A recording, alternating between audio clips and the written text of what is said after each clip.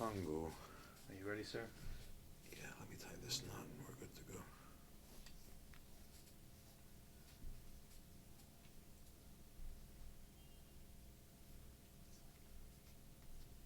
Alright. Alright. Here we go. Estamos vivo. We're live. Alright then. Da-da-da-da. Typing things on the phone. Hearing my voice. 3-second delay. Da-da-da-da-da. Buenos tardes.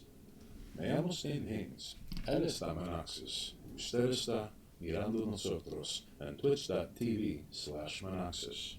Aquí en la oficina general de 718 TV. So thanks for joining in, ladies and jerks. One day someone's gonna pop in just on the intro, Mm-hmm. and they're gonna be saying your intro in Spanish greeting, and they're gonna be very confused. Especially if they don't speak Spanish, like they are not gonna know what's going on. Even though on the fucking little language section it says English. Yeah, they're gonna be really confused. Oh, well, if that's the case, then we're just going to have to continue with the y ahora necesitamos Manaxis a explicar a qué significa a la proteína que usted pone en tu cuerpo cuando está haciendo ejercicios. Which means Manaxis is going to have to explain to us the significance of protein intake when you were doing exercise. The short version or the long version? Well, alright, explain it to someone who don't know shit about diet. Okay. Well, first of all, as far as getting your protein. So how do we look? Are we fine? Okay. Alright, you heard it here first, ladies and jerks. I don't want to swoosh some this way, you might want to swoosh some that way, I think we're good. Alright. I'll just start moving things and making noise. Alright, so the production music isn't going to kick in until he's done moving the monitors. So, if you're just joining us, we're going to have to be thanking people who are doing their part. So, AKJ, thank you for doing your part. I got an eyelash in my eye! Well, the good news is that it's your eyelash. I would hope so. So, That's painful. ladies and jerks,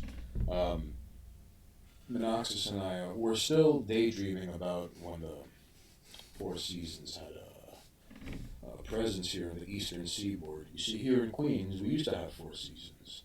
And it's a little bizarre, to be perfectly honest with you, because we'll have like crazy 3 or 4 day stretches of like dudes outside in shorts and like women in long sundresses, Yeah. and then like hoodie weather, and then one day where you gotta wear a wool coat and maybe a hat. Did you go outside yesterday? It was fucking crazy. Right? It was redonkulous. It was incredibly beautiful. Mr. Mystic Shorts, is the audio trippy? Is our audio trippy? Let us know. Or am I off my tits? No, Mr. Mystic Shorts. I hope the audio is not trippy. It shouldn't be. Well, now hang on. We're going to have Manaxis do the little technomancy on his phone and get the set feedback. There shouldn't be anything going on with the audio, but I could be wrong. Mr. Mystic Shorts, come in. Do you copy? Or are you over in your foxhole? Maddie CC is all slight echo on audio burly boys. Echo. Okay. Buenos noches, Maddie CC. Hold on. Was that doing it? He's shifting the knobs. How about now? He's clicking the things. What's going on? Can you hear us? A reverb of sorts. Oh no, perfect. Better. Da-da-da-da-da-da. Huh. This summer, Mr. Mystic Shorts, Maddie CC, coming through to rob an elderly home near you. Just put the fucking money in the bag! And like Maddie CC has to get used to driving in America because and over there, they drive on that side of the road, and here in the United States, we drive on that side of the road. So he's constantly driving on the wrong side of the road, but he's a great driver, and he's unorthodox. And even like the fucking guy up top, who's just eating like, filet mignon off of like naked Japanese women going, Maddie CC, I would have killed you 2 years ago, but you get results. Because you're a good earner, you kick back up that way. That's why you're at Mr. Mystic Shorts, terrorizing the elderly in New England. Well, I learned another thing today about OBS, so that's fun. What exactly was it that was making the audio go loopy? So, in order to get audio for the Resident Evil games we were playing them, I wanted to have it go through a separate channel so that like we weren't getting random desktop audio and the mic audio and the game audio. Right. And because I didn't have like game playing in the background, it decided to automatically be like, okay, you have a second audio source, but the audio source that you set up, that game, not currently active. So I'm just gonna fill it in with the only other audio source you have, which is the microphone. So here's The actual audio source. So here's 2 microphone sources. So, ladies and jerks, if you're catching us, this is Words Mean Things, the 10th, all right? Because earlier, we were doing video games, and we had began to just hack away at this ceaseless juggernaut of intellectual property called Resident Evil. There's a lot more of that. Eventually, we're going to be getting to Resident Evil 4, which is kind of like a grudge match because Monoxus had played Resident Evil 4 but never beat it. Yes.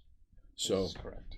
And I only hear that it's like one of the best games in the franchise, which I don't believe. I think that's bullshit. Although, no, you know what? Like, listen, it is not even a logical argument to make, but Resident Evil Revelations 2, and that is a hill I choose to die on. Well, I mean, I still think 2 remakes the best. Either way, am I still explaining protein, or was that? Oh no! I want to hear the protein. And wait, Mr. Mystic Shorts chimes in with he'll like it. Ah, yes. I hope I do. I really do. I'm sure it's great. I've heard so many people go, oh, it's like the best in the franchise. But something about taking out puzzles and taking out the fixed camera angles and turning Resident Evil into a new genre, to me, that doesn't scream, best of the series. He goes, some of my best video game memories are from Resident Evil 4. And then,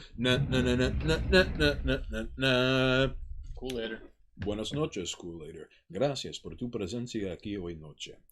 Kool-Aider is chiming in from the Phantom Realm, and where Stalin's ghost is trapped, which is why we have to say, we have to invoke God in the Pledge of Allegiance, so he stays over there. All right, like that's where Kool-Aider is broadcasting from. I would hope not. So anyway, protein. Because you said that, explain like a beginner. Right. So protein helps you build structures in your body. This is why you need it when you exercise, because it helps you to build that muscle. If you don't have protein, your body's not going to build muscle properly. And there's things like protein timing, which every 3 hours or so, you should be ingesting somewhere in the ballpark of 20 grams of protein. Mm-hmm. And that's just to keep your body constantly recycling that protein, so you're not eating away at your muscle mass. Like, let's say you're dieting, and so you're trying to grow, same idea. You have a constant flow of it. So, you want to have a constant flow to make sure your protein timing is up so your body can keep either building or not burning it.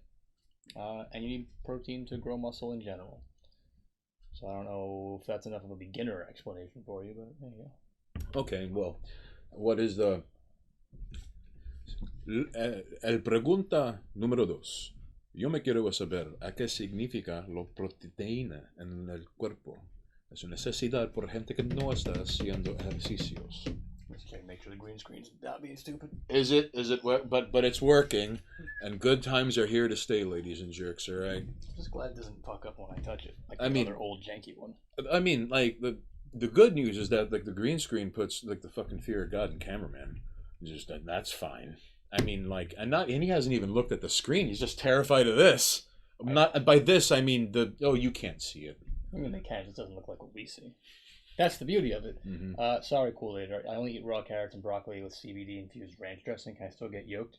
There's a small amount of protein in what you're eating. You're going to have to eat a lot of fucking broccoli to get the proper amount of protein. Vegetarians have to eat combinations of things in order to get their full protein so they can get all their essential amino acids. It's why, we're talking about vegetarians? No. Are we talking about orthorexia nervosa? We're not. I'm just explaining... We talking about the not eat meat meters? What's going on here? I'm explaining to Kool-Aid that if he's going to eat a diet of purely carrots and broccoli with ranch dressing, he's going to have to find a way to get all of his essential amino acids. But the CBD infused ranch dressing, whenever he works out, Eye of the Tiger by Survivor plays on an endless loop, which gives him +5 to morale, which I believe will give him the upper hand advantage when he finally gets his wrestling match against you that you deny him at every turn and every day of the week. He may have music to hype him to lift weights, but the getting yoked part happens with what you're eating. You can lift all the weights in the world, and if you're not eating properly, you will not grow. You'll just stay the same size. You're just nothing. You're gonna burn exercising, and then your body's gonna be like, "Great, let's recover from that." Hey, you ate nothing good. So I'm curious. So what does outside the realm of exercise? Yes. What does protein do day to day for the body? It just builds structures, like your body, build structures, send signals to the body via like a neurotransmitter. It's basically maintenance of your body in general. Protein is used all across your body, and not just for like building muscle, bone structure. Organs use it because when you break down amino acids, they get used for tons of shit. It's just essential. You need to have it in your body. Okay. Now, because I've always been curious what the role of, like, for example, when people get indoctrinated into cults. Yes. They're fed gruel, like substanceless and proteinless. Okay. And like the lack of protein helps break down the mental will of a person being subjected to like constant brainwashing. Okay. And the sources, trust me, dude. Sure, yeah. All right. I'll take your word for it. So that's one of the reasons why people who suffer from orthorexia nervosa, which what the general public calls vegetarian and veganism. Isn't it moral eating? It's righteous eating, but because But you can be vegan and not be a moral eater. Oh, I'm pretty sure there are like 3 cool vegans out there. But like people who buy into the rejection of meat and dairy and animal products, they're missing something in their lives on top of the void everyone is usually born with. Like if you're not born with a void inside, you end up like Mr. Rogers, you know. And we got like one of those. This 718 TV cult doesn't feed us anything. I'm tripping balls. Mr. Mystic Shorts can no longer tell the difference between the foreground and the background. And then like he looked outside the window, fucking Krypton was there. Oh man, you know what I could probably do? I could probably have the camera feed in the background of us and just have like a mirrored us thing. I don't fuck with them. Can we give this a try? I mean, I could try. I don't know if it's gonna work. All right. You heard it here first, ladies and jerks. We're gonna be doing some green screen shenanigans. Maybe, we'll see. All right, Mr. Mystic Shorts. I'm just giving you a heads up. There's a possibility that you're gonna have to grab your ankles because if Monoxis figures this out, it's SummerSlam. I mean, let's just see. Let's see if it works. All right. So, ooh, I see like a little miniature me, and I'm in the void. I just don't know if I can make it appear in the background. Also, it's kind of ridiculous to see like Twitch chat in 2 different windows and people have different colored fucking screen names. What's going on with you people? Can't you commit? Would this be behind you? Oh, it would be behind you. All right. Something like that. All right, and then you could do it again. Probably, and I could just sit here and make like a. I mean, I don't know if I could green screen this to also have a filter.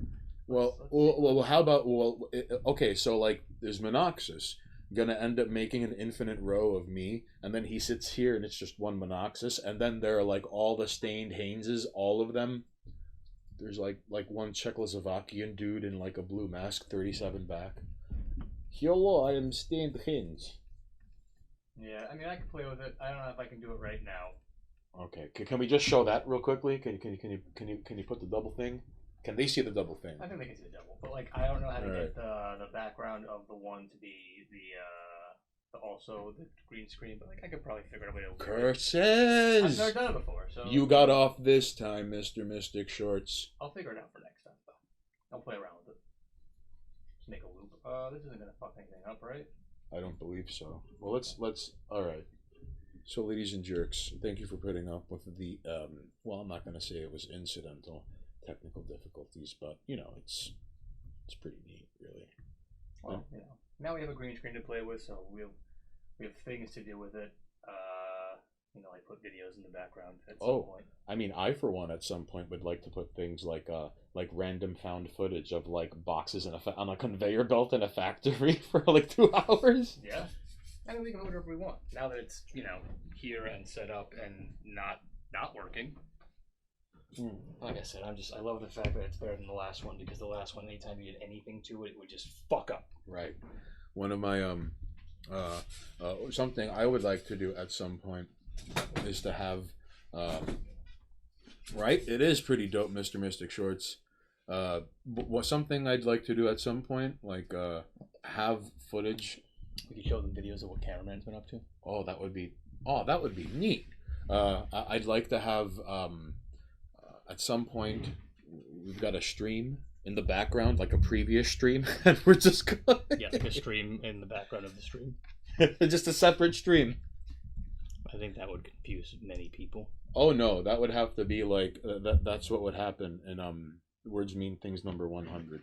Just a compilation of the streams playing in the background, just mad streams. Just like like what Ozymandias is sitting in front of, like towards the end of Watchmen. Just it's a bunch of fucking streams. But yeah, I'm just glad it works. I don't gotta break my back to make it work. Especially considering I thought OBS was gonna give you a ton of problems, but it didn't. So we got off lucky this time because earlier before we decided to stream, the light just fucking blew out. Actually, just blew out. Yeah, I had to change the whole thing. Luckily, I had a spare one in the closet, so it worked out in my favor. You know. He's got his fancy cigarette today. Maddie, we're classing it up today. I went on a date and she was smoking these, and these were like steak and potatoes. And I'm not condoning smoking, but Maddie may or may not have accumulated enough Marlboro miles in a lifetime to rock that sweet Marlboro Reds jacket. Is all I'm saying. So, anyways. Maddie, I'd like to know what your thoughts and opinions are on Dunhills. Kool-Aider, I don't know if you smoke. And again, like, this isn't a pro-smoking campaign. It's just, hey, listen, it's your body. Shop around. Smoking ciggies is fun. Is the lighter over there? No, it is lighter over there. Yeah. So you went on a date and you got yourself cigarettes. Yes. I went on a date and I got me one of these. You see that, ladies and jerks? And you thought it was all myth? You thought I was talking about him slinging dick like someone selling product on 179th and Jamaica Avenue? Look at that. You don't want to see what he did to her face, though, that night. Ayo. So, Maddie CC, no, these are Dunhill Internationals. I don't know if these are the Marlboro Reds of Dunhills, but, like, because I know, like, the blue pack is light, but, like, these, I went on a date and she had these, and oh, yes. Kool-Aider, they're not weed. Tobacco. I never touch the devil's lettuce in lettuce form, only in oils that I can rub on my ass and chest and put into salad dressings. It's tobacco. You know, I'm starting to think Kool-Aider just might be like the American version of Charles Bronson. But not like, you know, Death Wish Charles Bronson. I mean, like, in England, one of the most notorious prisoners is a guy who legally changed his name to Charles Bronson. And there's a movie about him starring Matt Hardy. And he plays Charles Bronson. And, like, this guy was a fucking maniac, all right? And he used to do things like naked and cover himself in lard, so the guys in the riot gear couldn't grab him, and he'd be taking on, like, 7 at a time, just, like, kicking and throwing hands. He's a real person. This is a real person. Maddie CC, true or not, Charles Bronson is the most notorious prisoner in the UK. I would love to hear about that.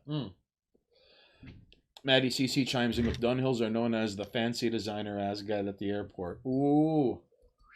The fancy designer shit. The fancy... Come on, man. All I see are 3 asterisks. I think that's the Automod again, which I don't know why it's doing that. Although I've never seen the little X, the time, and the trash next to everyone's... like, what kind of... Yeah, that's because I put on a thing so I could moderate in real time and just be like, no! Get rid of that. That works. No. No, but I want to now. See, but now I have to learn these things. I have to figure out. Andy says, "Yes, that's correct. Bronson is mental. The film about him played by Tom Hardy. I think you said Matt. Is My actually bad. really good. See, it's. Camera's having a hard time focusing on you, Haynes. Is it the smoke? It's probably the smoke. Hold on. I don't know. Could be the green screen. Hold on. I'm gonna first of all. Oh, there you go. Matt, now it's back. Where do I go? To chat filter. So, Charles Bronson, well, I forget what his birth name is, but he did things like, bare knuckle boxing. He did things like animal baiting. Like, he would fight like 3 pit bulls, or like fight more than one dude at the same time. Like, oh, you think your guys are fucking tough? And then they just fucking Charles Bronson would fight. It's kind of fucking crazy. Like, he fucking held up a jewelry store just to get a ring, but ended up robbing the entire, like, whatever the fuck he could, and this has got the ring. What a fuck, Jesus Christ. And it's crazy because his only artistic outlet turned out to be like painting, and even then, it's just no, he wouldn't stop, wouldn't give up. I've never even heard of this guy.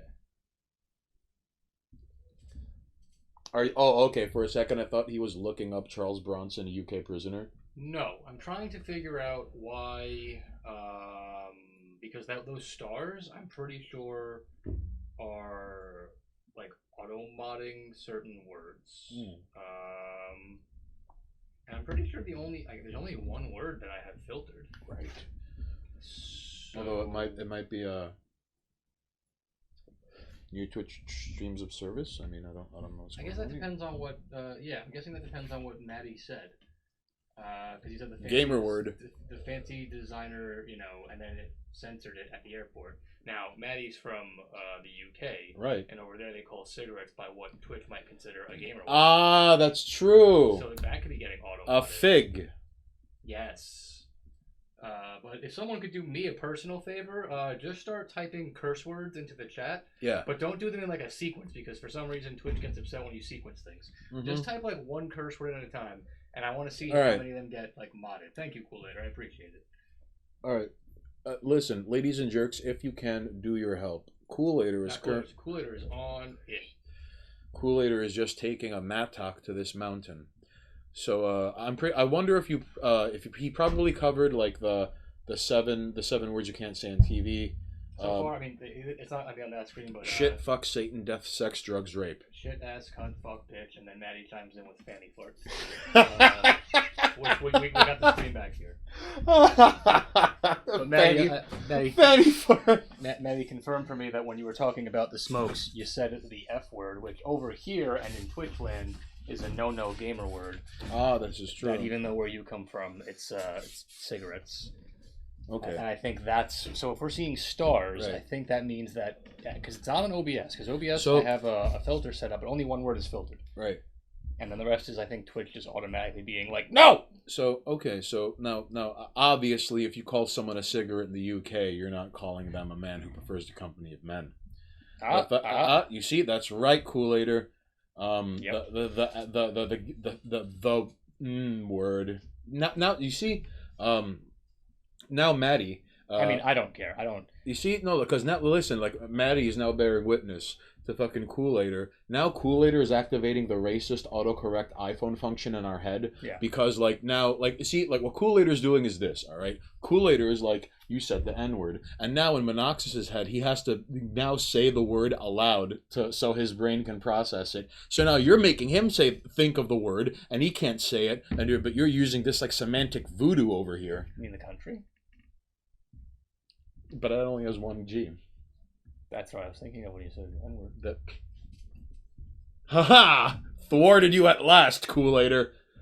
But yes, actually, funny enough, since we're on the topic of it, I like that, this is a good instance of how words mean things even came into existence as a title and a name for things. That's right, ladies and jerks. A word like that, where, like, it has a meaning, it has multiple meanings, and they aren't the same thing, but because some people use it in a derogatory and hateful way, and other people use it to describe an object, and sometimes people call their buddies by it for a laugh, and sometimes people who actually you want to reclaim the word, right? Whatever, but nope, don't say it. How dare you, stars? Mr. Mystic Short goes, I love 718 TV. I have to go to Bible study. We'll tube in later. I hope you have a pleasant time there and have a safe trip back. Bible study. Have an extra safe trip there.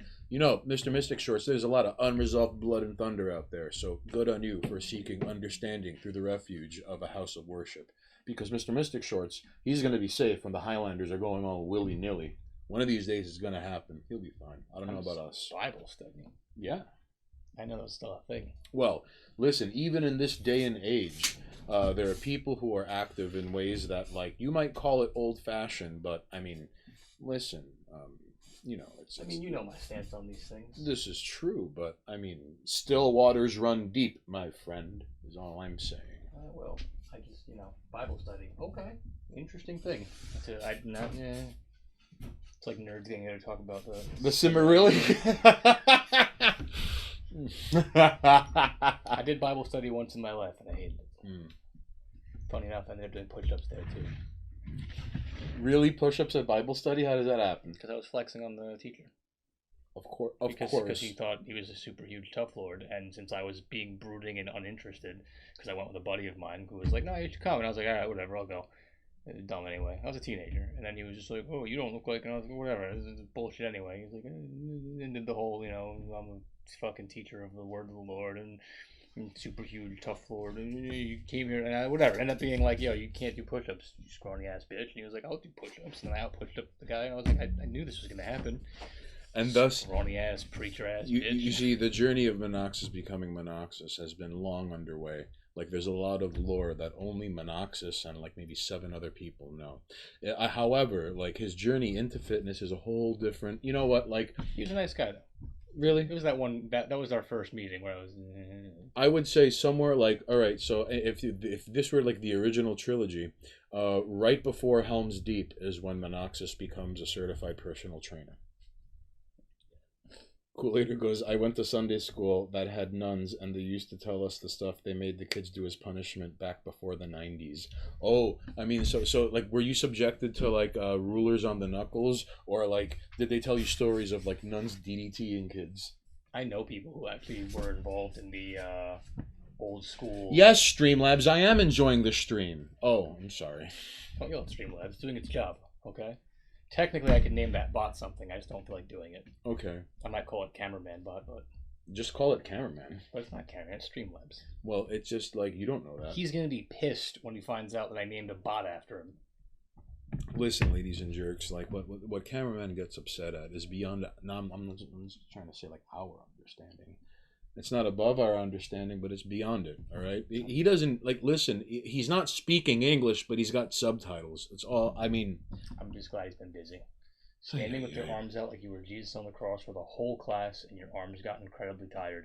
Wow, so, like, it was Bible study and fitness camp? Whoa. That's Getting pretty... fit for... Kicks, imagine, like, kicks for Jesus. I mean, I can get behind it then.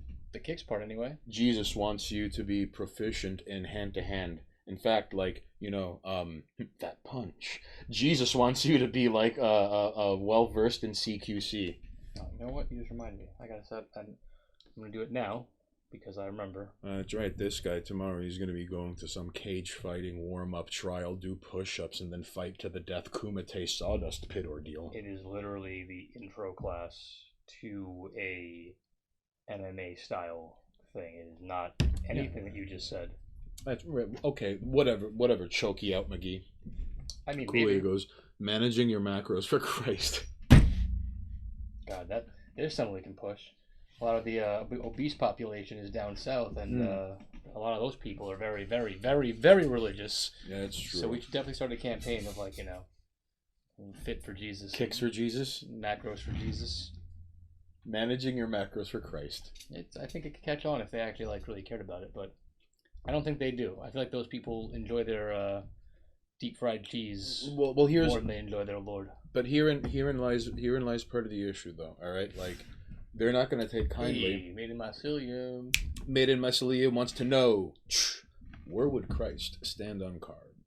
He multiplied loaves, but also fish. I don't know. Jesus was also the kind of guy who was like, "Yo, what's up? Eat this bread. By the way, drink some wine." I think he was cool with the carbs. I would like to believe that Jesus He was not just cool with carbs. He was cool with the booze and the hookers. And booze is calories. I mean, it's empty calories. So I would believe Jesus. I'm not going to say he looked the other way with carbs. He was explicit in multiplying loaves, though. I mean, and the body of Christ, that little, like, Cheez-It crouton you get, like, that's. I mean, I think those are carbs, right? I mean, I'm not going to pretend to know about Jesus's lifestyle, but for a man who was very big on bread and wine, he's always depicted as being ridiculously skinny. Yeah, Jesus had abs. So I'm not saying God gave him a perfect body and was like, "Go ahead, eat the bread, drink the wine." Doesn't fucking matter. Maybe no, because, like, Jesus had no deity. Jesus had no back fat, and he had abs. Yeah. So, but then again, the apostles walked everywhere, and to quote Rufus in Dogma, like, you didn't see any fat apostles. But how much did they walk? Is the thing, like, everywhere. But, like, yes, but that's like saying I walk everywhere and I still manage to get a gut. Like, They weren't eating a lot back then. Well, that's what I'm saying. I'm not going to act like I know how much they were eating, but this is a dude who can, as we've discussed, and as like a duplication glitch. You also had no clip. Even though, like, yeah, this motherfucker is like crouch strafing into the bosom of the night sky with no clip. He could duplicate objects and turn water into wine. He had no lack of calories available, and he still managed to stay super fucking skinny. Oh, well, I mean, I like, think he had God hacks. how do we? Well, okay, perhaps. Because if you look at those pictures, and maybe I'm remembering incorrectly, or I don't know, because maybe I had some weird, like, Greek whitewashed version of these pictures, but, like, I remember the Last Supper, and it was, like, Jesus is a skinny homie in the middle, being like, hey, what's up, dudes? Eat and drink, be merry. And then, like, a lot of the apostles were kind of chubby. Right. They weren't, like, small people. Oh, no. I mean, they like... were kind of big dudes. But here's, well... They weren't, you know, Americans now big. They weren't morbidly obese like fat apostles. Look at this guy calling the apostles lazy lard asses. No, I'm just saying see this? They were like what I would call. Yeah. Look at Paul. He can't bench his own weight. What like, I would I would call like skinny fats, you know, or average bods. They were not skinny like Jesus. Jesus was skinny as fuck. No, Jesus was kind of like shredded, actually. Yeah, like... he would look like I don't know. I imagine he had the body of an acrobat. You know what's crazy? Whenever you see like the old school iconas of like the saints in the Orthodox Church, all of them would like they'd be like in like standard shape or better. But then when you get to John the Baptist, the dude looked like a homeless bum who had abs. Yeah, and like that guy looked like he did push-ups too, like just like dunking people in the River Jordan. So all I'm saying is, it seems that because the apostles were eating what Jesus was eating, Jesus was the one going like, no, but fish, then, bread, but then wine, again, eat the fruit. Sit around and hang out with the hookers. But then again, no. But here, okay, and they all got chubby. So here, and he didn't. Jesus invented pogs. All right. So I mean, I'm assuming either he had God hacks on his body and just he couldn't get fat. A duplication glitch. He couldn't get fat because he had deity blood. Jesus was the very first replication thing on the fucking Enterprise ships. Pretty much. Or Jesus was actually an avid enthusiast of fitness. And it just wasn't something that he promoted. Oh, hell yeah. Maiden Mycelium is all. It's funny that bicker over Jesus' race, but everyone agrees he was thin and beautiful. Bro, like, Jesus of every incarnation has, like, fucking 20 to all stats. Korean Jesus is swole as Mr. Universe. I'm going to need proof of that clue later. Feel free to post a link. Jesus would be big on couscous. Probably. I mean, he does come from the land of Tabbouleh. Maddie CC goes... Jesus looks exactly like Christian from the like Mormon Jesus has like blonde hair that's so blonde it's white and it blocks out the sun, and black Jesus has dreadlocks, and like every Jesus, even in the fucking Chronicles of Wormwood, when Jesus comes back, like in 2000 and like the World Trade Organization protests, so there's like a black dude with dreadlocks and then he gets hit with a fucking baton, and guess what? Jesus came back, but he got hit with a baton and now he's slow.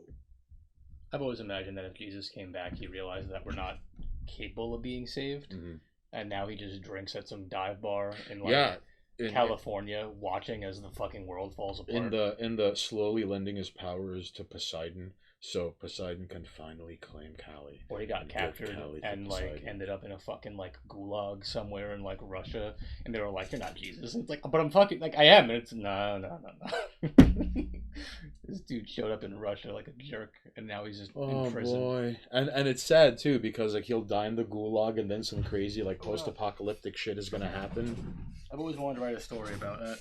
Jesus comes back and realizes that humanity's not worth saving, and the Antichrist shows up and is like, "You gotta try because you're making shit happen way too fast." Right. You listen. It's my job to corrupt. Like you gotta fix this shit. The Antichrist shows up and he's cool. Later, he sent me a picture of Korean Jesus to this. Yo, Korean Jesus is like, wow. How did they stab that person in the abs? That dude legit looks like an end-level boss you have to fight in like a fighting game or side-scroller. You weren't kidding, though. That is definitely Mr. Universe type levels of... That's scary, dude. He's got abs on his abs. That's kind of ridiculous. He's also grinning like, "I dare you to crucify me." Look at that.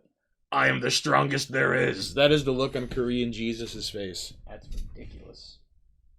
The apostles come from weird backgrounds. Matthew is a tax collector, and Simon was from a weird political sect, almost a terrorist group. Probably a bunch of different body types. Until Jesus force-fed them bread and wine all day. Very, very fair point. And they got fat. Well, all right. So, like, fair point in terms of the Last Supper having like skinny fats, like two dudes who looked like they could hold their own in a fight, and like a couple like lazy looking jerks. And a dude like putting his head in Jesus' lap. And then there's Jesus. And Jesus. So one of y'all motherfuckers gonna kill me. Eat up. Though, that's even though it was like one of the saddest like tales of someone being corrupted. Listen, like, wasn't it for some like for money? 30 pieces of silver. Damn, that's not even a lot. Well, back then it was like a wow, dude. Sure, but like. Come on, gold coins existed, brother. Oh, right. But I imagine you're like turning over the Son of God and it ain't for gold. Well, I mean, they came by a mount with that shit. They didn't believe he was the Son of God. Right, but I mean, if they clearly want him bad enough, like, all right, here's the deal: you want him, he might be the Son of God. A couple of silver, it ain't gonna buy me the good life if I ended up giving you the actual Son of God. The crazy part is that fucking Judas and Herod himself, like, out of guilt because he gave up. Realistically, it makes sense. Would you not? Some guy walks up to you, he's like, I'm the Son of God. And you're like, bullshit. And someone's like, oh, nowadays, like, I'll give you like a couple, I don't know, what would silver translate to nowadays? You know what I mean? I don't know the exchange rate. Right. But I imagine. Okay, but we could answer this. Like, so gold back then was the most valuable thing. Yes. The second most valuable thing was silver. Okay. So I don't know what the most valuable thing today is, but whatever is the second most would be whatever you're offering Judas present day. Right. Well, I'm talking about in terms of money.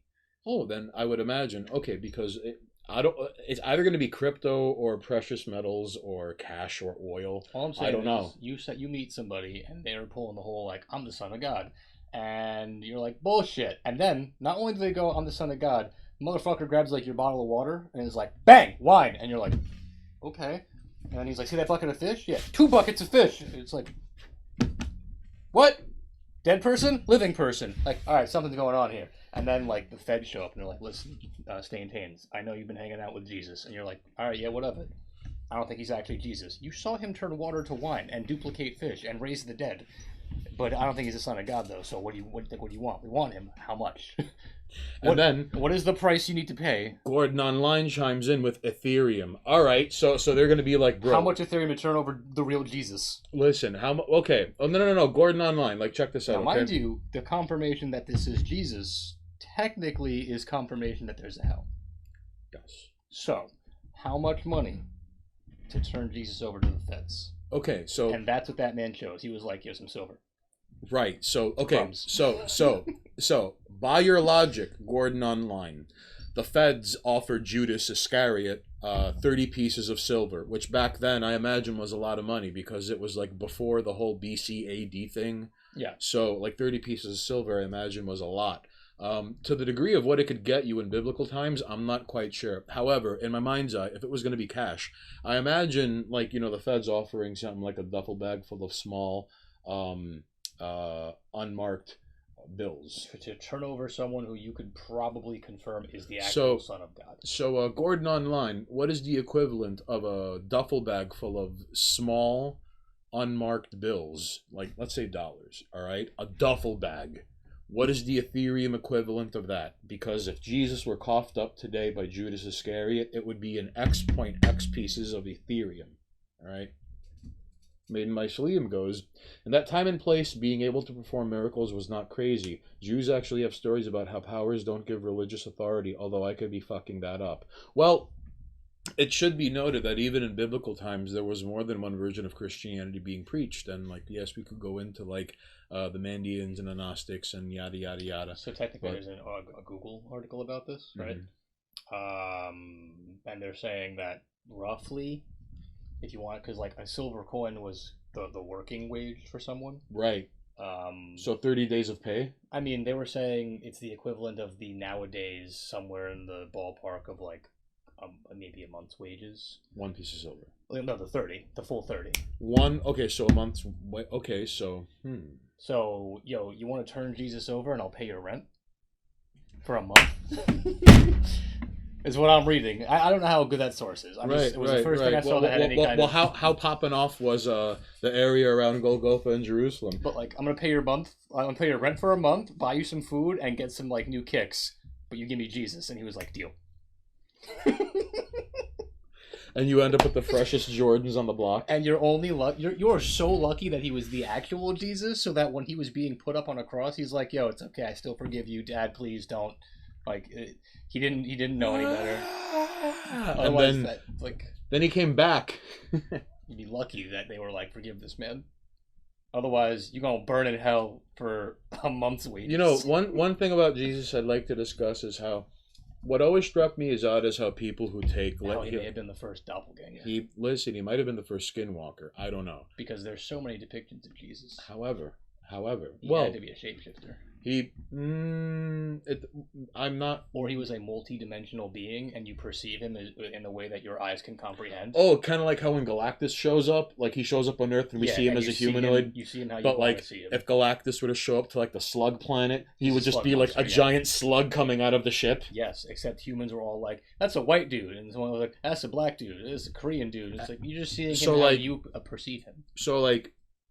That actually makes sense. He could, cosmic being. He showed up and he looks like how you imagine he would look. So, like, if Galactus went to Gordon Online's planet and it was just a bunch of dudes perpetually online, out from this giant ship would just be like a guy who's always online? Probably. Wow. So, someone looking at their goddamn phone. Are modern Jews the same as ancient ones? I'm going to have to go ahead and say no, because the matrilineal line of keeping the Abrahamic bloodline, that is the only matrilineal, whatever it is you want to call it, which then, of course, unfolds the argument of, like, you know, is the race or a religion? And in a lot of cases... Didn't they originate in... like around Egypt? In the Middle East. Yeah, so there might be a bloodline around there that's still...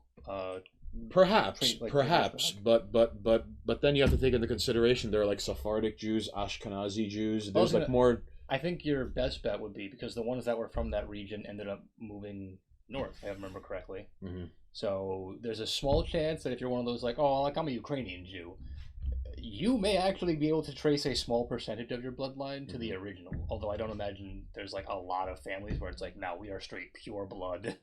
Right. But then like they're like. Also, mingling of races in general waters that down. This is true because consider the diaspora of the Jewish people around the world, and where like they're like obviously like European Jews are going to look different than like Jews who settled into like parts of like Latin America like 400 years ago. The Black Israelites, and then very different. And then the Black Israelites who have staked out the Greyhound bus station as a 24-hour PvP zone. But that's where they live. So they're from the Greyhound bus station, from what I understand. They spawned there. That's where the Black Israelites come from. Greyhound bus stations all over the world. According to Gordon Online, I know they claim to be, but I don't know. Made My Salute chimes in with, they've interbred with other people, but I think every generation of Jews is overwhelmingly born to the previous one. Well, right, but then again, like it's the only matrilineal thing. It's usually like the father is considered to be the progenesis of the son. Yes. So as I understand it, like realistically, and I could be wrong. I've only ever, but like my family has Jewish lineage, but we've never been practicing in any way. Like my grandmother was the last of that. But I dated a girl who was like, very into her religion, and as I understand, like you don't even have to be fully pure blooded. It's just like, oh, you're now practicing. It's fine. You're part of the fucking like you can be part of the family. Kind of how like when I met her parents, and it was like, I don't know, he looks like he might have it. And she was like, no, his grandmother, it's fine. They're like, oh, never mind, he's good. It's in there, it's fine. It's like that scene in Goodfellas when it was like, I told my mother you're Jewish, and it's like, and then they open the door, Henry, my daughter tells me you're Jewish, and then Henry's like, the good half. Oh no, but they were the Ukrainian Jews, so it was all in Russian. Oh, it's all right. So imagine Goodfellas in Russian. Yes. And that's what happened. And it was like, but what's Karen in Russian? I don't know. Was the grandmother from the other side? Yes, she was. And she was the only reason I'm pretty sure that she even met my grandfather was because of World War II stuff. And due to World War II stuff, they ended up hooking up. And, you know, then the family exists. Yeah, because of World War II, it was like... Yeah. Wow! And then, like... parents met, and then somewhere down the line, me. Okay, we needed those 30 pieces of silver, Karen. That was all the silver we had. 30 people. A month's wages. Come on, dude. That was all the silver. And then, like, he crumples in the corner. No, yeah, that's exactly what they had said when I met, like, this Oh girl's my family. goodness. Because going online's like, that makes you Jewish. If your mother's mother, like, yeah, it's like there's something like that. Which is why they were like, I don't know, he doesn't seem like it. It was like, no, his grandmother was Jewish, and then Right. she explained the whole World War II thing, and the parents were like, oh, and it was like, I don't know why I'm being accepted all of a sudden, but it's fine. All I know is every time we went out to dinner, Right. the family, her parents always paid, no matter what. Even when I was like, I was like, my card on table, I'm paying bill, no one can stop me. And then her dad's like, no. Like takes my shit off the table, and he's like, buy another drink, shut up. And I was like, yes, sir. Meanwhile, like, we're waiting to get a table, and the ladies are outside, and the cousins, and then her dad's like, come on, we're going to the bar. And I was like, all right. And we just sit, he's like, a bottle of wine, me and him just hang out. We didn't talk, just like, sit there and drink. It's like, all right, let's go to food. I'm paying. No, you ain't. And it's like, you son of a bitch. Because he was hoping you'd make good with the daughter. I mean, we're still cool. She's got other things now, to be fair. Pitch a show to Adult Swim. I have an idea for a show, but I don't think I have multiple ideas for shows. I just don't think they care for them. Right. I mean, in all honesty, listen, Gordon Online. I already said I would pitch a show like Black Jesus, except Jesus is depressed and miserable and wants to watch the world burn, and Gordon. the Antichrist is trying to save the world because he has a job he has to do, and he can't corrupt the world if it's already fucking ruined. And Jesus is slacking. Listen, He's just a drunk. He's just like, fuck him. Gordon Online. Rollerverse. Gordon Online, you slick son of a bitch. Well done. I mean, I would Also, according to Maiden Mycelium, his words, not mine. Don't worry, I'm not incriminating you. You're not on the stand.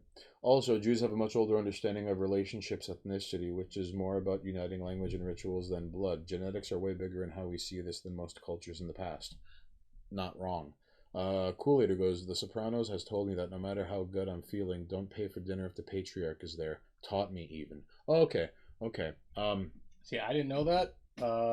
But I'm also, well, my rule is assuming I have the money for it. Like if I'm broke, I'm not gonna fucking break the bank to try and pay for something. My rule is if I can afford it and we're good, I always try and pay, if possible. Right. But if you deny me pay, you know, some people, that's on you. You know, something like do the dance. Like no. Yeah. The second you say it's on me, I am pulling my card back and being like, you said it. And then before you know it, like this guy, like the waitress comes by, and he's like, "Hi, glass of water for Chuckles, and give me a gin and tonic that's strong enough to kill a horse." It's on him. He's good for it, like right. And I mean, and the like, guy's like, I mean, to be fair, like my birthday, we're eating, and it's, what drinks you want? And I was like, because food wise, we just went, let's just get like a little bit of everything for the table, and we all just kind of go with it, whatever. Right. And then it was like, oh, what drinks do you want? And I was like, well, that depends. And like everyone at the table was like, shut up, you're not paying. And I was like, no, we're getting a bottle. If I'm paying, I'm getting a beer. touche. I was like, oh, you're all paying? A bottle of whiskey for the table. And for the ladies and jerks watching at home, when's your birthday? It's March. All right, his birthday's in March. My birthday's in September. We'll figure it out later if it means that much to you. I'm pretty sure my birthday has already been put on blast. I don't care. March 20th.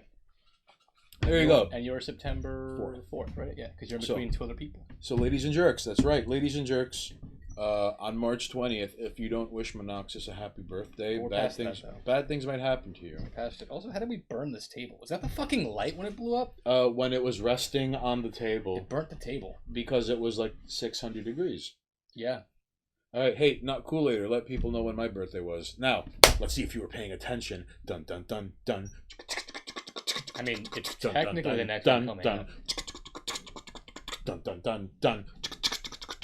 Oh, also, Dun, dun, you know dun, what? You dun, know what's right around the corner? Aha! Not cool later wins. You know what's right around the corner? 420 is coming up. Hmm. And we have a thing. This motherfucker actually looked at his watch. I forgot what the day was because I know I have bills due this week, and I was like, I know something is coming up. Right, 420. Except this year we're not filming a video on 420. We're filming a video like a week after on the real 420, May 1st. No, not cool later. Close, but no cigar. Close, but no cigar. Yeah. So Now he's trying to figure out how old you are. he probably has my social security number. It's possible. I wouldn't be surprised. It's fucking cool later. But yeah, new video coming soon. He doesn't Cool later has no jurisdiction like Batman, but also like Joker. Do we call the video The Joker, excuse me. Do we call the video Legalize Crack 2 Electric Boogaloo? Yeah. Yeah? Yes. Yes. Okay. So, Ladies and Jerks on May 1st. Lady...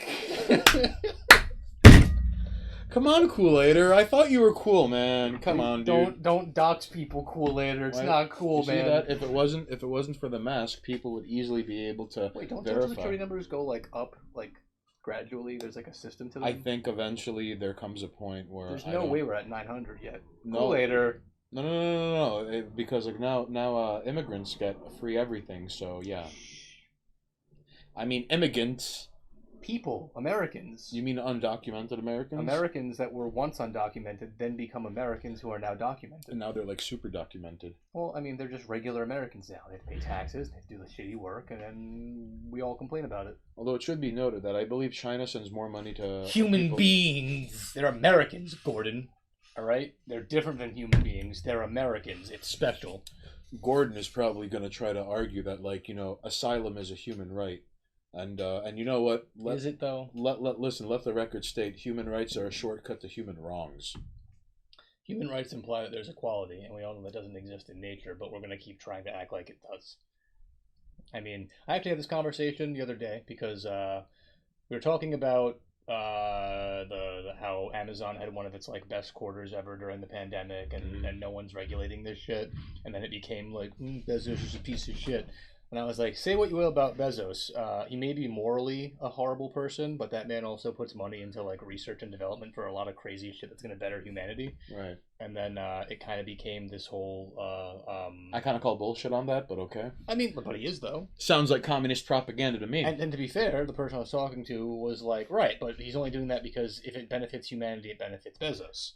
Now, hold on. Gordon Online chimes in with, I might make Biden get me a hotel room soon. Oh, well, you know what? I hope you get a room at the Marriott, Gordon, so then you could, like, rock motherfuckers in chess. Ladies and gentlemen, if I can get you a pretty sweet deal at some nice hotels in Manhattan, because a friend of mine is the manager of a really nice fucking chain of hotels. So hold on. I don't know if we could allow links. Can we post links? All right, fuck it. What do you want? Gordon Online, your YouTube channel. Oh, what is Gordon's YouTube? Gordon, is your YouTube channel on your Twitter account? Like, how do we find your YouTube channel on YouTube? Also, maybe just tell me what it is, and then I will go sub. Okay, so give us the name, all right? Because if you post a link, Twitch chat, the automated bot is gonna like cry and shit its pants. So we could post links though, okay? We are looking for Gordon Online on the internet. What's Gordon Online's Twitter stuff? Let's find out. Hold on. Has Gordon responded? Yeah. Anyway, the point I was going to make, because we were talking about these immigrants, because the conversation became like, well, what about when we get space stations? Mm-hmm. Aren't you excited for like the prospects of people in space and like a new colony? And I was like, what makes you think that when we get space colonies, these rich people like Bezos and the government and Musk are not going to go, hey, guess what? There's no laws and regulations up here. You're basically slaves again. Like all of this like social improvement and trying to make a better humanity here on Earth, none of that's going to transfer over to Mars or any other planet or any space station. Well, you can't have democracy on Mars. You can't even have 24-hour days on Mars. Well, I was going to say, like, even that, not even that, just the idea that you think that any kind of social justice that gets circled on Mars, you think that when they're like, we have to make a space colony, they're going to go, all right, but when we're deciding who goes to the space colony, we have to take into consideration their race, gender, and intellect, and we have to make sure that we have like a wide... No! It's just going to be the best of everything, and it doesn't matter what you look like or behave like. If you're not smart and well-rounded, you're not coming. You see that? So Kool-Aider's going to be like, he's going to be like a walk-on on like a varsity team. I'm not getting to go on a fucking space station. I have no skills. Kool-Aider's just going to show up barefoot in like fucking overalls with no underwear. He's like, hey, what's up? And they're going to be like, yo, like fucking promote this, man. Still got to figure out Gordon's thing. I want to sub. Half Super is my Twitter tag. YouTube is in the bio. I don't know what I'm doing. Uh-oh. Half Super. So is that like when you get mini crits in like Team Fortress 2?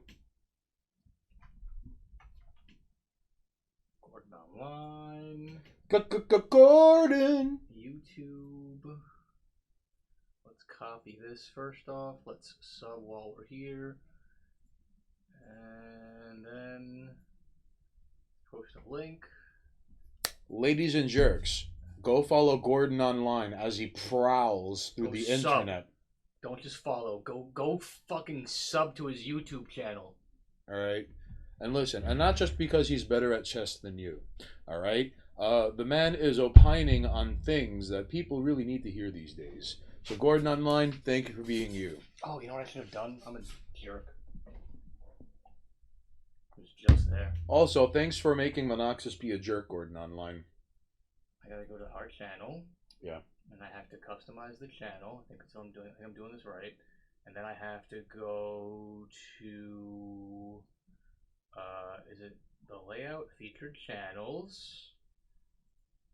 So now when you check us out, Montes Burwa, this weird YouTube channel that's just called 17 and has some really cool podcasts that we may or may not have been on, is also on there. Yeah, our third appearance is going to be coming up live in a little while. Just saying, we may or may not. Can you get a link to youtube.com/718TV? 718TV. Why 718TV? No, because instead of that fucking link, just watch. Just go type in youtube.com/. Don't copy that. You don't need that. I know, I don't need to. I can just do this. youtube.com/718TV. There you go. Oh, it's alright. It beat us to the chase. Thanks, Streamlabs. Thanks, Streamlabs. Yo, good looks, Gordon Online. So if you go to our YouTube channel, you're going to see Montes Burwa, the Ohio correspondent of 718 TV, who is also a frequent contributor to Ghost Jail. All right. Although Montes hasn't uploaded videos on the YouTube in a while. Oh, well, I hope he gets his stuff together. Him and Professor Thomas have had different work schedules, and life gets in the way of a lot of things. But so now there's a couple of recommended channels on there. So check out YouTube's... Good news, El Primo, who's Madman Muzan on Twitch. Follow him. He's editing, and something's coming up down the pipeline. Awesome.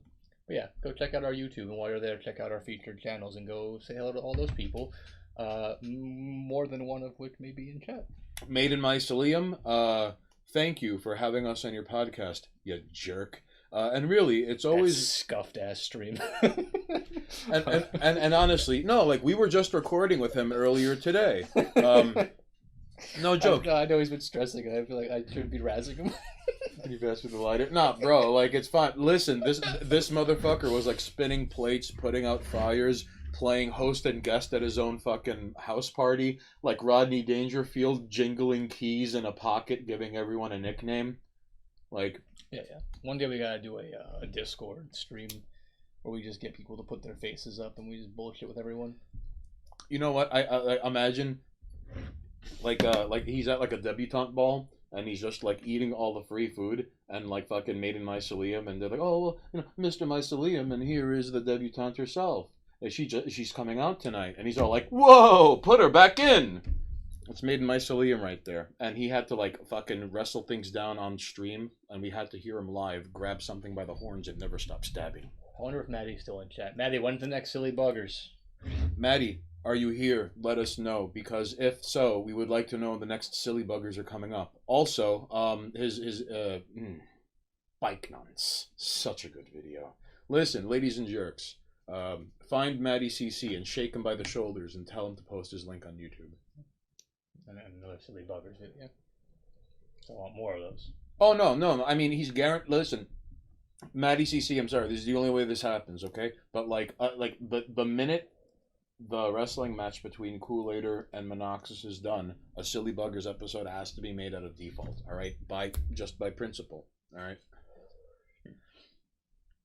I've been noticing that seeing the other person's face makes it easier to get a cadence, so I've been thinking about that and appreciate the sympathy. All right, well, listen, jerk, all right? You want to look at the people's faces, and then you're going to have to read their eyes, and then, like, because you're reading their face and they're reading your face, you're not going to be able to resort to, like, pacing around the room and slowly cutting promos like Macho Man and going, ooh, yeah, mentally, and then that translates into, no, here's an articulate point, and then it's like, no, it's a very good point, dude. I think it's also why when we go out in public, people feel threatened. It's because we have masks on, and, like, even though you can still pretty much get features from us, I don't know, the mask kind of The mask kind of makes people like creeped out.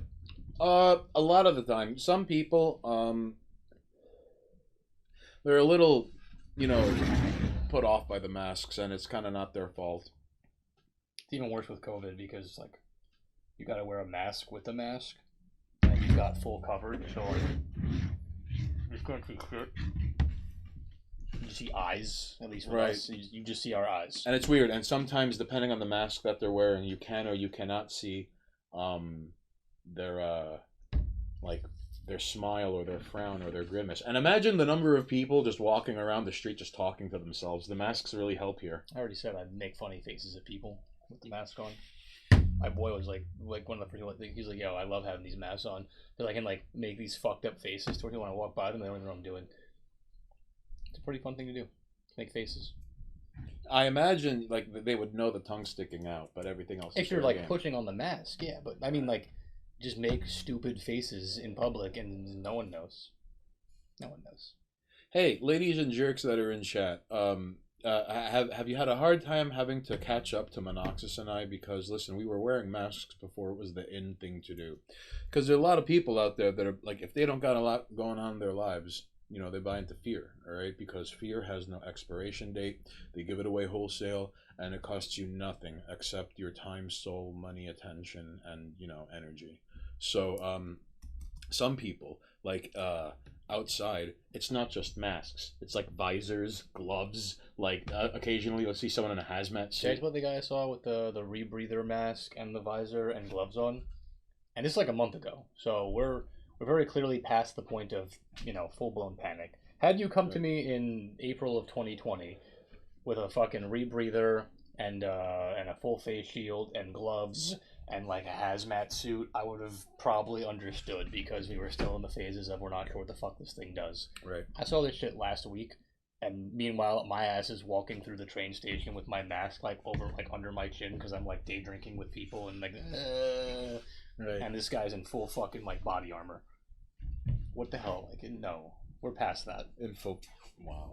We're past that. It's a flu and it kills certain people. We're past that. Do you do call-ins? We have talked about doing call-ins, but I think there's two considerations for call-ins. One, Right. I think we would need to have more people consistently hanging around. Right. Because then a call-in show can end up being 4 people in chat chatting with us, and then we're done doing call-ins. This is true. So maybe in the future.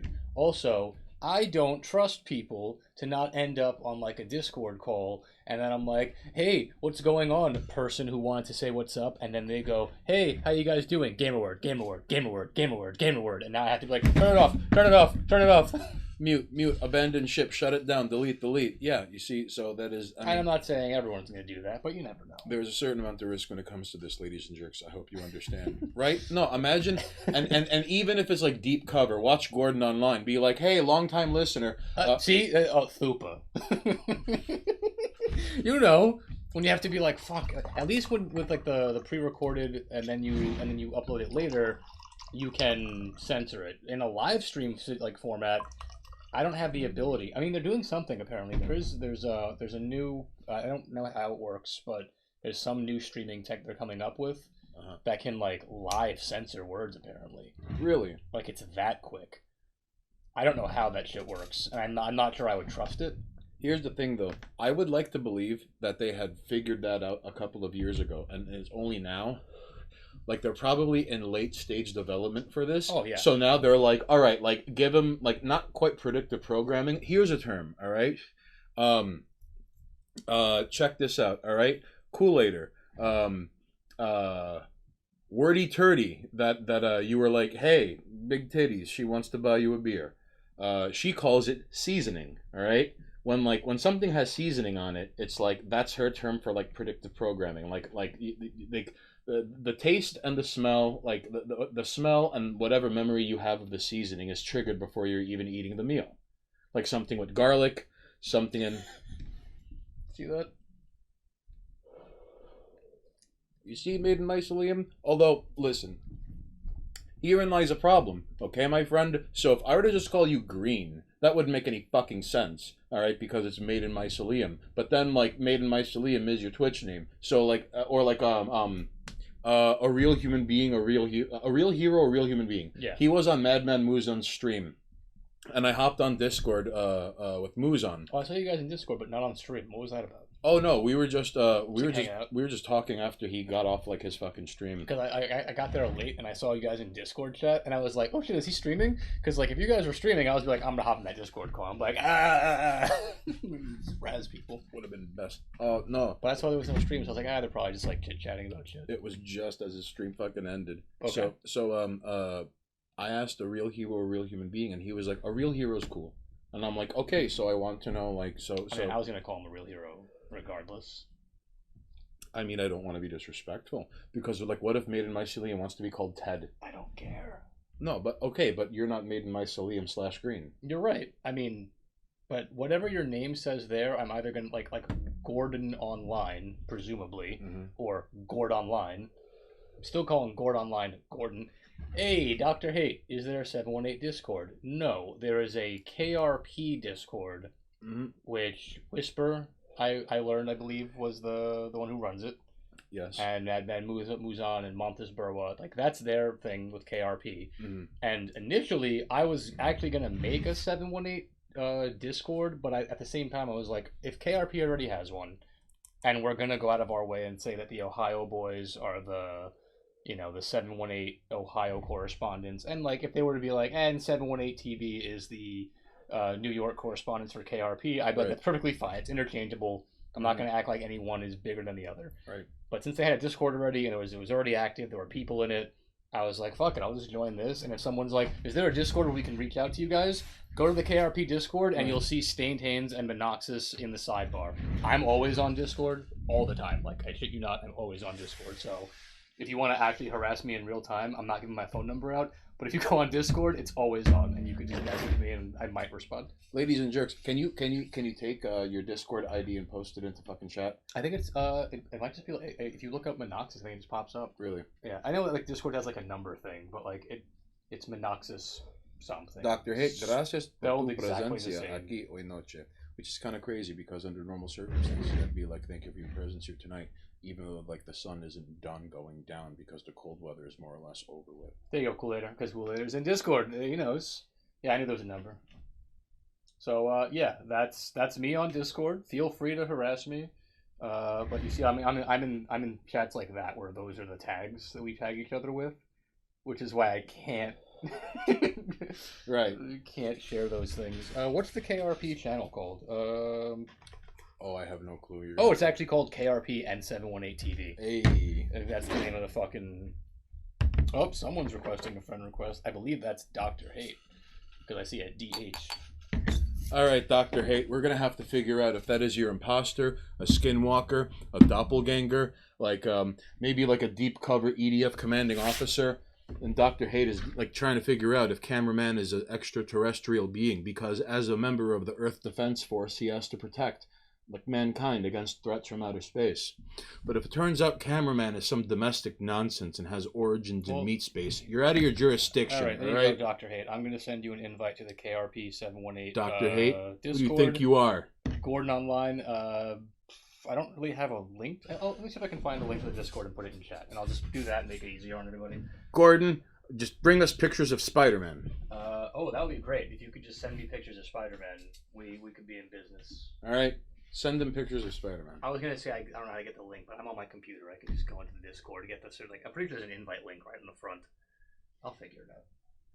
All right, so ladies and jerks, if you're just catching us now, here at twitch.tv/Monoxus, we're doing some intercommunicating, and in fact, people are all like, hey, what's going on? How to? Gordon? His name is Gordon!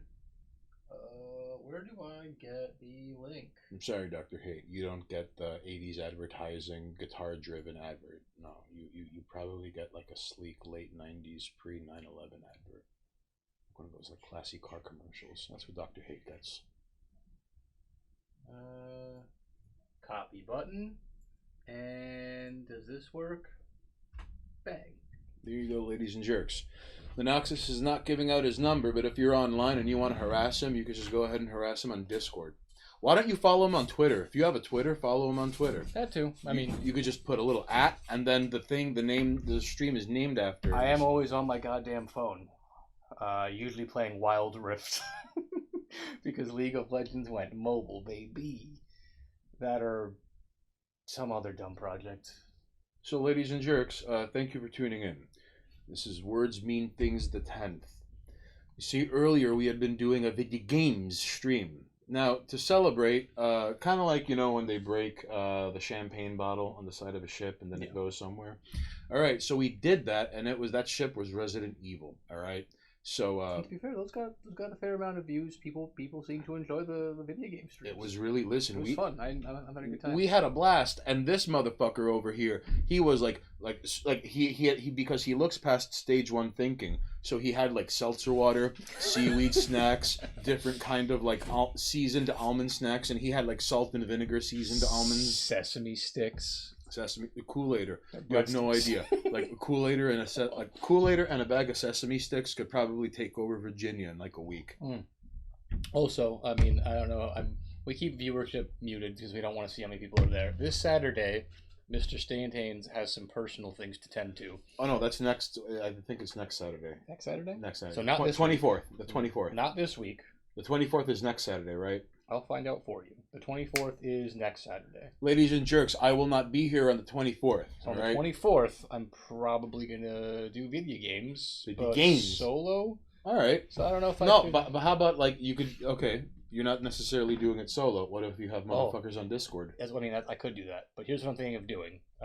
Because we're doing Resident Evil, and there's a Resident Evil game which I was very vocal about not wanting to play.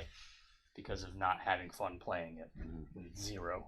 It's a long game. Oh, yes. The game where it's hey, watch Bravo Team get their shit rocked watch this useless character have a backstory. So instead of being found this like shivering mess like a chihuahua that just shivers and shits himself and barks and dies, it's got this like heroic, strong woman background. No, it's nonsense. That's retroactive continuity that you should spit at. So I think on the 24th, since you won't be here...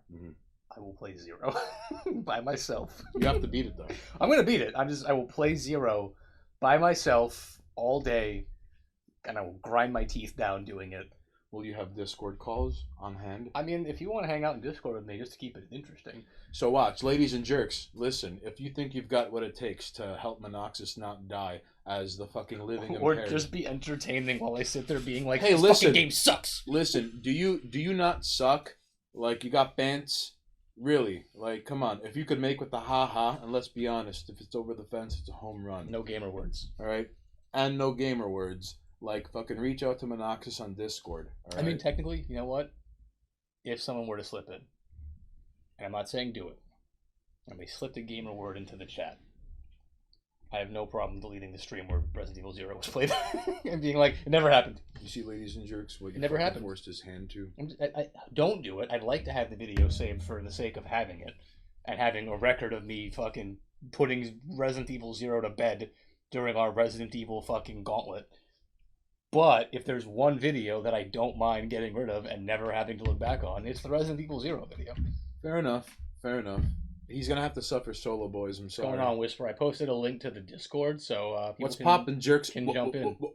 Whisper. Just giving you a heads up. We're gonna have a couple of people jumping in. I've always wanted to have like the fucking chia pets. Yes. All right. I've always wanted to have like a Whisper chia pet where it was like what Whisper, and it's like Whisper the Great, but it's like a chia pet of Whisper the Great. So wait then, a second. like, is there a Kool-Aider John Woo Power Hour? Is that a thing? I would love to be a part of the John Woo Kool-Aider Power Hour. Oh shit, the John Woo Kool-Aider Power Hour. Oh man.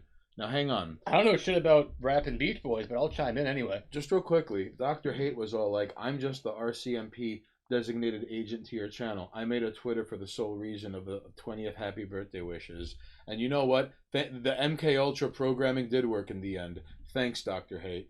Yep. Not Kool-Aider is all. We're marching to the sea if I get my hands on some seaweed snacks and salt and vinegar almonds. Bro, that was the kind of strength and endurance, and to quote Anatomy of the Heads, the dexterity needed to have to undertake Resident Evil 1. In spite of all the difficulty in which was faced. Especially that whole where do I go loop, but without the Benny Hill music. Well, it's my fault for not looking up things first. I mean, you saw how easily I handled 2. Like Right. 2 was a cakewalk because I remembered the game. 3, I had a couple of parts where I was like, "What the fuck do I do here?" Because that game has a like every time you make one of those decisions, Right. it changes like future The events. routes. The routes. Yeah, so there's like the speed run route where you make every decision, which is the shortest route possible. Mhm. I fucked up and didn't take my knife to the acid fight. Like there were a couple of mistakes there. Also, like, big ups to Resident Evil 1 when he had to knife the door and get out, like, and just not bother with the fucking spider thing in the center of the room. Oh yeah, knifing the spider. You Like, like that was pretty slick. Like, I remember when you were like, "Well, I have a knife," and I was like, "I got it," and then knifing the door. that was listen. I'm not that made me freak out because, like, now what if he needs the lighter? Like, See, I'm glad I remembered when I saw that. Like, I remember seeing the giant spider, and I was like, "Oh yeah, you knifed the door." And then you were like, "Knife," and I was like, "Oh, this is gonna be great," because like I remember this is a thing. this guy had to do like 50 laps It to was funny fucking as shit, clear the though. door. But So- also, cool later if you want. If you really can't find seaweed snacks and salt and vinegar almonds, like I can mail you them. So check it. All right. Those almonds have a long shelf life. They'll survive in the mail. So Monoxis is like, fucking putting out, like, he's like throwing bows with like fucking zombies through tables, and eventually he beats it. All right. So it made Resident Evil 3 ridiculous for me. Is like how I remember one time it was like, like Nemesis is here, and you're like, hide, and then like he gets stuck in the door, and Carlos is like, I got this, and then you put just Carlos between you and Nemesis, Yeah. and he was just like, I got this, and he was just like, I mean, Carlos can handle his own as long. I think like Carlos has an upper limit of what he can take, right, and if you know that, you're good. To be fair, I definitely want to. because he's a merc. Well, I want to go back and play 3 again with a fresh like understanding of it, Mhm. because I know for a fact that I can do a kill all enemy run if I get the grenade launcher and not the fucking. You want to Magnum. try this again? Well, I might do it. I mean, I can do it on stream. I'll practice it off stream just so I have it down, so I don't look stupid on stream. I really liked how it was like, do you run or do you push him off? And push him off was just like, now you're gone. Yeah. Like, okay. Jill can't push a bell, but she can push a fucking 10-foot tall muscle monster off a bridge who apparently doesn't use his tentacle to be like, what? No. However, when we play 3 Remake, because we're going to play 3 Remake. The 3 make. The 3 Make. Oh, what a nightmare. You will see, like, motherfucking Nemesis in that game straight up does what I just said. Like, tentacle to a structure. Like, you go to climb a ladder, and as you're climbing the ladder, you see, like, tentacle and motherfuckers, like, in front of you now. Which of all the dumb... Like, that game's terrible. Short version, I could explain it better when we play it. But Nemesis behaves really cool because he's a constant threat of, like, he's just around. And he's like, he just shows up and is like, what's up, I'm here now. Is it always guaranteed he's going to show up? Oh no, there's like there's moments where he shows up. Okay. But you can play around with him. You can like lead him around. Mm. Either way, I'm pretty sure like if I pulled it up right now, I could show you like I think it was on because there's like 6 different difficulties, 5 different difficulties. Really? I think I beat it on like the second to hardest one. Listen, because Monoxis ain't no slouch. In like less than an hour and a half. For- You just run through that game. For those of you who are just tuning in, here at twitch.tv/Monoxis. What's a gamer salute? We're going to be discussing the brief but memorable stint of getting lost in Resident Evil 1 and Monoxis really being a champ with Disc 1, like the crossbow to the wall. Oh yeah. You have no idea how much that meant to me. The greatest weapon in the game. It's So good you get 2 of them and don't use them once. What a fucking decision. the bow gun is like the Is New this York, the gamer salute? Is this what we're talking about? Is this the thing I shouldn't be doing?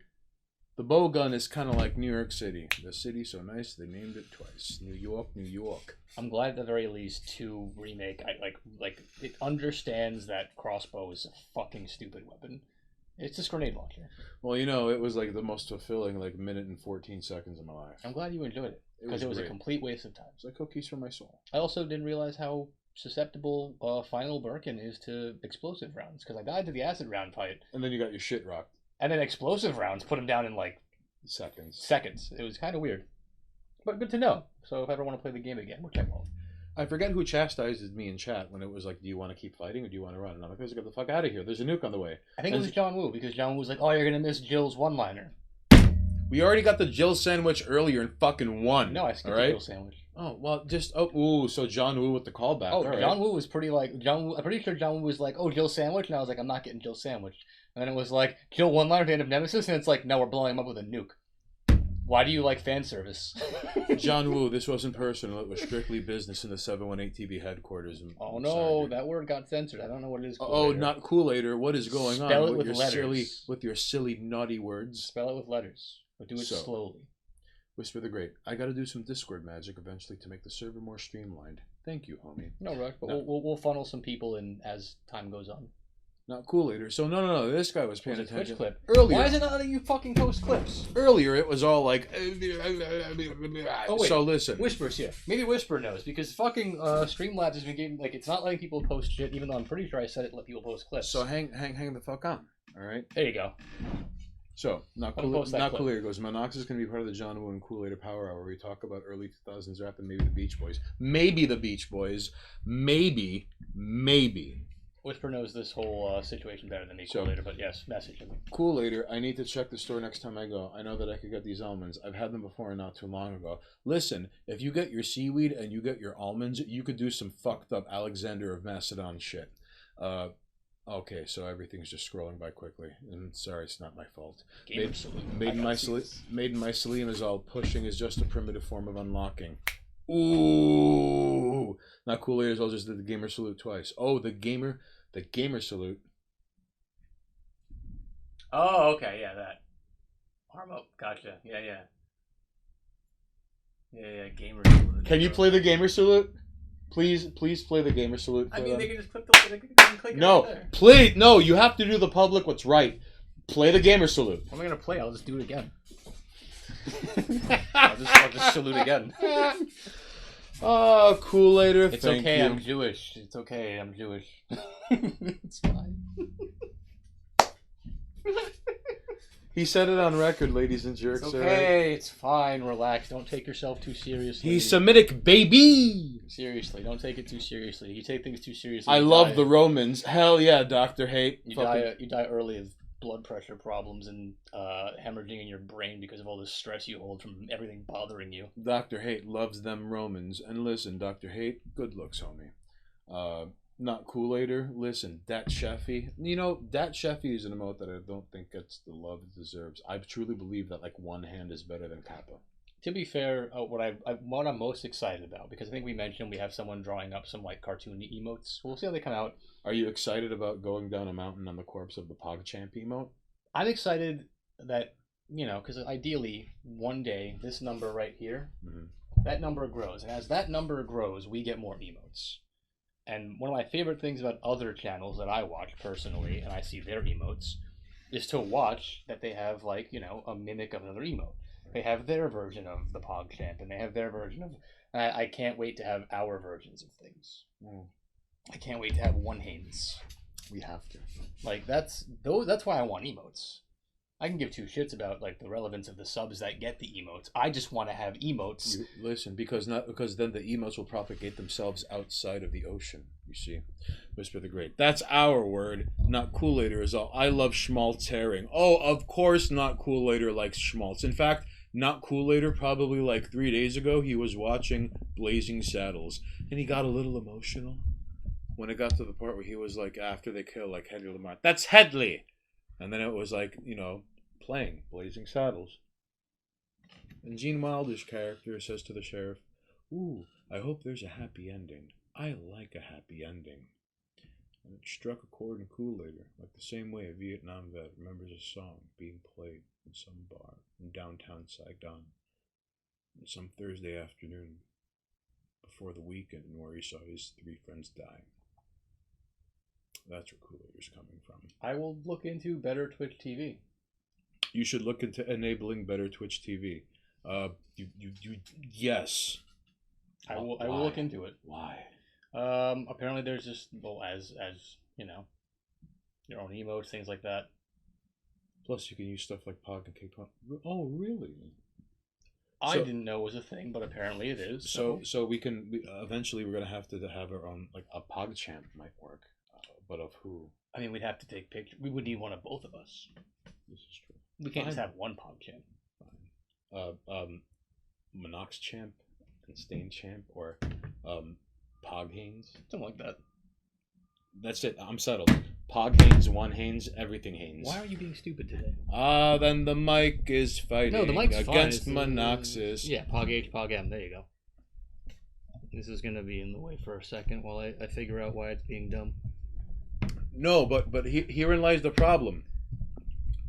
Kool-Aider, Haynes, stained Haynes is all lowercase. All right, it's all lowercase. So I don't know if like Pogs would even work, because that's how I would honestly really like it. Because please excuse me, that's just my online internet handle and pen name.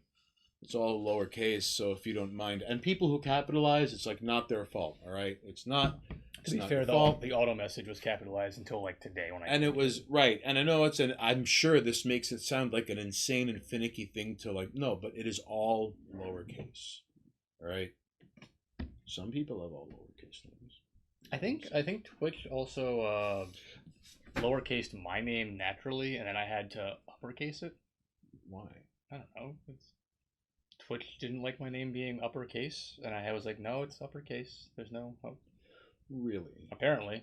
I think it's just it's probably for coding reasons. It automatically lowercases it because uppercase probably causes issues. I'm assuming. So Whisper chimes in with, "Oh no, wait, R.I.P. in peace, PogChamp, bro. It was one of the best emotes in the history of anything ever." Dr. Hate is all, I use BTTV mostly, so there's an autoplay on Twitch homepage. Ooh, pro move. Like the emotes monk ass. Yeah, I stained my Hanes. Listen, everyone stains their Hanes at some point. W and G up only uppercase for me, not T. Oh, ooh, look at you with the proper David Lynch, David Foster Waller, Lee Harvey Oswald, Jack Ruby, fucking handwriting. Whisper the Great is all sup. Because he's responding to Dr. Hate. Because if you're just chiming in, ladies and jerks, here at Twitch.tv. Twitch chat is commiserating. Oh, there you go, Whisper. Just to start capitalizing it. Hit. Because now it's personal. Now it's like, yo, please don't capitalize it. You're stained. You're chiming Haynes. in. You're chiming in on chat commiserating with Monoxis and I. So he's Monoxis, and as you could tell by his channel, because it's Twitch.tv. And if you're watching and if you haven't followed, please do a favor and follow, because Monoxis is broadcasting. Streamlabs beat you to it. I know Streamlabs beat me to it, but like the point is, if you like Queen's Public Access Television, where it's the socio-political musings of the day and IRL shitposts unfolding in real time, follow, because this is brought to you by viewers like you. I won't bring up the Pointy Stick Foundation. I was going to say, we're now also sponsored by Video Games. Yes, which we are going to be playing more regularly because people enjoyed it and we enjoyed it, and that's all that matters. Because if you enjoyed it... And I'm pretty sure we had people that aren't our lovely friends and usuals who popped in and were like, who are these people playing Resident Evil? Right. Because a couple of them were there and I saw them. Why will this guy not stop wearing extortion shirts? Why do people feel like... How come people go, oh, these people are playing video game, I'm going to put video game... You know what? I would be really happy if people just put us on in the background. I have no problem with that. I know I don't understand the people who are like, be engaging. Just follow and watch. Have fun. According to Dare4 and aka Y'all Let Me Down on Twitter, he doesn't catch us live on stream, but when he plays video games, he listens to our streams on YouTube. I appreciate that too. The people like who was that's pretty dope. Who's the I forgot his name. Hold on. He's on the YouTube and he constantly leaves comments, and I love the gentleman. Butthole Surfer. Yes. Butthole Surfer saw the 10-hour stream. Like, the first one was like, 10-hour stream, time to make some popcorn. Like, yeah, thanks, man. YouTube's a dead medium, but fucking, I appreciate anyone wanting to be like, hey. And thus, thank you for being you. We appreciate you chiming in. You see, we're broadcasting from Queens, New York. I don't know what it's like in your neck of the woods, but here in Queens, New York, once upon a time, there used to be 4 seasons, all right? And maybe like in your neck of the woods, your community, small town, city, or whatever it is you'd like to call it. I don't know where you dwell. Perhaps you're somewhere in like Latin America, Europe, Southeast Asia, Australia, Japan. I don't know. You're probably the one dude in the Pakistani embassy where like some Canadian shit poster is using an Australian proxy. You're missing some love in the chat, and it's pretty great. Whisper being like, Gordon, Sipping Dr. hate, Hate, not, sipping haterade. not Cool-Ater, and Mycelium, you guys are too dope. And then just the no you, thanks. Like the hearts. Oh, you see? Because if you're tuning in... Oh, because God. one day, one of us is going to get a show on Adult Swim. And then when they're going to be like, right, but you need a cast and you need writers, you're going to have to go into fucking Discord and be like, all right, assholes, we made it. So listen. The day... Because a rising tide raises all ships. Yo, Whisper, can you drop a link to El Primo's Twitch channel and your Twitch channel? Listen, these motherfuckers are We're starting a commune. We're going to buy a building in Maine somewhere. We're just going to hang out. Infamous Queens Cartel 718. Damn, son, Gordon Online is gonna start like going to like back channels and whispering about like, you know, yo, the 718 gang is trouble. And that's it. It's just 3 numbers. It's like no crazy insignia, no symbol, no colors, no nothing, just 3 numbers. And all right, fine. Also, Dr. Hate based Adult Swim should only last 1 season. We only need 1 season. I wouldn't mind just 1 season of getting this off my chest forever. 1 season would be fine. Based Adult Swim. Haha, none of those things work. Oh no. I'll take 1 season on Adult Swim. Hey, we always get the shit post together. Does anyone in chat like The Price also, is Right? If Tim Heidecker and Eric Warheim want to pay me millions of dollars to buy my likeness, name, and rights, I will sell all of those things for a lot of money and then just make up a new one. Yeah. It'll be the same thing except with a different color. You know what I'm saying? Right. But like those guys are dumb. well, hear me out, ladies and jerks. I dig The Price is Right. All right. So listen, like, here's the thing, Mycelium. YouTube is just because YouTube does feel dead. Internet in general is stagnant these days. YouTube did the thing that we all saw coming. YouTube is now basically cable television, but on the internet. The biggest channels are all people on TV. The trending tab is like music videos, almost like a fake VH1 MTV. And if you haven't subscribed to anything, they just bombard you with the lowest common denominator shit. And then you scroll down, and then it's like the black section, and then one more the Chinese lung herpes section. If you've been watching YouTubers for a long time, and whatever you watch, like of course you could look back and go, the days of Filthy Frank were long gone, and he got out before it was good. And then there are dudes like Max Mofo, which again, hate him, love him, doesn't matter.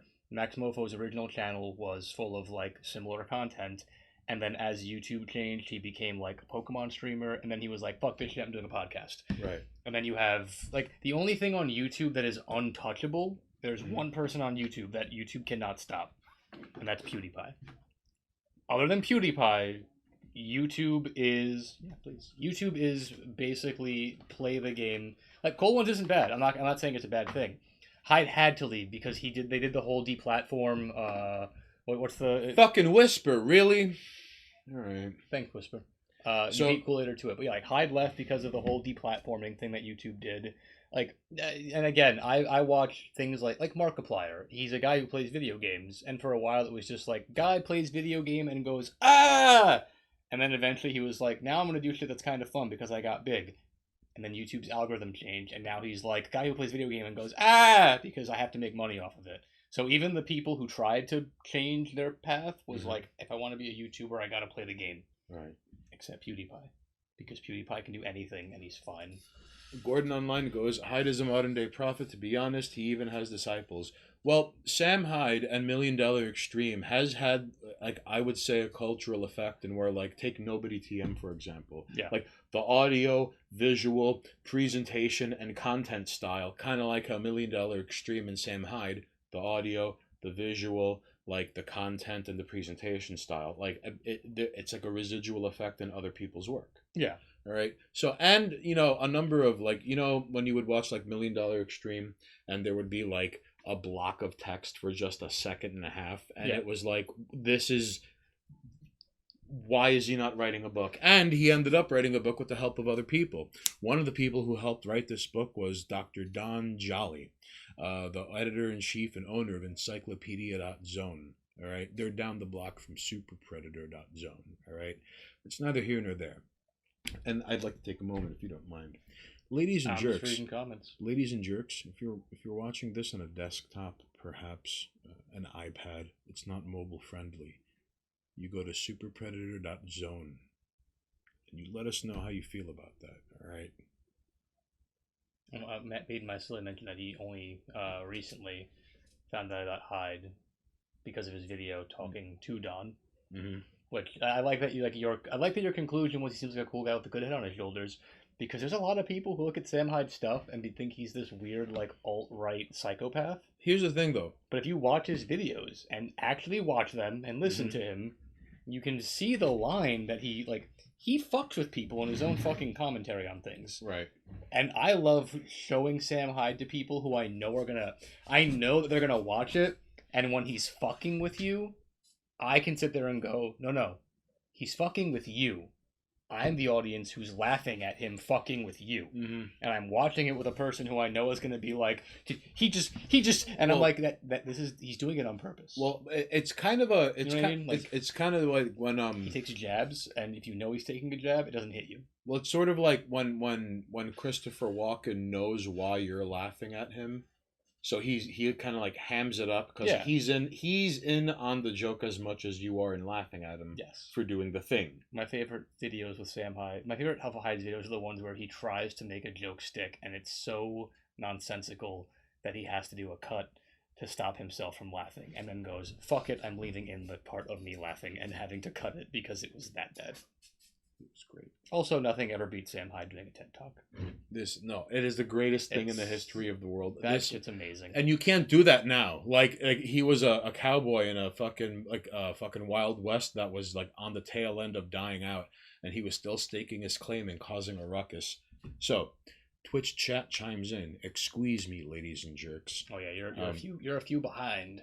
Maiden Mycelium goes, hey, Maiden Mycelium, you never got back to me on that fucking question. Do I call you Green Maiden Mycelium? Maid Mycelium? 17? Do we call you 17? Do we call you 17? Listen, you got to get back to me on that. I don't want to fucking be a jerk. Because we're just going to kill him.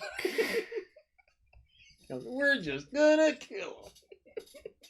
Trash economy, 2 years away. Not 17. Not 17? Fine. Okay. You want not 17? All right.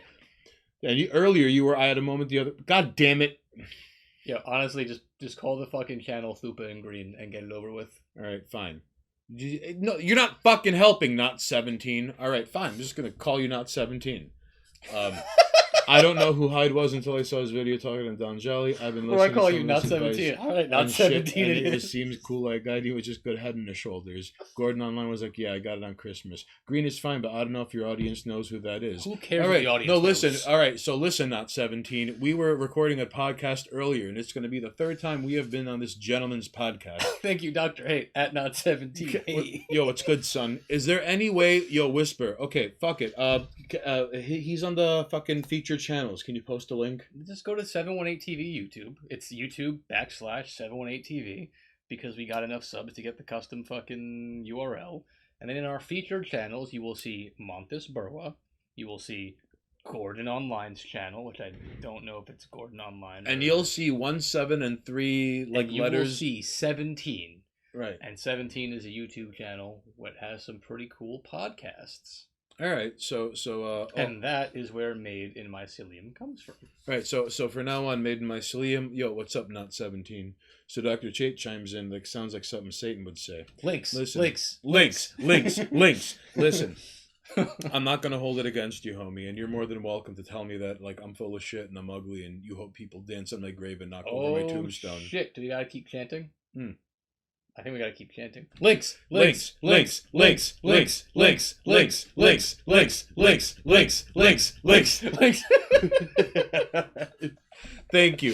you, Whisper. We really appreciate it. Because teamwork makes the dream work. All right. Thank you for being you, Whisper, holding it down behind and ahead of enemy lines. We have what is it? Cloudbot from Streamlabs. I think, not the Nightbot. Whatever. Who cares about what bot's being used? Yo, Gordon, how's your week so far? It's only like Wednesday, and it's the halfway point. You know what Wednesday is, or at the very least, you know what Wednesday used to be? Yo, once upon a time, there used to be a Monday to Friday, 9 to 5. And Wednesday was the day it was like, yo, Monoxus. How would you tell me how you feel about this? Okay. Okay, one. You're going to get two things. Yeah, one. yeah. Hey, Monoxus, Mm-hmm. you got to fight that Minotaur. What? Wait, what? Huh? I have to fight a Minotaur? Yeah, he's really good. He's like 17 rounds undefeated. And why am I fighting him? It's Wednesday. If you could get through the Minotaur, you could get through the rest of the week, right? I mean, the Minotaur seems like a big fucking jump for the beginning of the week. No, it's Wednesday. That's the beginning of the week. Yeah. Now it is, but back then. Wednesday was never the Minotaur day.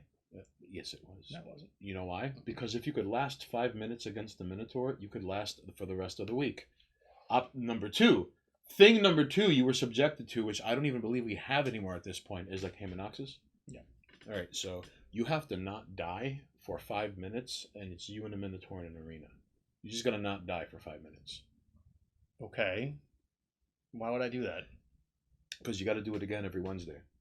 I don't understand what the Wednesday hate is. You don't have to. It's not hate. You don't have to fight him. You don't have to beat him. You just have to not die. See, what I'm saying is, like, when I was working a Monday to Friday job, Mm-hmm. the hardest day of the week was Friday. Right. Because A, it's busy, and I got to be in early to make sure everything runs efficiently on a Friday.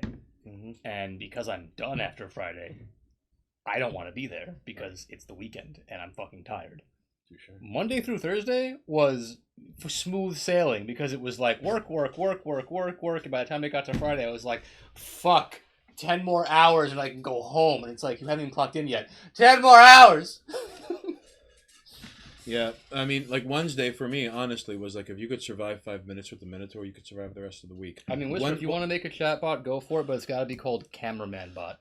No, cameraman.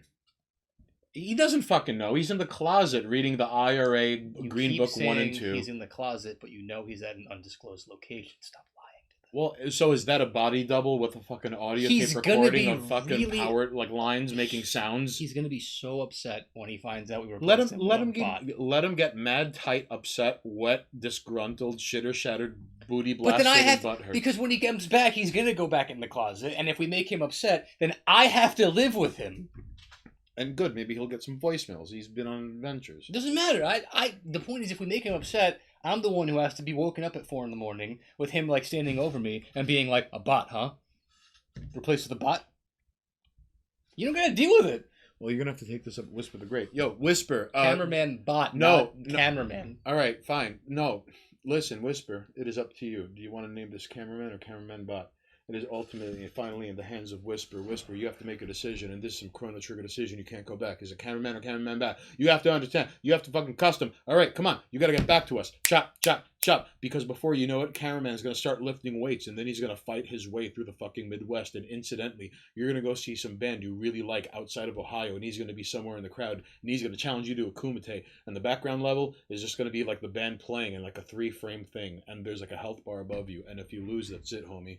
So you're just gonna have to be careful, okay, I mean, Whisper? I hope cameraman's taking care of himself out there. Be weird if he wasn't. He's resilient in his own right. Although getting things across to him can sometimes be hard. But he's out there doing God knows what all by himself. Oh, he still he sent me like a couple postcards. Like I don't. It's just He sends you postcards. He sends me angry text messages. he sends me postcards. And it looks like he dipped the claws of a rooster in ink and just shook it over a postcard.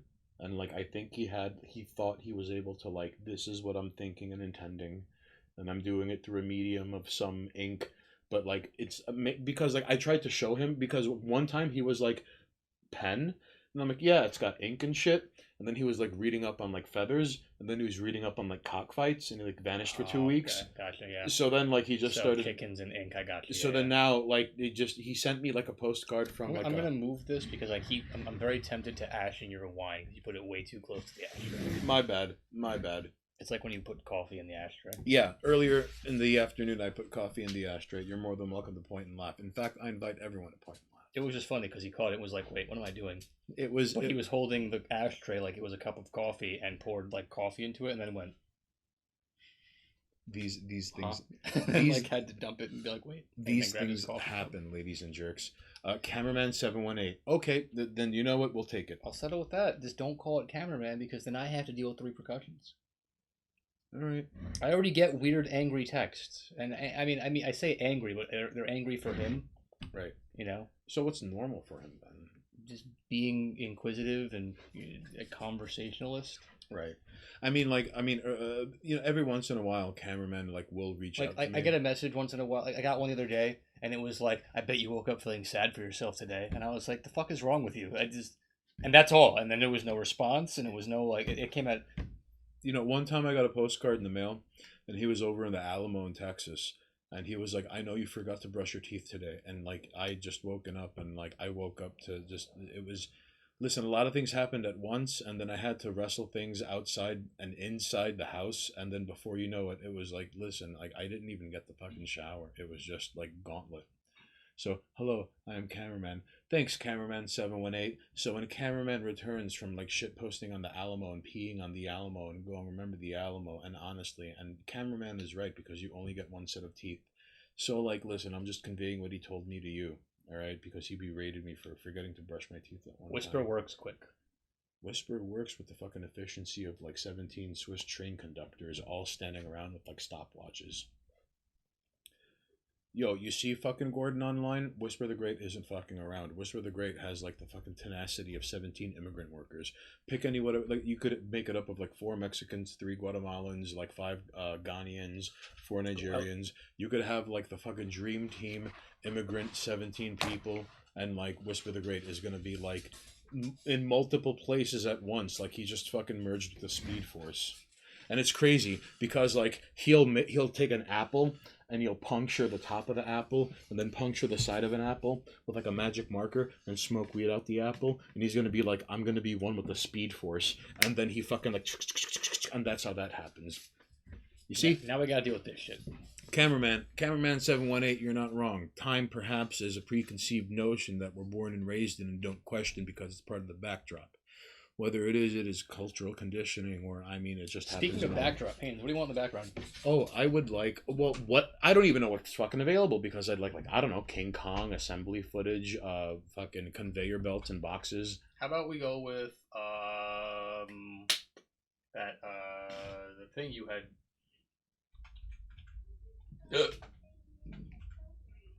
Sun Arwa horse stepping. Yeah, something like that. All right, so you could just go to YouTube for that. Yeah, but like you sent me a link to it, right? So I can just download it from there. Oh, so you're just gonna be a jerk? Fine. So, ladies and jerks, if you're watching, like here, twitch.tv/Monoxis, Monoxis is being a jerk, and I'm not saying chat is empowering him, but earlier chat did have a really delightful, yo, what's up, G? Not much, homie, and it was really touching and tender. And if you weren't there, it's fine. You can't be. Things cannot be held against you if you have Sun Arwa horse steppin'. I know, like if I check it here, ARAW. So this popped, yeah. So because you sent me, so there's this, and then I can take this, and ooh, that would be really nice. Ladies and jerks, you're in for a treat, really. You've stuck around. And Maddie CC, I'm not sure if you're still there, but let us know when the next Silly Bugger comes out. And if it is, achievement unlocked. You got the John Woo Monoxis Kool-Aid or Power Hour. So now you gotta make a fucking another Silly Buggers episode.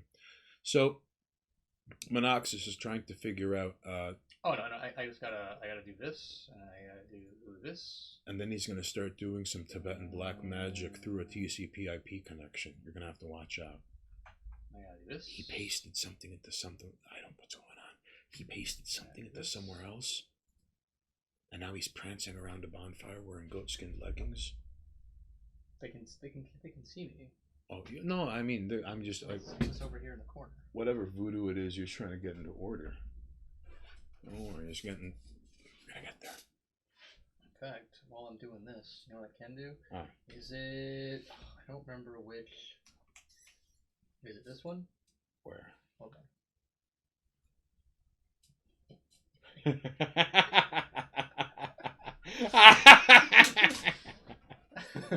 He's right over there. There we go.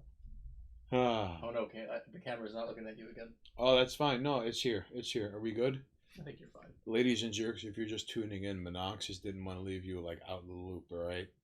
And no, this is proof that we are two different. But here's the thing: they can also now see that there's a green screen because that's not filtered out. Oh boy! It's a behind-the-scenes documentary in the making. You see that? I'm just fucking around with the green screen.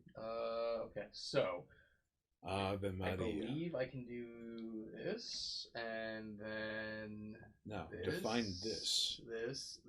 Ladies and jerks, lend Monoxus your power, because, of course, it comes down to this. I'm assuming this works. And I'm waiting for him to say this one more time. What? Thank you. You see, you're in for a real treat, alright? And look at Monoxus over in the fucking battle station. You see here? You see here? Here we go. Here we go. And he's gone. You see? Oh, he's right over there. He's right over there.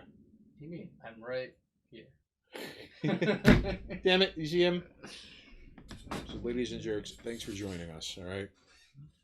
So, And look, we got the video that you wanted. thank you. No, this is so pleasant. And we get to just play with that stuff. So, ladies and jerks, we appreciate you. Also, I don't know how this video is gonna look at all, but like there it is. Oh, it's Also, we still even though this is a better quality screen and the programming in OBS is much better for green screen, the reflectiveness of your mask still eats up the green reflection. Oh, so then it like blends when you turn. And it just your face gets eaten by it. Oh no! What? My face! Oh, My man. face! That'd be a great. My face! Just make a fucking green screen colored mask. You see this?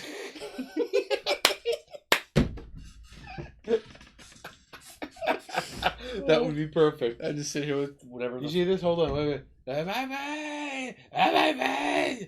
My face! Welcome to the stream where we play around with the new green screen. Oh no! Where did the right side of my upper head go? Help! Help! Help! I mean, that's what you get for wearing a shiny reflective mask. Oh well. Oh great. So now we're just down to like criticizing life choices. You see this? I mean, you chose the mask with the metal reflective color. These things happen, Monoxus. Also, I love that I can see green, and then over there it's just gone. It's just nowhere. Yeah, there you go. So, I mean, I don't know. I don't remember the source of the video and if it's supposed to be playing that laggy and slow, but hey, it's No, it's supposed to because it's set to Hotline Miami music. right. Yeah. So no, like ladies and jerks, everything is just fine. I hope Mr. Mystic Shorts doesn't chime back in going like, what the fuck is going on? Nothing's going on. What do you mean? Nothing is different than what it was when it started. Who are you to judge, Mr. Mystic Shorts? Nothing has changed. Didn't you just come back from Bible study? Possibly, yeah, it should be. Need some Mondo topless. Alright, listen, Kool-Aider. Now, if this guy's gonna be like backseat driving, why don't you just fucking get us some like wieners, shanks, shampoo, squid ink, barrels of C4, duffel bags full of small. The next upgrade, A of the H, is a stream where the background music is nothing but your music. That's the next upgrade. Eventually, we're gonna have to grind our way and headbutt like trolls and kick them in the teeth and light them on fire or splash their face with acid. And a starting screen that has A of the H's music, and an intermission screen with A of the H's music. And eventually, you too could find out about A of the H. It is shorthand for Anatomy of the Heads. It loops, so that's not bad. It loops! You see, ladies and jerks? For once, like, technology isn't conspiring against us. Oh, let me put this back. Even though earlier, just see, he's right over there. You see? Pointing at Monoxus. Ladies and jerks, A of the H. Gracias por tu consideración aquí, por tu presencia hoy noche, mirando en twitch.tv/Monoxus. Aquí estamos en la oficina general de 718 Televisión, pero en inglés. Usted dice eso en 718 TV. Yeah, OBS is not great, Gordon, but you know, it is what it is. Hey, listen, can you still point? You see, he's in two places at once. You see that? Pew, pew, pew, pew, pew, pew. Pew, pew, pew, pew, pew, pew, pew. And he's got like screens on screens, so I can't see what's going on. He's censoring the truth. He's got beef against pew pew pew pew pew. So you see, and there's another screen right here that you can't see, even though he's right over there. How about this? Hold on. All right. You see this jerks. Do this the right one? This is the one. This is the one. Okay. He's abandoned his post. You see this? He should have to like fight Nakumite for insubordination. Now I'm just playing around. Yeah, see that? You see that? Like live. 7 feet to my left. Live is Monoxys. Okay, wait. Yeah, we got the Monoxys cam. Yeah. I got an idea. Can you switch the Monoxys cam for the Haynes cam? I mean the main cam. Come on, switch it up. Switch it up. Switch it up. This is a problem now. Now you're making me, because like I had to do that, All right. and now I have to. I'm still here. What's going on, people? And I have to put this here. Yeah. What's good? And then And now I'm over here. You see him over here? Move you over here. Oh no! What's going on? All right. See, and now I have to point that way. Hold on. There we go. Hold on.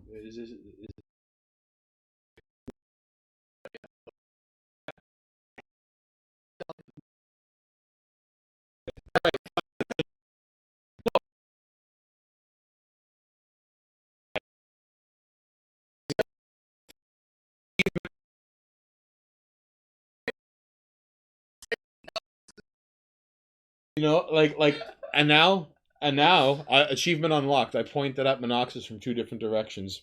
I left for a second. Now this is. You see? That's right. That's right. Point. Oh no! Now it's Phantom Monoxys.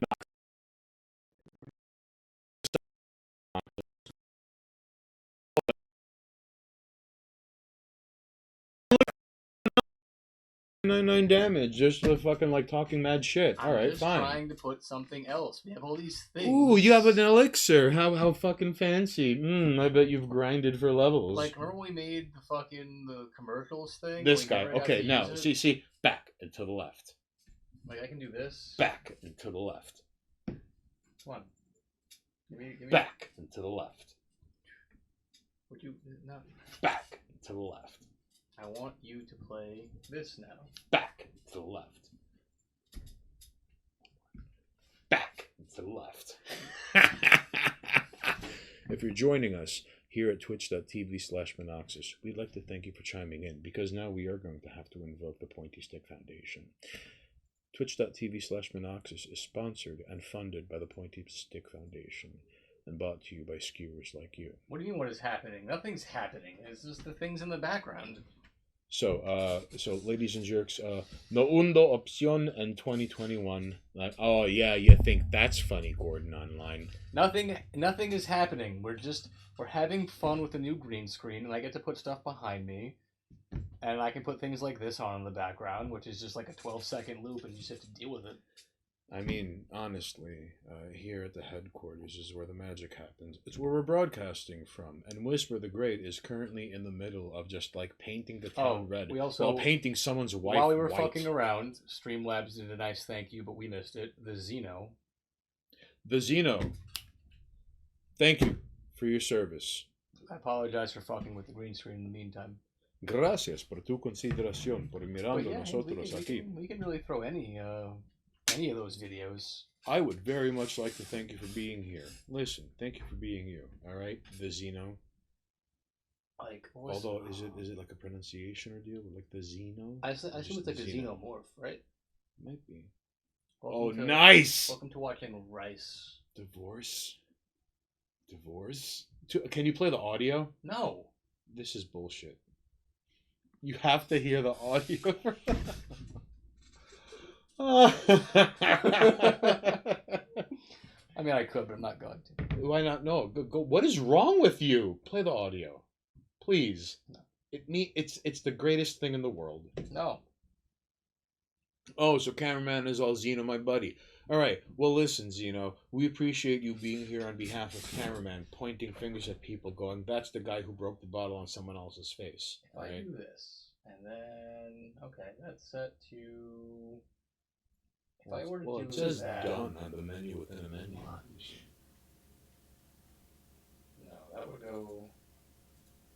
You told me to shush. What do we have now? That's right. Divorced.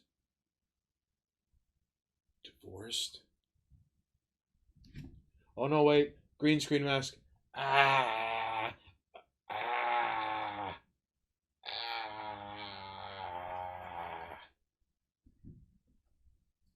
you go. Borrow a feeling. Do they have the audio? I don't. I mean, I actually Divorced. Can I borrow a feeling? Can I have a jar of love? So good. All right, I'm done. We're gonna stop that. We're gonna go back to This fucking guy. All right. Ladies and jerks, if you're just joining us, Monoxus did not abandon this post. He's just doing like shenanigans over here. I'm having a little fun. Over the fucking command station. All right, so thank you for rejoining us after shit posting in real time. And really, big ups to Monoxus for setting up the fucking green screen in the first place. Like, we appreciate that. Even though he fucking forewent that sweet video we were playing earlier. Leveled it on my first try. Okay, so that's nothing to shrug over. I'm just saying. I mean, I did the whole measure twice thing and perfectly level first shot. All right, fine. You perfected it on your first try. I'm just saying. I was impressed because normally whenever I fucking drill holes in my wall and mount something, I have to do it a couple of times. This though, first shot, perfect.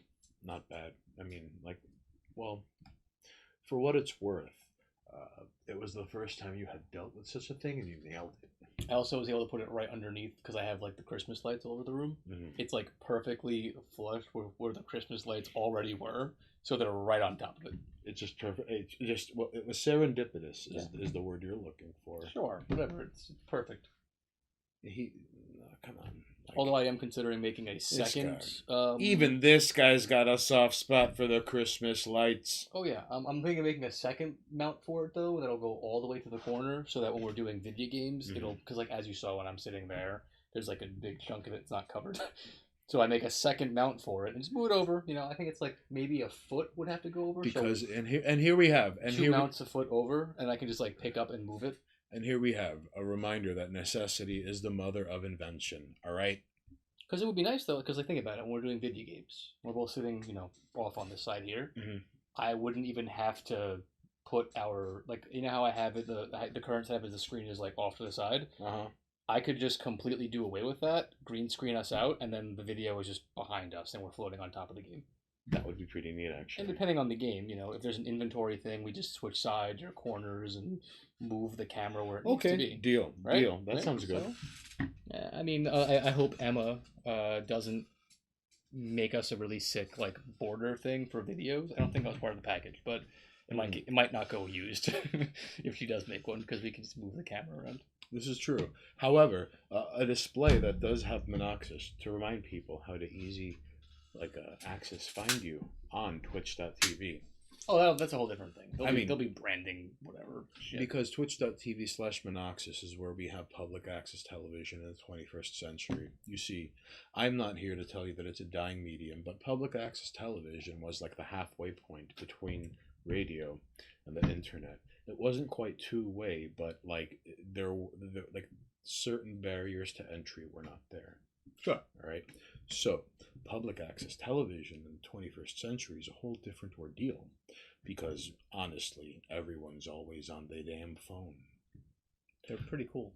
But phones are kind of sick. Kinda. Like earlier today after we got out of the podcast, Mm-hmm. I was like, I should probably go and be productive. And then I got on my phone. Touche. Things happen. All right, fine. I got distracted. And I was like, 15 minutes on the phone, play a game real quick. 2 hours later, I was like, oh, fuck, I'm supposed to do things. All right, fine. But for what it's worth, okay, you see, the phone can be pretty sick, but it is technology. Man, green screen fucking shirts. Ah! Now you're using your noodle. He's just evolved towards the need for fucking a green screen mask. Green screen shirts, and we're just floating arms and heads like some Rayman shit. In the background's part of us. Just floating heads and hands. Yeah, I mean we can also Green Man suit it and be moving around and no one can see us. Just blend in. You're just seeing Predator footage in front of shit, with the bent light, shadows and shit. Yeah. See, he gets it. The Green Man onesies. And you can only tell where we are because of shadows. Yeah, there you go. Green paint on the teeth, green paint on the start of the mask, green shirts. Right. You would have to. Oh, Jesus Christ! You're gonna have to have even green underwear to cover all of her bases. All just right. Floating eyes and mouths.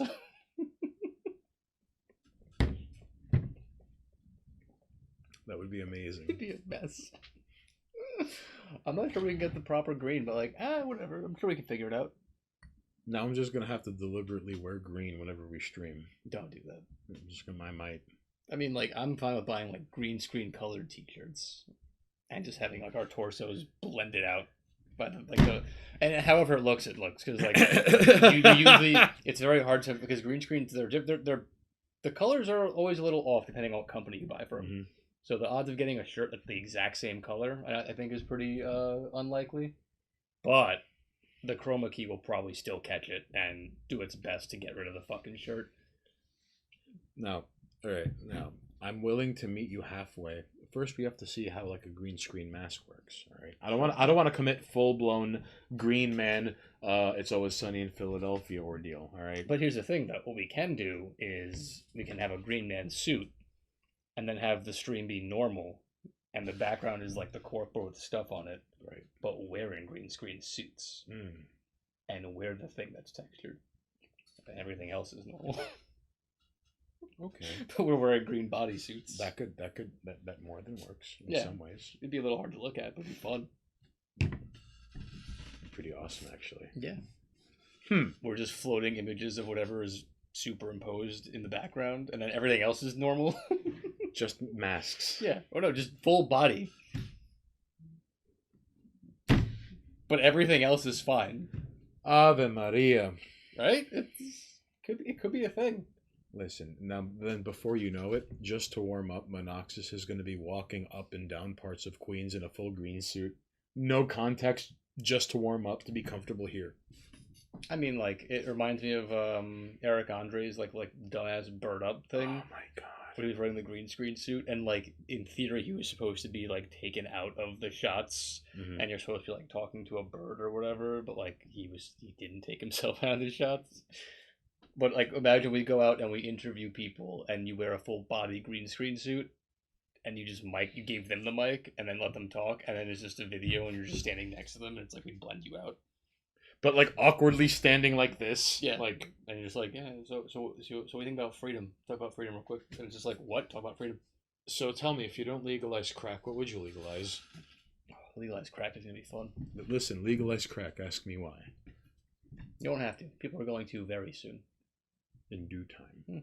Very soon. So, ladies and jerks, if you're tuning in just now, twitch.tv/Monoxus. Thank you for joining us.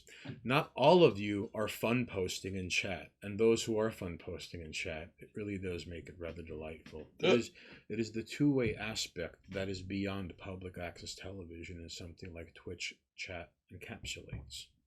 So we just want to say thank you. Thank you for being you, all right?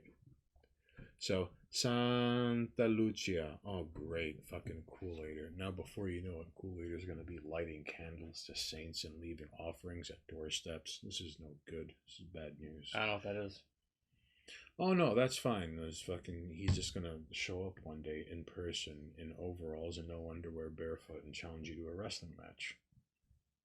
Come on. Ladies and jerks watching at home on a phone, an iPad, broadcasted in a drive-in movie theater, bouncing between satellites, all right? People crowding around a television in a basement, taking a break from waterboarding someone, and everyone else in between. Ask Monoxus why he won't wrestle Kool-Aider, all right? See Kool-Aider in chat? And in Twitch chat, he's not Kool-Aider. But on Twitter, he's known as Kool-Aider. The Kool-Aider. All right? So, ask Monoxus why he won't wrestle Kool-Aider. Do yourself a favor. I'd really appreciate that. Thank you. I'll give you the same answer I always give you. My wrists, my back. I'm too busy using a woman as a prophylactic to make love to another woman. LOL JK. I'm a busy person. I don't have time to be wrestling somebody so that they can and yet this guy is going to be going in tomorrow for some MMA punching fighting like Thai boxer attempting to choke him out, and he's got to like hammer fist him once he fucking hip escapes. Well, because my justification is because I'm doing it for health and fitness. Apparently Kool-Aider's doing it for some place in Valhalla sort of situation. Like a good ending or something, but like those don't exist. So long as the wrestling bout is attached to some false ideology of, I'd like to faith. believe I can't do it. I'd like to believe Cool later has DM'd you with the terms to the wrestling match. I'd like to believe he's like, it's got to be at like the parking lot of an IHOP somewhere. Like, Made in Mycelium chimes in, do you think it would be weird if I photoshopped zombies PvP onto Hitler's body? No, it would not be weird at all. In fact, you should make... No. Don't pick... Listen, pick the Butcher of Lion. Lyon. Go to Google and look up the Butcher of Lion. And you should put Zombie's head on his body. You don't want to take the easy way out, like Hitler this and Hitler that. I mean, like, next step. Himmler. No one ever talks about Himmler, and he was necessary. Is Zombie a fucking Nazi or something? Oh, like, no. Zombie's just an honorary American. He's a Canadian, but he's like the 6 million, like, loony man. So why is Hitler being brought up? Because Made in Mycelium. Not 17. No, I understand. Excuse me. I'm sorry. This whole time I have been slipping. What is the zombie on Hitler thing? Oh, why don't you ask not 17? I mean, then fucking you tell me not 17. Why would you put him on Hitler's body though? Knock knock. Who's there? Not 17. So I mean, I don't. Is Zombie going to be offended by it, or is Zombie going to be like, yeah, or like Hitler? Like I don't know. I don't know Zombie. So. Is not 17 going to craft this image and show it to like a printed out version and show it to someone, and that person is either going to be like, "What's wrong with you?" or like, "This is pretty awesome." Ah, see, that makes sense though. You talk the fascism in a podcast. Was he pro-fascism though? Was he like pro punching people in the face and then like building an empire made out of glass so you could powerbomb people eternally and take them one at a time? You let me know, not 17. Because if he was super into the whole like if he was very pro-fascism, like, yeah, I think they should have been gassed. Then maybe Hitler. Maybe Hitler. Just saying. Like baby Hitler. But if this person was like, oh my god, how could you ever... Why would you bring this topic up? All right. It was a nuanced discussion. Okay. Which is just another way of saying you would have been kicked out of an airplane if you were saying it out loud. Well, I'm going to assume, based on the fact that you had to ask if it was necessary and that it was nuanced, Hitler may be a appropriate person. However, if you want to be funny about it, you could take the Mitchell and Webb look sketch where they're like, "Are we the baddies?" and they're in hit in Third Reich uniforms. Use that and chop his head onto that. So at the very least, if there's some kind of misunderstanding and like, how would you do that? Oh, it's a joke though. Are we the baddies? Yeah, use that fucking image of one of them. So it's like, no, it's meant to be funny. Now, it's from a comedy thing. All right. So there's like the Butcher of Lion. All right. Then there's Himmler. And then there's like a couple of Third Reich dudes. You can throw him onto Mecha Hitler. But then, but you're gonna have to take Monoxis's word for it though. He's got the right idea. At least you give yourself an out if the person decides to go, I'm offended, and you go, it was supposed to, you get to go, you get to hit the, it was a joke. You get to hit that button. This is true. Well, you get to play that card. I just don't think I don't think you can put anybody's head on Hitler and not have them take offense to it, because unless they're an actual Nazi, and then they'll be like, oh, that's why. Yeah. He's in the Aryan Nation. That's why. But anybody else would probably look at Hitler and go, I don't think that's the look I want for myself. I mean, a rational person might be like, maybe don't use that picture. Most people would be like, how fucking dare you? Hitler? Fucking Hitler? You think this is funny? Oh, Charlie Day, when he was wearing the Nazi outfit and It's Always Sunny. Another great, like, it's funny. They did it. You can do it too.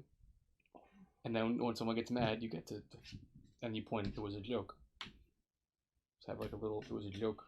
Well, here's the thing. I'm kind of impressed how It's Always Sunny in Philadelphia managed to get, like, it didn't end up becoming a parody of itself. It didn't. I mean, like, I don't know how much longer it's gonna go. It's still on the air, right? But they're working on another season. But I haven't seen, like, I've only seen a few episodes, and every episode I've seen was, like, even out of context, like, this is amazing. Honestly, the fact that you haven't seen the entirety of it is interesting. And I only say that as somebody who, when it was like, have you ever seen It's Always Sunny? And I was like, I have no idea what this is. And it was my brother who showed it to me. And I was like, all right, I'm going to go back to the beginning. And I watched it from beginning, and next thing I know, it's been days, and I've gotten through every episode. and I've watched it as it came out season by season. And then there was a point in my life where I was like, I need to watch something and I had nothing else to watch. And I rewatched every episode of It's Always Sunny because it's that good. You heard it here first. It's one of the few shows that I can, if you put on It's Always Sunny, I can just watch it again. Well, according to Not 17, nobody can take that from him. Well, it was Hitler's style. In terms of his oratory style, and listen, dancing with the German Shepherd, that takes skill. Nobody can take that from him. Sunny slowly lost its charm for me, but never sucked. Sunny had a better run than almost any sitcom. A of the H chimes in with, I think Hitler is a little overused. I would advocate the obscure dictator power hour. I do want to say, made in mycelium, I think Sunny's, I think it was the last season, to like one of the bits they did on It's Always Sunny, which in reference to the whole like it lost its charm thing, they had an entire episode, and the episode takes place in a what's it called? I do not know who Videla is, Gordon. I'm sorry to interrupt. No, it takes place in a laser tag place. Mm-hmm. And the whole premise of the episode is that like the gang has always had the high score of laser tag, mostly because they cheat. Right. And there's someone who's going to come and take them out. And the gang is deciding whether or not they should just pack it away, because they're losing touch with how good they are at laser tag, and people are judging them, and they can't do it forever. Mm-hmm. And it's all a commentary on how It's Always Sunny is falling apart. Touche. And the end joke is that was all a joke, and they were fucking around and manipulating each other, so that when the people who were winning show up, they jump them and beat the fuck out of them, and it's a little kid, and they razz them and talk shit.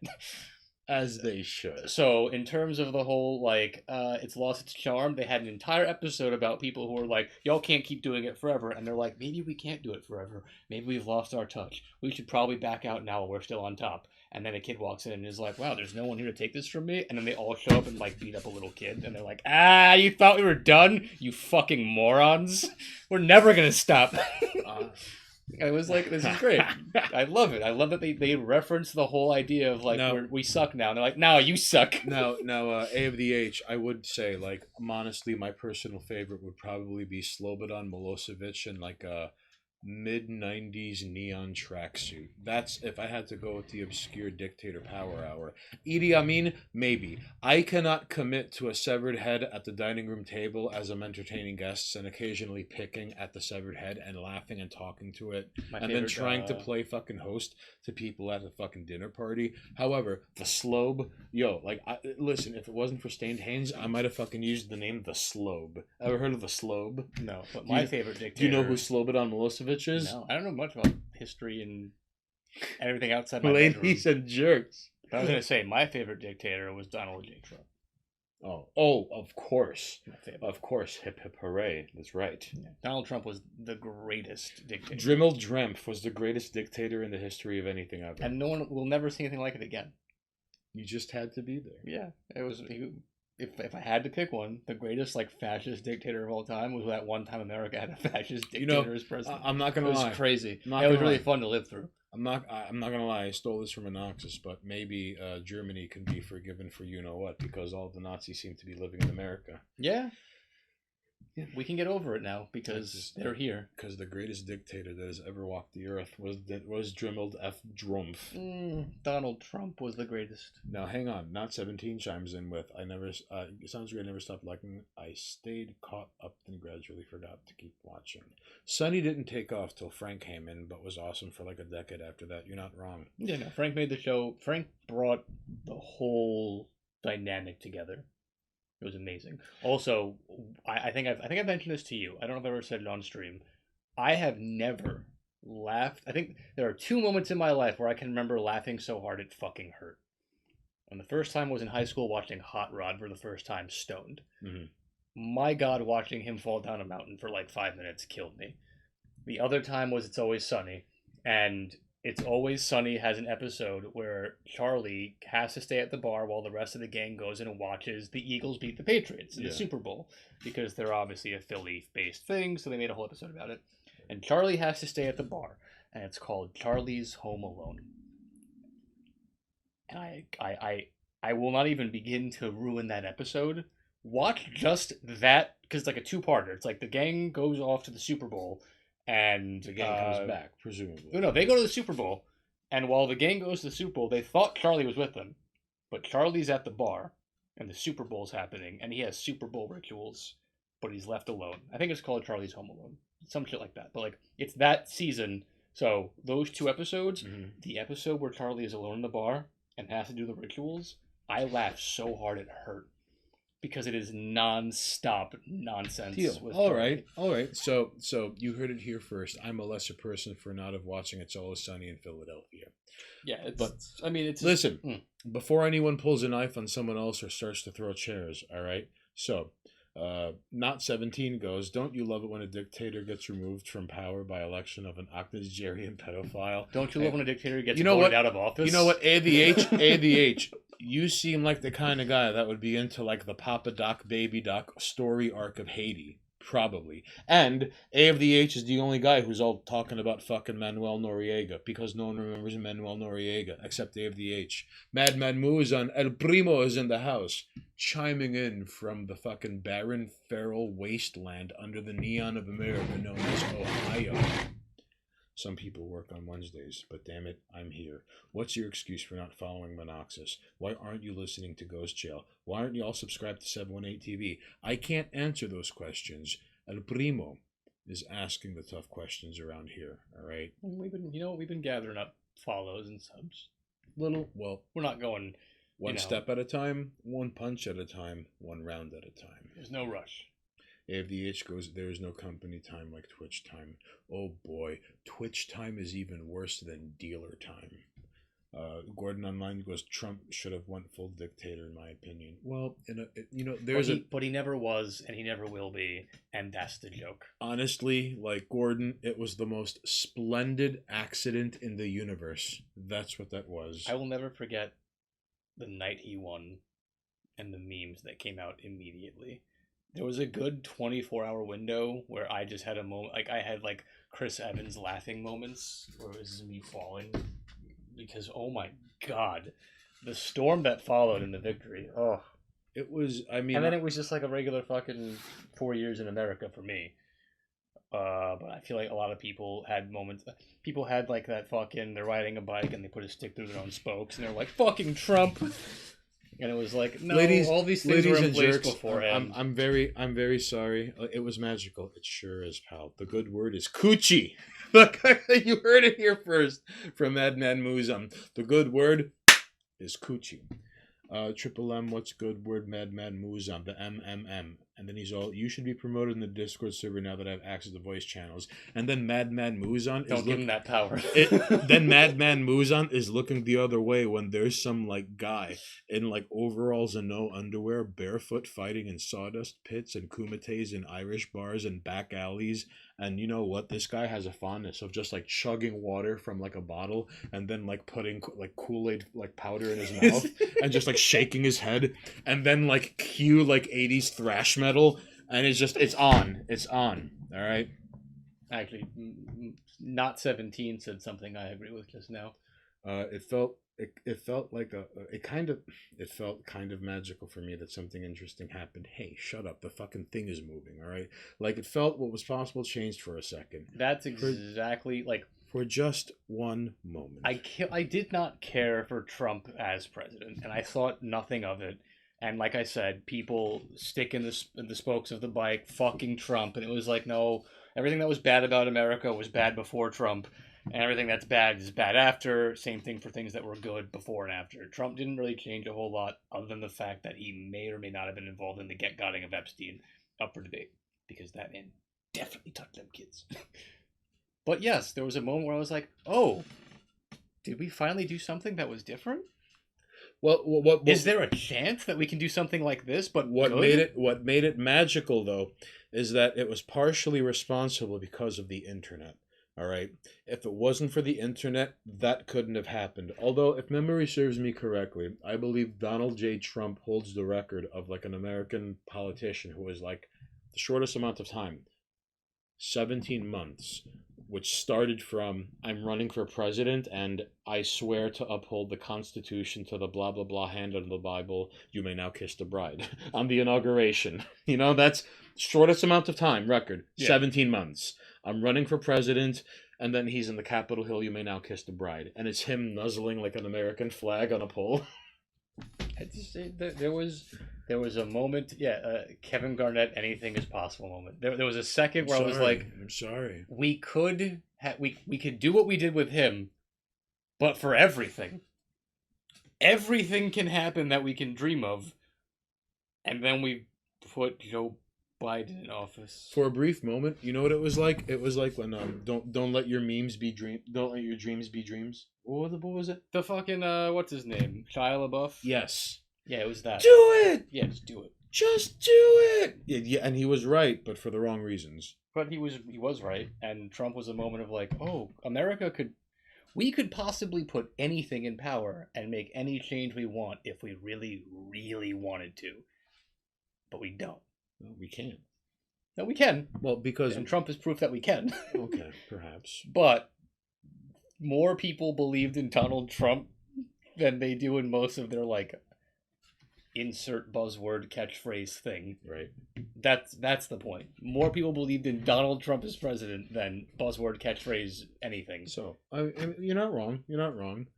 Real quickly before I forget, Gordon online walking into school with a big ass smile on my face because you see from sea to shining sea, like it was the only thing that mattered.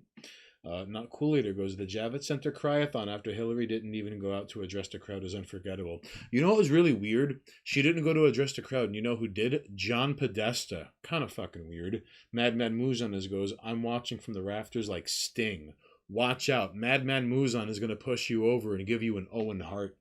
Not cool later goes, I saw that. Much appreciated, brother. Oh shit, Madman Muzan like fucking Henry Kissinger behind the scenes. And you know what, ADH, does Henry Kissinger count as an obscure despot because he was former Secretary of Defense, Henry Kissinger. Even though he won the Nobel Prize for the secret and illegal bombing of Cambodia, got his hip deep into the Vietnam War, assassinated people in Cyprus and Pakistan. Nash in the house. It was kind of nuts. Does AFDH let us know? Does Henry Kissinger count as an obscure military, the obscure dictator power hour? Excuse us. Duganash, gracias por tu consideración y tu presencia aquí hoy noche. Ditto. What he said. So, Not 17 goes, I had Shia doing that as my laptop background when I was 20, and the gay guys at Starbucks made fun of me. I'm glad not You cool see- later, though. He brought you up see- He Will Not Divide Us. You see Gordon online? That would have to go on an Adult Swim pitch, all right? That's gold. You know what the best part was? Hold on. Cool later. You mentioned the He Will Not Divide Us thing. Mhm. We got front row seats to that shit. Yeah. I walked to the He Will Not Divide Us stuff and hung out over there a couple of nights. Because What happened to the remains of the microphone? It was falling off. I got rid of it. It's being a pain in my ass. I have to fix it. We had the opportunity to walk to the He Will Not Divide Us things. Where like, what's his name? That dude did the whole fucking bit from Dark Knight. I forget his name, but like whatever. That happened. The long-haired guy with the fucking eye patch. Yeah, I got to. I was there a couple of nights, like dealing with those people. Sam Hyde showed up. That shit was fucking hilarious when it was happening. He signed people's copies of How to Bomb the U.S. Government. That shit was funny as hell. It happened like less than 15 minutes away by public transportation. It was one of the most absurd things to watch unfold because, on one hand, I spent multiple nights across the street from it with some of my homies, just like drinking and watching those people and be like just yelling things at them. Because on one hand, there were people who coordinated on the internet that got together with one another and like pulled shenanigans that were contrary to the He Will Not Divide Us thing some people were really invested in.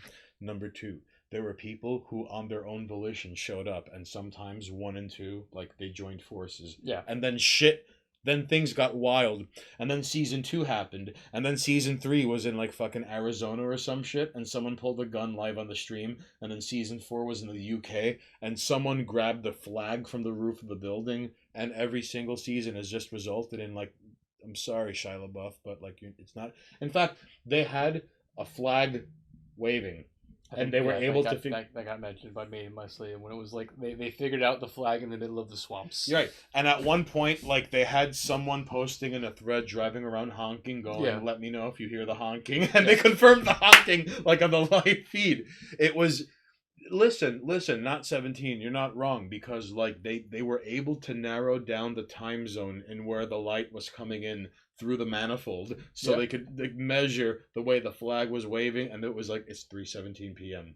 Dun dun dun dun dun dun dun dun dun dun. He put a flag in an actual like secured art center in the UK, if I'm not mistaken, and people like fucking base jumped themselves over the rooftop to get to the flag. Yep. Like, you can't... Didn't even bother with the building itself. Yeah, you couldn't even... you can't put it in a secure location. They don't care. They found it. In fact, I think the only one that they had trouble with was the one where it was in, like, he put it in one of his friends' houses. Yeah. And then people still ended up outside, like, flashing lights through the window. Right, and, like, ordering him pizzas and, like, sending him, like, free copies of, like, the Bible, the Book of Mormon, the Quran, the Torah. We're going to... Not a protest, but we're going to... I mean... It would have been a protest, as it normally is, on the 1st of May in New York. Oh, this is a lot to unpack. Hang on. But, like... Before you're gonna have to hold your fucking horses. But Gordon's asking him answers. Hey, listen, Gordon, do not grab your ankles. It is not SummerSlam. Everyone chill the fuck out. A of the H goes, okay, Henry Kissinger qualifies, but he is like on a whole other level because he is a stealth dictator. You could throw him in with some crime bosses and CEOs in a special episode called From the Shadows. Although, I mean, honestly, I think it would be kind of funny to see like a little refrigerator, like Stubby, walking around, and it's got a suit on it, and you just like draw Henry Kissinger's face. And everywhere he goes is the rotting flesh of children halfway around the world. Not 17 goes, remember when those BLM marchers threw that rock through the apartment window? We're on your side. Best video ever. That was the best. I mean, like, but you have to understand, why would you approach such a thing with your phone out the gate? You should, like, you know what I mean? That was kind of on the fault of the people who filmed it, is all I'm saying. Are you guys going to any protests this year? We're going to get to that in 48 seconds. Kool-Aider goes, he tried to move it to the woods in some Nordic country, and people ended up finding the cabin because they matched the paneling with some Airbnb listing. Facts. Duganesh goes, I'm not chill. Well, you're going to have to chill, all right? Because Monoxys is counting. Keep your cool. You cool? Keep your cool. Not 17 goes, if you think back to Cheney now and Kamala might be becoming a trend for VPs to be stronger than the president. That is possible, although for different reasons. You're not wrong. This is a very valid point. You mean President Kamala? Yes. I mean President DMV lady. Time. You're 10 seconds behind about. Okay, so now protests. No. So however, you see there's a rally. 2 years ago we went to the 420 rally at Washington Square Park. I mean, technically there was no rally. Well, we ended up we made a movie about We made a video about that called The Day the Weed Died, all right? So we were expecting a 420 rally, and like back in the day, there was like hippie boom, like group boom jams and like clouds of pot, and what we got was lines of police officers and crackheads, to shorthand. And we got Crusher. We got Crusher was there. Yeah, that was kind of cool. Crusher was dope. There were a few people who came, but like no one hung out. Right. There wasn't a rally, and we were there for a while. And then there was like a homeless food drive going on, and while these people were trying to just talking about the Jesus, while people were trying to get their food, this like weird Catholic group showed up in a van. So like there's a like a line of homeless folks who are there for a food drive, and the food drive is set up, and then this van like fucking and stops and unpacks like a stage and mics, and some ladies sitting there like spouting off about how God loves them and trying to like preach to the fucking homeless people. And it was like, did you just like interrupt a food drive to preach? But like there was no rally. And the audacity of these people. And I think we joked where it was like, oh yeah, I guess 420 is canceled, and now like 420 is held sometime like in the like first week of May at like a loft somewhere, and there's like a party, and like no one goes to fucking Tompkins Square Park to do like smoke outs and smoke ins and to blow smoke in the face of police officers and be like, do something, pig. No one does that shit anymore. You, my tax dollars pay your salary. And it turns out we were right. Every May, apparently May 1st, there's been a rally for years that we were unaware of, Up until now. where they march from Broadway and 33rd to Union Square, and then they have a smoke in there, and they have like politicians who are legalize and activists who legalize. And back in the day, it used to be like really lowest common denominator, where it would be like, I'm wearing a shirt and it's made out of hemp. Yeah. I'm playing a guitar and the strings are made out of hemp. And it used to be like that for just fucking a few hours. And people connecting and finding dealers. Apparently it happens on May 1st, and we were unaware of it. And it's happening again this year. Yeah, I'm wearing shorts, and what of it? Except now it doesn't really make sense because we just legalized it, and now they're having a legalization rally on the 1st. I don't, because here's... So we're assuming it's a celebration that we finally fucking did it. Right. And we're going to show up and go, fuck yeah, we legalized marijuana. Time to legalize crack. So I'm going to be going with the sandwich board that says legalize crack, ask me why. Because there are a lot of, listen, now that marijuana is legal, is hemp still illegal? Why don't we have fields of hemp producing paper that is much less, it is so much more cost effective than growing trees and cutting them down. Why aren't we making products out of hemp? Hemp rope is stronger than manila rope, and manila rope is the top shelf of rope. Hemp aside, why aren't we legalizing crack and cocaine? So, and then doing away with crack in general, because if you were to legalize both of them and price reduce one to the other due to government regulations, no one would buy the crack because it's the same drug without all of the horrible addictive properties. Listen. And we would just have legal cocaine. And then on top of that, anyone with an addiction wouldn't be like, he's fucking doing drugs, arrest him. They'd be like, he's fucking high on coke. Send him to rehab. Again. Yeah, like... Listen, because herein lies so the problem. Legalize everything, I think, is the end message. If you listen, because every state that has legalized marijuana has ended up with a budget surplus, yet the fucking highways are in, like, disrepair. The parks are still filthy. We could get better lunches to children in the school programs. And you know what I think could fill in the gaps that the legalized marijuana leaves behind? If we legalize crack, we could finally repair the highways. The parks are going to be crystal clean and clear. You've never seen anything like it in your life. And because crack cocaine is a felony 3 drug, like it's a Schedule 3 drug, which means it's a felony. That means a minimum 5 years on top of whatever sentencing you have, even though the difference between cocaine and crack cocaine is just fucking baking soda. Mm-hmm. So, with the eradication of that, and we legalize crack, because we can't legalize opiates like right out the gate. In fact, we have to work our way up, because you're going to have like, first you have to legalize heroin, because heroin, it's as if someone wants it there. Yes. We started with alcohol, and now we have marijuana, and we got to work up to crack, and we'll get there. Although I'm curious, like, do we get to cocaine before or after opioids? I think crack and cocaine have to be at the same time. Mm-hmm. Legalize crack also means legalize coke, because although we differentiate between them, as mentioned, the difference is baking soda. Right. But they are the same drug. However, no. Because if we end up legalizing coke, what are we going to do with the Latin American rebels with which we trade coke for our military hardware in like airports ran by the Air Force and the military, like in Arkansas, the legalization, when Bill Clinton was governor of Arkansas. The legalization of drugs also creates 2 new technically positive routes that we haven't really discussed. Hey kids, look up Barry Seal. He was a helicopter pilot that trafficked coke in and out of military bases and traded them for guns, and this happened when Bill Clinton was governor of Arkansas. Just saying. So for one, legalization of a list of drugs means that police officers, at the very least here in New York City, can no longer harass, detain, arrest, and ticket people for drug offenses.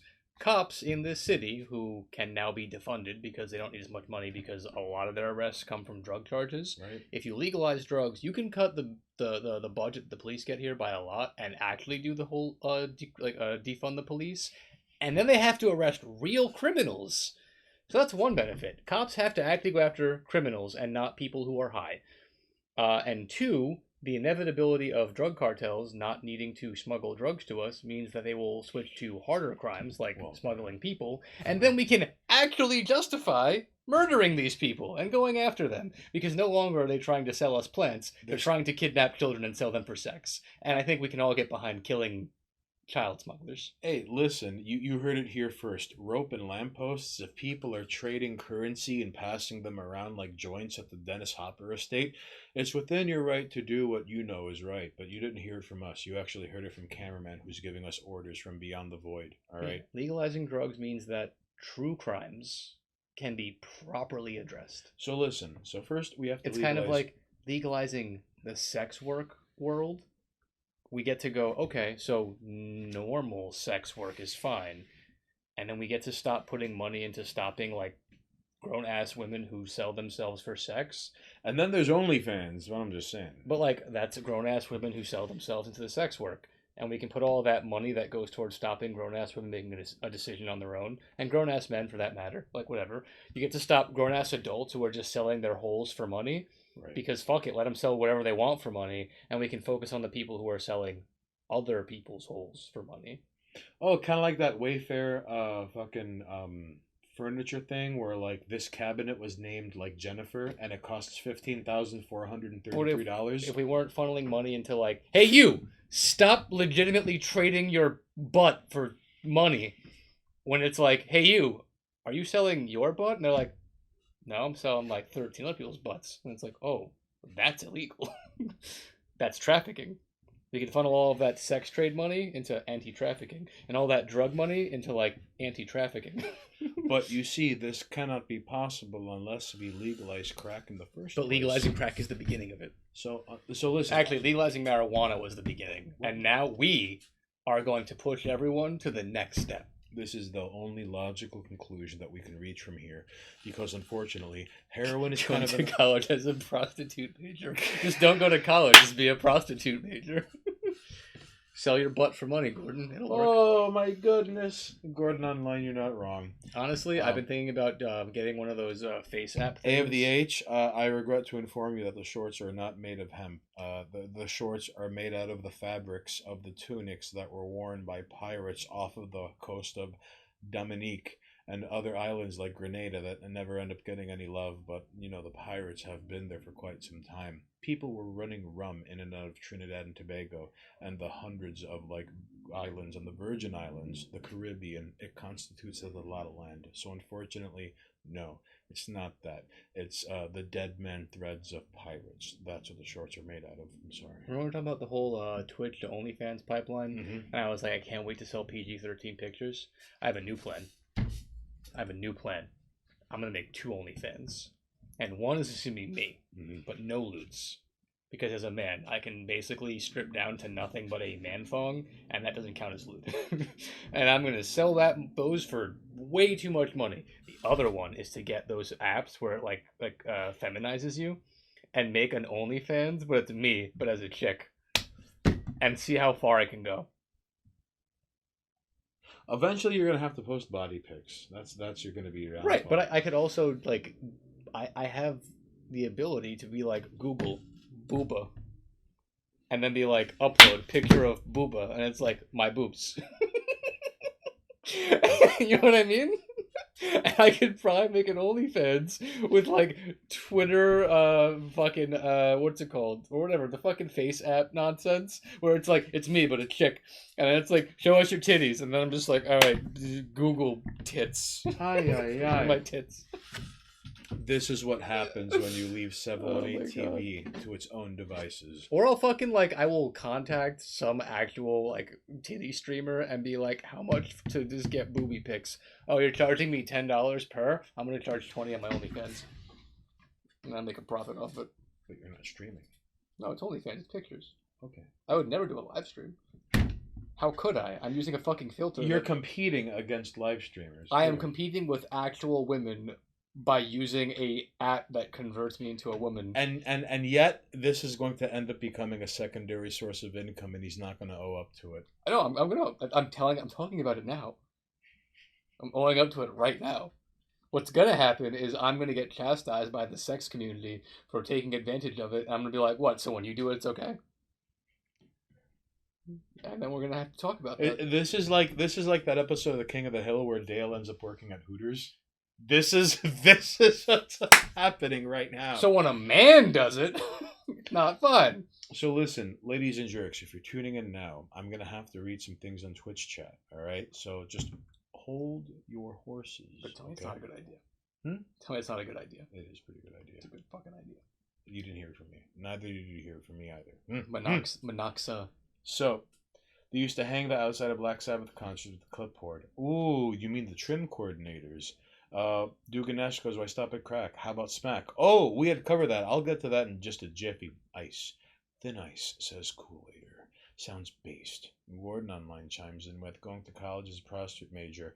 $400,000 to know how to plow stanky vag, a social experiment. You know what's really sad? When you see the before and after pictures of women entering college or university or whatever it is you want to call it, it is a metamorphosis that we have had no peer or equal to up until this point.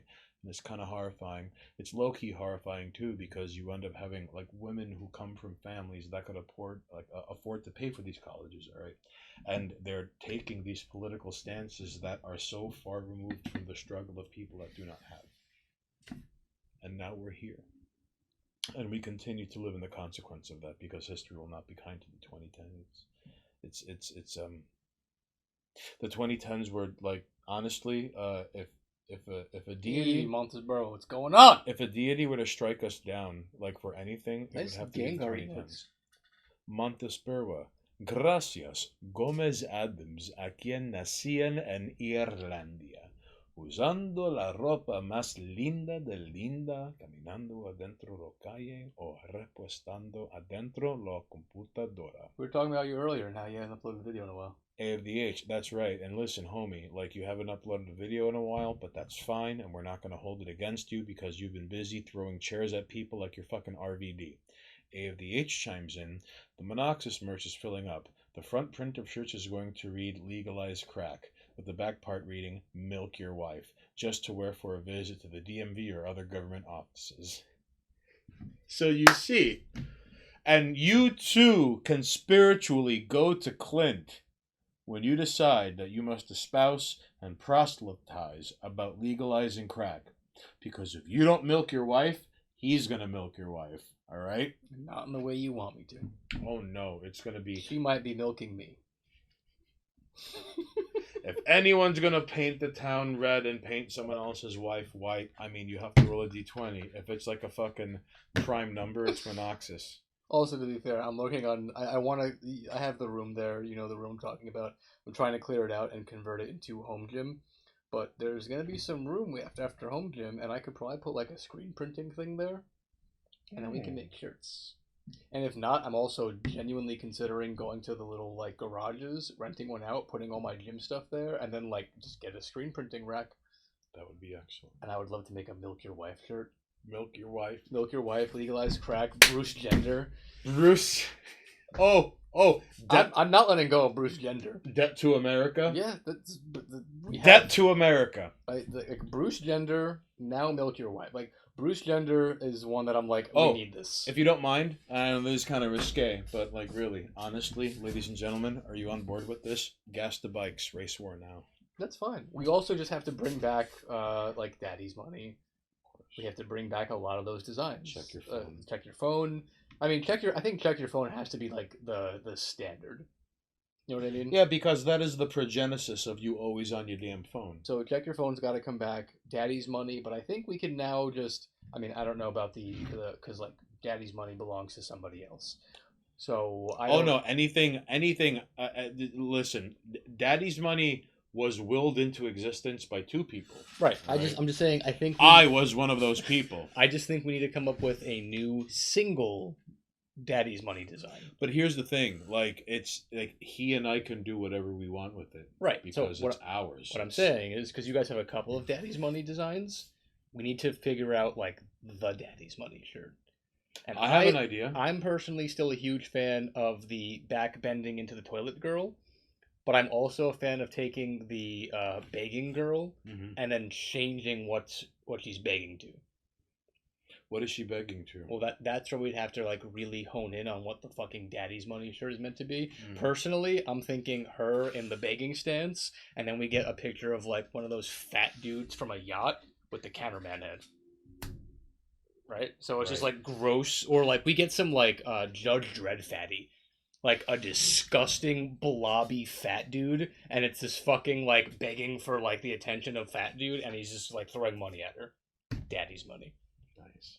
Because when you see women like this, these are the men who own the yachts.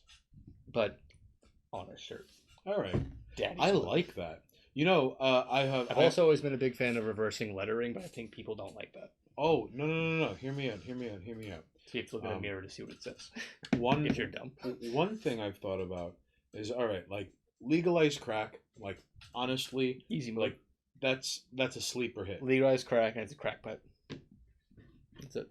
And it's got to be, like, an extra special one where it looks worn out with, or like, with, we like, can be assholes with, and aluminum wool. We can be assholes and put legalized crack and just put a picture of a joint.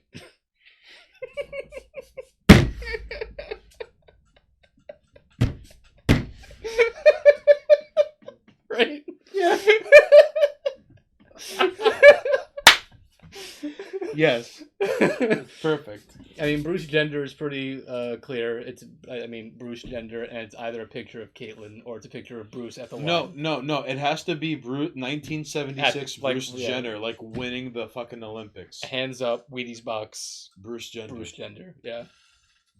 It has to. Listen, ladies and jerks, you heard it here first. OC, do not steal.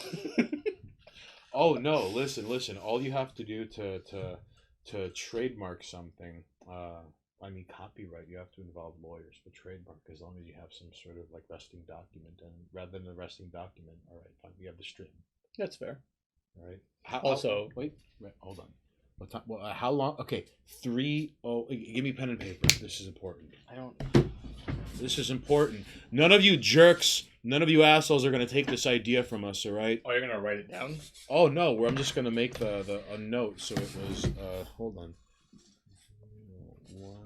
Okay, so somewhere around the 3 hour and 1 minute mark of words mean things. The 10th is the patent pending.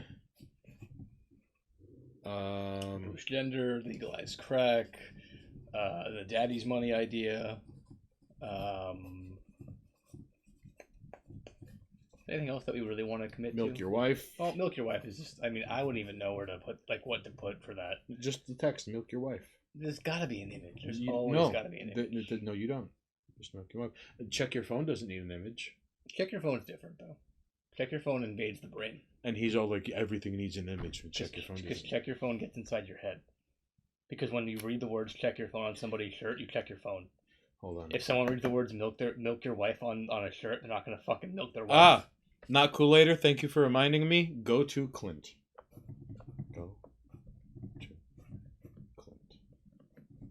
And don't forget to milk your wife, or he will. Or she'll milk me. Legalize crack and put like a picture of a joint. Just a joint, yeah. Bruce gender, we know. Wheaties box. All right, so now it's on the record. All right, you jerks. OC, do not steal. OC. OC donut steal.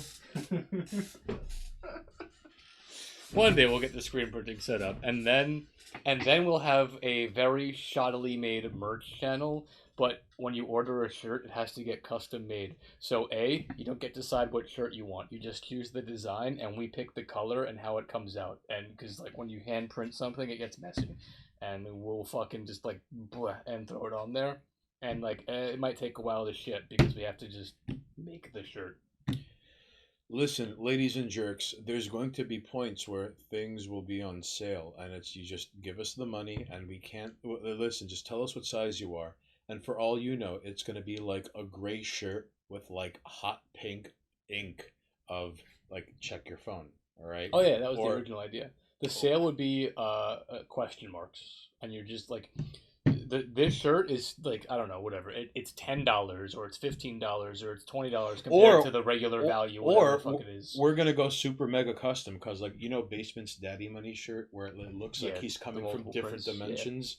Listen, the custom merch, there is nothing else like it in the world. So every T-shirt is yours and yours alone. It doesn't belong anywhere Well, that's else. the whole point of hand printing things. I don't want to go through a fucking company, even though it is easier to mass produce. Like, no, I'd rather have, like, every time you order something, it has to be handmade. And it might take forever to show up because we have to hand make them. And if you hit the grab bag button, the question marks, it's like, just tell us your size. And you're going to get sent something we just made, like, drunk in our free time just by putting ink on a shirt. Unfortunately, if you click the question mark, like, listen, we're not going to do you dirty and put, like, black ink on a black shirt or white ink on a white shirt. Like, the only guarantee you have is you're not going to have the same ink on the same shirt. All you have to do is give us your size, and that's it. And you'll get whatever is, like, sitting in a box where it was like, misprints.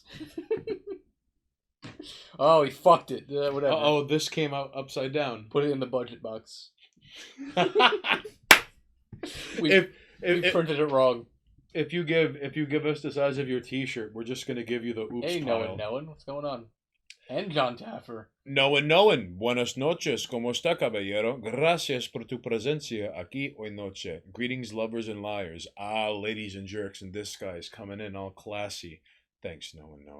But you see, I'm glad, like, I'll roll the dice. I've always thought that's a much better idea. John Taffer is all like, come on, you miss 100% of the shots you don't take. Because, like, I bought merch from people. I would love it if they were like, here's the deal. You bought the merch, it might come out fucked up. Why? Because I made it. Like, that's fucking great. No one, I have missed you in boys chat. You have been missed. A lot of people have missed you. So I'm just saying, I hope whatever it is you're undertaking, I hope it resolves itself seamlessly and with as little BS as possible. All right? Welcome to Green Screen Streams.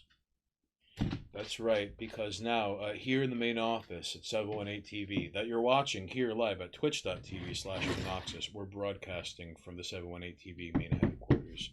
So now we have a green screen. Earlier we were playing videos, but Monoxus felt it would be unbecoming to play audio of said videos. And that's fine. Millhouse's dad has a time and place for everything. Kirk Van Houten. Maybe we take a break and we can put on the video. This is true. Can we? We could. Oh, no. When? You want to take a break? No, not right now. I'm just saying, like, it's been 3 hours, you know? It has been 3 hours. All right, fine. You know what? But we're going to hold it to him. We're going to take a 5-minute break. I'm starting to see sweat stains. Well, excuse me. It's been 3 fucking hours. It's also 70 degrees. Listen, we don't have fucking 4 seasons anymore. Can I borrow a feeling? That's what we're talking about. That's right! Yes! Now, hold on, though, because I haven't had that set up in a long time. So ladies and jerks, listen, it's 70 degrees and it's fucking April, and this is in Queens, New York. We used to have 4 seasons, and then we have these insane weeks where it's like 3 days of dudes wearing shorts and women wearing long sundresses, and then 2 days of weather where it's like really nice and comfortable if you're wearing a hooded sweater, and then 1.5 day of wearing a wool jacket and possibly a hat. So you're gonna have to excuse me. Like, I sweat like a priest at a Little League game. It's fucking terrible. I'm half Greek. That might be part of it. Greeks are not a dry people. 70 hot. So listen, I'm anything hot. Are you kidding me? I'm saying he was like, is it 70 hot or cold? Oh, fucking listen. Anything above 60 degrees feels like the sun is 7 inches away from my face, like this oppressive anvil of fucking heat and misery. Monoxus, however, just fucking hangs out in the Sahara Desert in like a hoodie and jeans. Monoxus doesn't sweat. You see? Unless, like, really, like, going in on things. Okay, so here's what I'm gonna do. So you have to let us know, hopefully, if the audio doesn't play. You have to throw rotting vegetables at Monoxus, okay? Well, hold on. I'm gonna do this an easier way. Because I'm pretty sure I can just do... Give me a second. Heading... We'll do... Cool later, we're going to try, okay? Just hang on.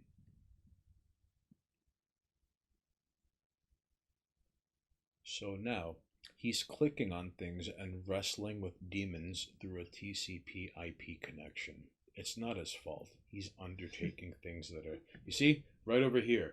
Like, he didn't abandon you. He's right. You see, like, he's in two places at once. Look at him. This guy. And I can't, you see? Hold on. You see, I'm in it. See? It's just, this guy. I mean, you could go all the way and then it'd be this like guy. Hold on. You see this guy over here? Wait, so I'm getting distracted. How is this again? Display capture. Yo, you see this over here, right here? Check this out.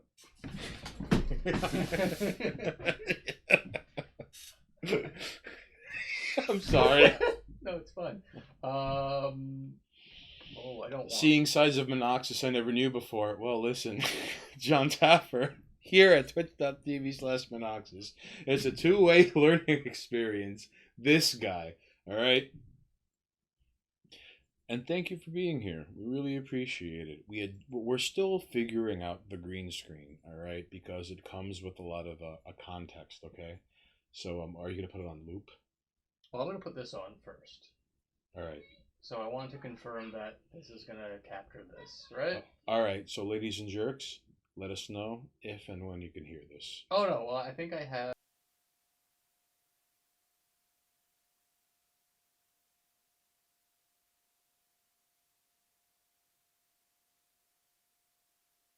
And look at him. Look at him. He's right over here.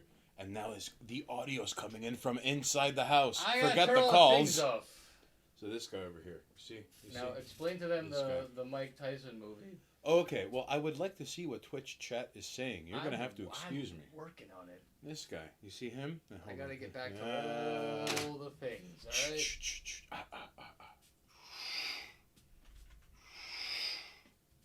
This is like fucking Legends of the Hidden Temple bullshit. You see this? I'm playing like patty cake with your face. There's nothing you can do about it. There you go.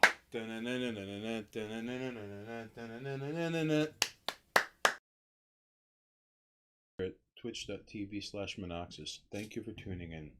So we're done with the video intermission segment, and I would like to answer the inquiries of Twitch chat. So here we go. Thank you. I really appreciate that, Monoxus. So you see, and now I'm gone. Now he's over here. Now I'm gone. Over here. Now I'm gone. Now he's gone. You see that? This guy at the battle control station. It's like he finally assumed control of G.I. Joe. I feel like I didn't adjust that camera at all, but now it's being silly. So you see this? Is he there? Is he not there? I don't know. He's going to have to click something. Because you didn't move. You were in the same spot. So click something. You're going to have to do something. like, there you go. You see he's right over there. He's not dead yet. Don't fucking be a pessimist, chat. All right. This camera's being funny. Like, I can move you. So chat chimes in with, Not Cool Leader goes, gotta run, fellas. I got my second dose of the Tard serum this afternoon. I'm feeling like shit. See you dudes on Saturday as well as the next Saturday on 24th. We're staying Haynes live in studio with Monoxus. Thank you. I hope you have a pleasant evening. I'm not going to be here on the 24th, you jerk. I already told you that. But still, I appreciate your consideration. And I hope you don't end up with some sort of fucked up RNA mutation after getting whatever it is that you feel is worth getting. As you continue to prowl through America wearing overalls and no underwear, barefoot, just fucking going after people. I salute that. So, how did you get cut off so much? How did we get cut off? You see? He's trying to figure the things out, and I'm trying to read chat. See that? So, Madman Muzan, el primo está llamando de acá cuando la gente pone el petróleo adentro del coche y comprando cosas que se llama la bodega.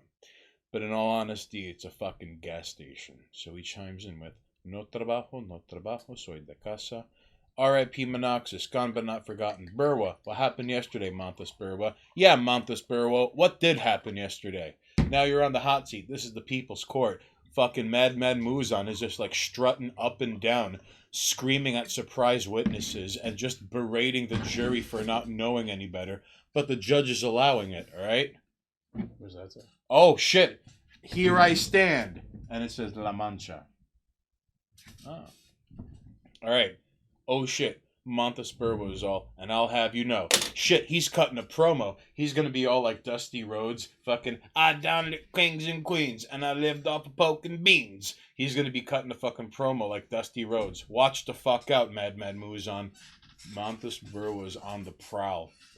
Like fucking two hunters encountering one another in the middle of the woods. It's gonna be deadly. Like hunters from Resident Evil? Like Worse. chopping your heads off hunters? With like plaid hats and 12 gauge shotguns. Oh, okay. Those kinds of hunters. So definitely, probably worse. Challenge rating 12. I don't know. I mean, I feel like Resident Evil hunters might be worse than hunters with guns. Now Madman Muzan goes, I need my red jester and gauntlet. Montes Burwo replies with, I smoked the rest of my keef and reverses gravity back and slept with my warm wife until 2 in the morning. I definitely want to play some lazy gauntlet. Alright there with the fucking humble brag. Alright there, Mr. fucking this guy casting magic and fucking bewitching and wildering voodoo while walking down the street. Waltzing around with the fucking gate. Y'all playing Gauntlet? Like, with this wizard that he's just fucking, excuse me, walking with the woman, throwing electricity out there. How you doing? Like, all right, listen, keep it in your pants. Like Calm what? your tits, Montes Burwo. like what Gauntlet? It's either going to be Gauntlet 64 or Gauntlet Legacy. Dark Legacy, excuse me. So like, okay. Gauntlet Dark Legacy is shit. You should be able to drop a link. If not, let me know. Oh, come on, not 17? Fucking paste it right now, and if you don't, the terrorists win. That is entirely on you. Now, it might auto like mod it, but post the link and we'll see what happens. Okay, yeah. So just message me the link and I will You post see? it. Good. And now we have the capacity to move things forward, all right? So thank you. You think I'm being a jerk? No, come on, you have to put things forward. Oh, is it just like from Twitter? Is it the the image you had sent me? Is that okay? Ha ha! Uh, Please put that up on the screen. This is going to be delightful. Ladies and jerks, wait, can I? we hope to bring you. Not 17 is going to have his time to shine. Shh. And then this guy's going to start fucking invading your dreams and advertising in your thoughts. So here we go, ladies and jerks. Do we see this? So, Maiden Mycelium, listen. For now on, listen. Let's see if that works. I'm going to put not 17 in my fucking will and my testament. I'm sorry. But it's like entirely your fault. And I'm probably going to blame Monoxus in tandem. But I mean, like, that's neither here nor there. Alright? I don't know if it properly linked, but I hope it did. Hachimachi Kuzo. Alright, so These motherfuckers playing Gauntlet. they are playing Gauntlet. So look. Never got into that shit. Well, listen, someone has an unbeatable wizard, and I'm not going to say who. I believe it's a green wizard. I don't believe it's a yellow wizard. I believe it's a green wizard. I just never got So- into dungeon crawlers that weren't Diablo. Okay. Even though Gauntlet, well, part of the charm of Gauntlet was how like your health slowly went down because you had things like hunger, and your hunger was tied to your health, and then on top of your health was tied to trying to not die from the things the dungeon spawned at you. Oh yeah, I've played Gauntlet. I just think that as far as dungeon crawlers go from the era, Diablo 2 is king. Fair enough. Fair enough. Fair enough. I kind of can't argue against that. It's hard not to. Listen, TF2 is the greatest arena-based class shooter, and Diablo 2, RIP in peace. I'm not going to hold it against you to press F in chat for Diablo 2. It's entirely up to you. What do you mean Diablo 2 got re-released? That's right, Madman Muzan, Yellow Wizard. All right, my bad, but it was a wizard. That's right. Diablo 2 got an HD remaster. Really? Yeah, coming out this year. It's already out in beta. Oh, you see the shirt, the shorts. Excuse me, the shirt. Nothing is made Yeah, out of Diablo 2 HD remaster looks pretty good. And you see like the green screen. You see you can't like what you see is different from what Monoxus is No, seeing. Diablo 4 Alright? has cutscenes announced. We don't know if there's a game. Now. We just know that there are cutscenes that imply a Diablo 4, but there is no game as of now. Hey kids, remember Diablo 3? It was okay. It was not bad. No, it was good until they introduced the end game dungeons, and then it became stupid. When it was just Diablo 3 story mode, I kind of miss being, great game. I kind of miss being in a party and like if you don't have anything to do, Like, all right, and you're in a party, and just like clearing up places. And Yeah. even as people, do you know? Rain frogs. Rain frogs. Rain frogs. Rain frogs. Rain frogs. Diablo 3 had a lot going for it until it introduced hack and slash Once dungeon upon a grindy time. bullshit. Hey kids, remember arcade games and payphones? Remember side-scrolling beat-em-ups? You're talking about whatever the mobile Diablo was that nobody cared about, Monthus. Montes, chiming in from that vast wasteland rust belt, In kill or fact- be killed, Mark Coleman, Busy Bones, Macho Man Randy Savage, ooh yeah, Blizzard Ohio soil. Blizzard announced a mobile Diablo, and everyone hated it so much that Blizzard had to hit the break in case of emergency, and when they hit the glass, it was just Diablo 2, and they were like, do it again. And everyone's okay now. It's kind of how, like, when Bethesda decided to go, we're going to charge you for mods that are free, and then everyone was mad at that, so they were like, release Fallout 4, and everyone will shut the fuck up. Right. It's always been there. Like, the Diablo 2 HD remaster has been sitting in Blizzard's shelf collecting dust for years. And until Blizzard makes you mad, they don't release something. So it's kind of how, like, we're going to update WoW. Everyone hated that. Here's WoW Classic. Everyone loved this. Everyone. Diablo Mobile. Everyone hated this. Diablo 2 HD. Everyone loved this. Listen, if you could get a paladin to shield bash level 20 and gear that increases shield bash, if you have one person on your side, it's over. Bare minimum, if you have one person on your side, bare minimum, it's over. Because 20 points into shield bash means like 4 seconds. Like if I get close enough and shield bash you, for 4 seconds, you're just standing there all dizzy. Yeah. Bare minimum. I have one person with me. Unless you're a Necro who has summons as their, like, kit, and you stunned me, and now you're getting mobbed by skeletons, flesh golems, blood golems, and my bone shield. Right. Because how dare you stand next to me? I'm a necromancer. Right. But if I catch you for 4 seconds... 4 seconds is a long time to eat bone shields. Bare minimum, right, but bare minimum, one person's on my side. Sure. And let's say, like, all right, I'm a paladin, I've got really good gear, and I knew that this is not my first rodeo, so shield bash, and now there's, like, oh, a golem I made out of, like, a precious, rare, magical, enchanted item I don't have any use for. And, like, when it hits me, I'm paralyzed, poisoned, my stats are down, my gear is broken, I'm also have, like, slow movement, and, like, it's gross. I mean, I played Necro because I loved the ability to go, oh, we're PvPing? Match starts. I walk away. You've defeated the enemy. And it's like, that's right, because I'm a necromancer, and I don't do my own fighting. You died to things I spawned. Just put 20 points in skeleton. And then someone's like, I'm barbarian, I jumped at you. Bolt, bone armor. bolt. Bone skeleton. armor. Alright, barbarian, swing away at the bone armor that hurts you when you hit me. Moron.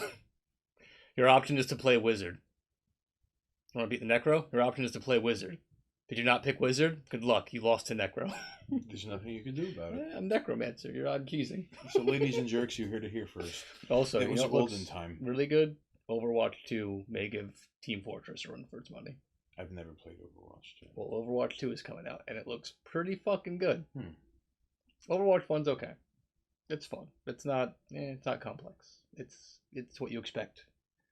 It's from like a team looter. It's from a team shooter. You know, King of the Hill, deathmatch nonsense, and Protect the cart. and every character plays differently. Right. Overwatch 2 decided to go the route of every character plays differently, but you also get like skill tree arc stuff. Mm-hmm. So like you can pick a character and then customize them the way you play them.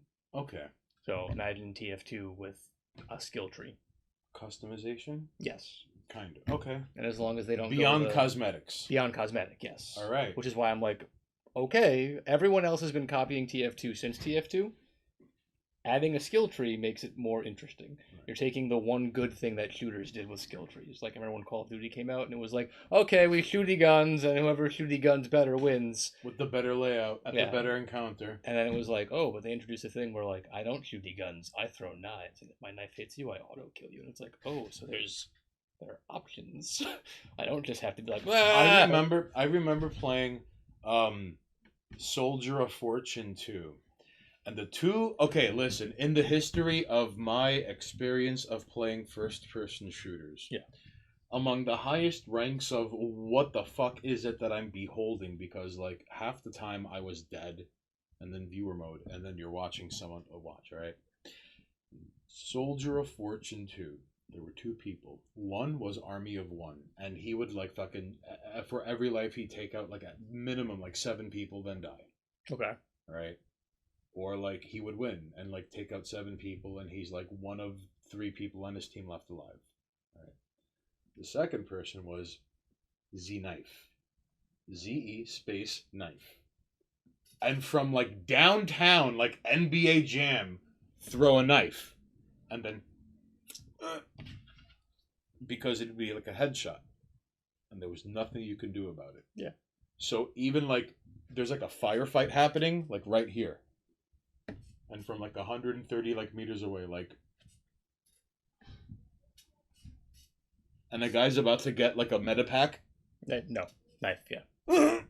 And then like one of your teammates is like, "Yo, good looks, bruh," and like he gets the health and he continues like shooting the fucking point. Also, Muzan, with the get the skill tree shit out of here, here's why I like it. In Overwatch, I main Reinhardt. And Reinhardt suffers from a big skill gap thing where Reinhardt's gimmick, if you've never played Overwatch, he is a character in a shooting game who only has melee abilities. He's got a giant hammer. Right. He doesn't have a gun. But he's got the biggest shield in the game, and I mean that in both pure numbers, how much it can hit, like how much bullets it can withstand, damage, and pure size. So Reinhardt is a character who feels the biggest negative effects of being in a game where everyone is ranged. Right. If you're good with Reinhardt and your team is not full of fucking morons, you win games easy. Right. Or you play Reinhardt and then you go, my shield is out, and I'm walking forward, and the team goes, hey, look at that giant shield and the tank in front of me. I'm just going to run around it and ignore the fact that I have a giant shield. And you go, great, now my character is fucking useless. Right. Because people aren't standing behind me and my giant shield, because my team's full of morons. Well, herein lies the problem. Now, all right, skill tree. I go the skill tree where I weaken my shield, and when my shield breaks, my melee attacks are increased and do wave damage in front of me, thus giving me range and making me a combatant. So when my team decides to be a bunch of morons and go, I'm not going to stand behind the Reinhardt, I go, great, my 2000 HP shield is now 300, and the second you break it, I'm a killing machine. And I become a fucking actual combatant. Instead of going, guys, stand behind me. Everyone, where you going? Where you going? Teammate has died. Teammate has died. Teammate... Guys, I have one job. Guys, stand next to me. but herein lies the problem. And then I right? switch my skill tree, and guess what? I now have a new job. Which is? Break my shield, I dare you. If you break my shield, I'll kill everyone on your team. How does that work? It's a bomb? Because it's a new... No, because the second you break my shield, I get an HP and damage boost, and my hammer swings no longer hit and only melee. When I swing my hammer, a wave comes out of it. Aha. So because my team's full of morons who don't stand behind the giant 2000 HP shield, and pick people off. I negate the shield being Can they necessary. shoot through the tree? The shield? No, they have to break it. Excuse me. But how would they know I want that tree? Okay. But herein lies the problem. You see, when you're playing a selfless class like that, like for example, like when you're playing Medic and Team Fortress 2, like, But my or point- even NG. My point to Muzan of the whole like get the skill tree out of here. The skill tree means that I can still play Reinhardt and not need a 6-man team. I can play Reinhardt in solo queue in Overwatch 2 because I can build based on morons in solo queue.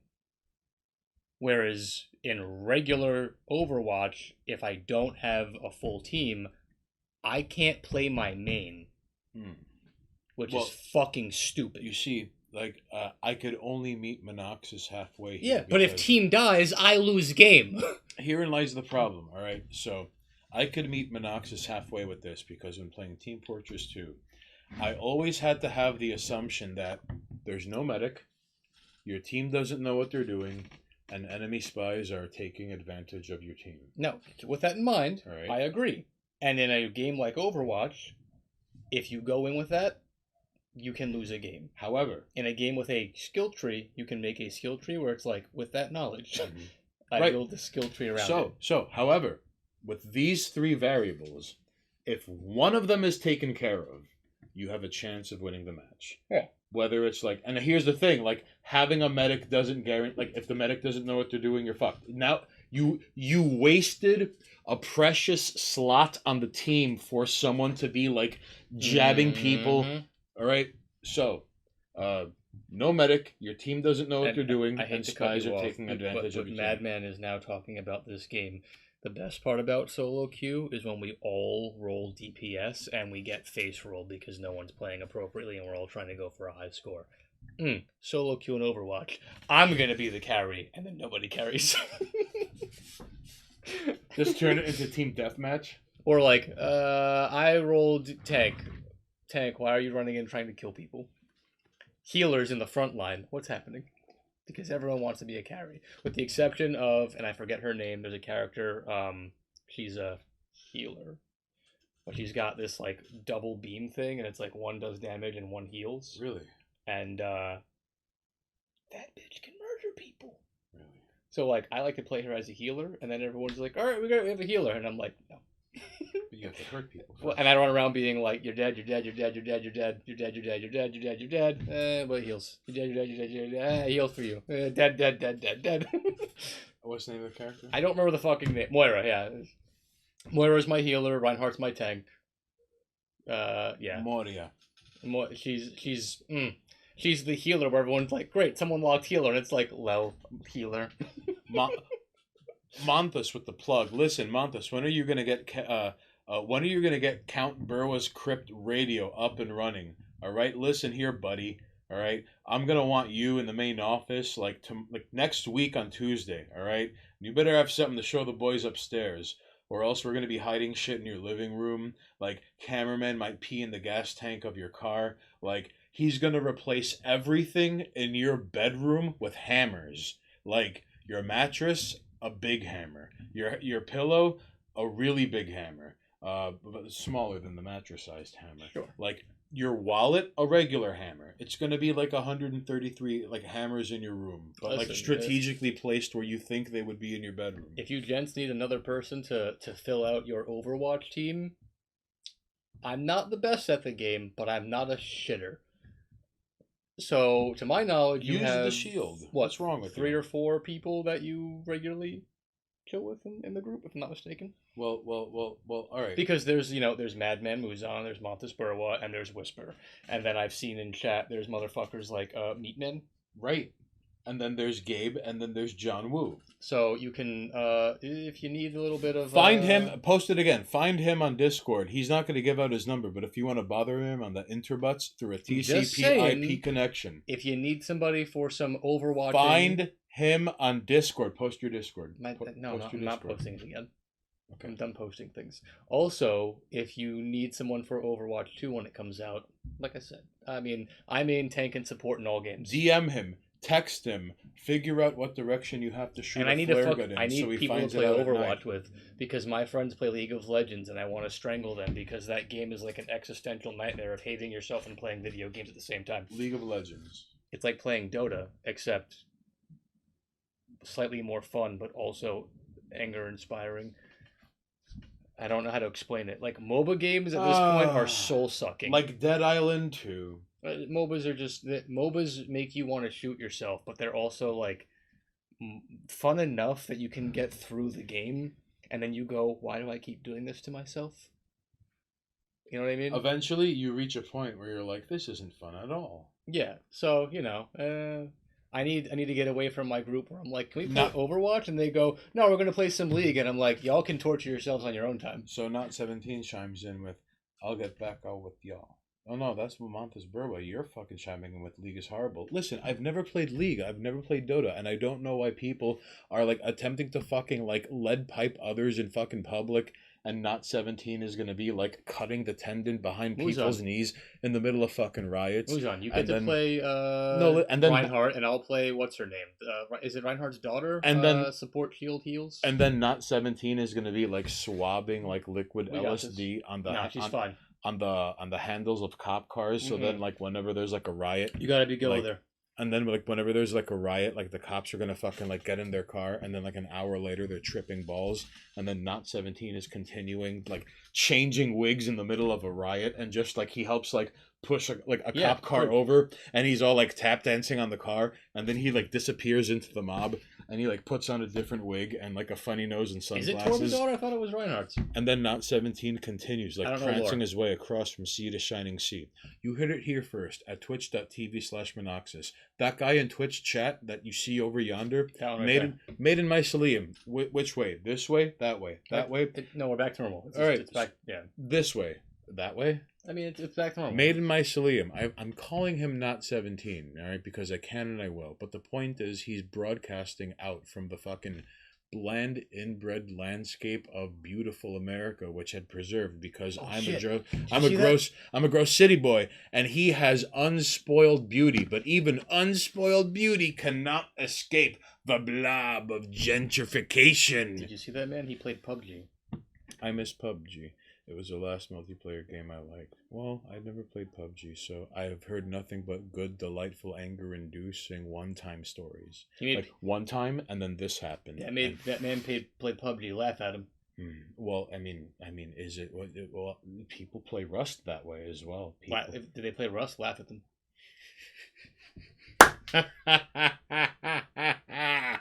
You heard it here, folks. Laugh at people who play Rust. Samantha Spur was. Oh my god! They played a game that was like, "Yo, what's up? We're developing a game. It'll be done in a year." So 20 years later, hey everybody, welcome to Alpha Patch 10,000. Listen. It's like people play Fallout 76 and are like, "Don't worry, one day it'll be a game." One day. So will Rust and PUBG. Not 17 is waging a campaign of psychic warfare from sea to shining sea. Oh, 100%. That's exactly what it was, Mycelium. It was a great game ruined by a company. Because Alright, I'll quit busting your balls. I won't. Anybody who plays a game where it's like, they're never going to finish updating this. This will never be a full game. I'm sorry. Not 17 is the best name not given to anyone ever. So I have exercised my right. No, I have a friend who's a Bethesda shill and has been playing Fallout 76 since the game came out. I have not stopped shitting on him since the game came out. I have not stopped, and to this day he plays it and tries to justify it. And then I'll sit down and be like, "Okay, show me the stuff," and then he shows it to me, and I'm like, "But there are still all of these flaws." And it's like, "Yeah, but look at all the things they improved." And it's like, "But all of the flaws. It's still not a game." Kind of. Well, it is the sad ending of when you get like No Man's Land or No Man's Sky. No, even No Man's Sky is now a game. You can play No Man's Sky now, and there's so much to do, you will never be done with it. I have a No Man's Sky account, and I have not done... I've done, like, less than 20% of what the game has to offer. Right. And I put a lot of hours into that game. There's too much to do in that game. It went from having nothing to being like, you need multiple lifetimes to play No Man's Sky. Well, I had played a lot of Team Fortress 2 back in the day. I stopped around the Man vs. Machine update, but, you know... But the point is, there are companies. PUBG.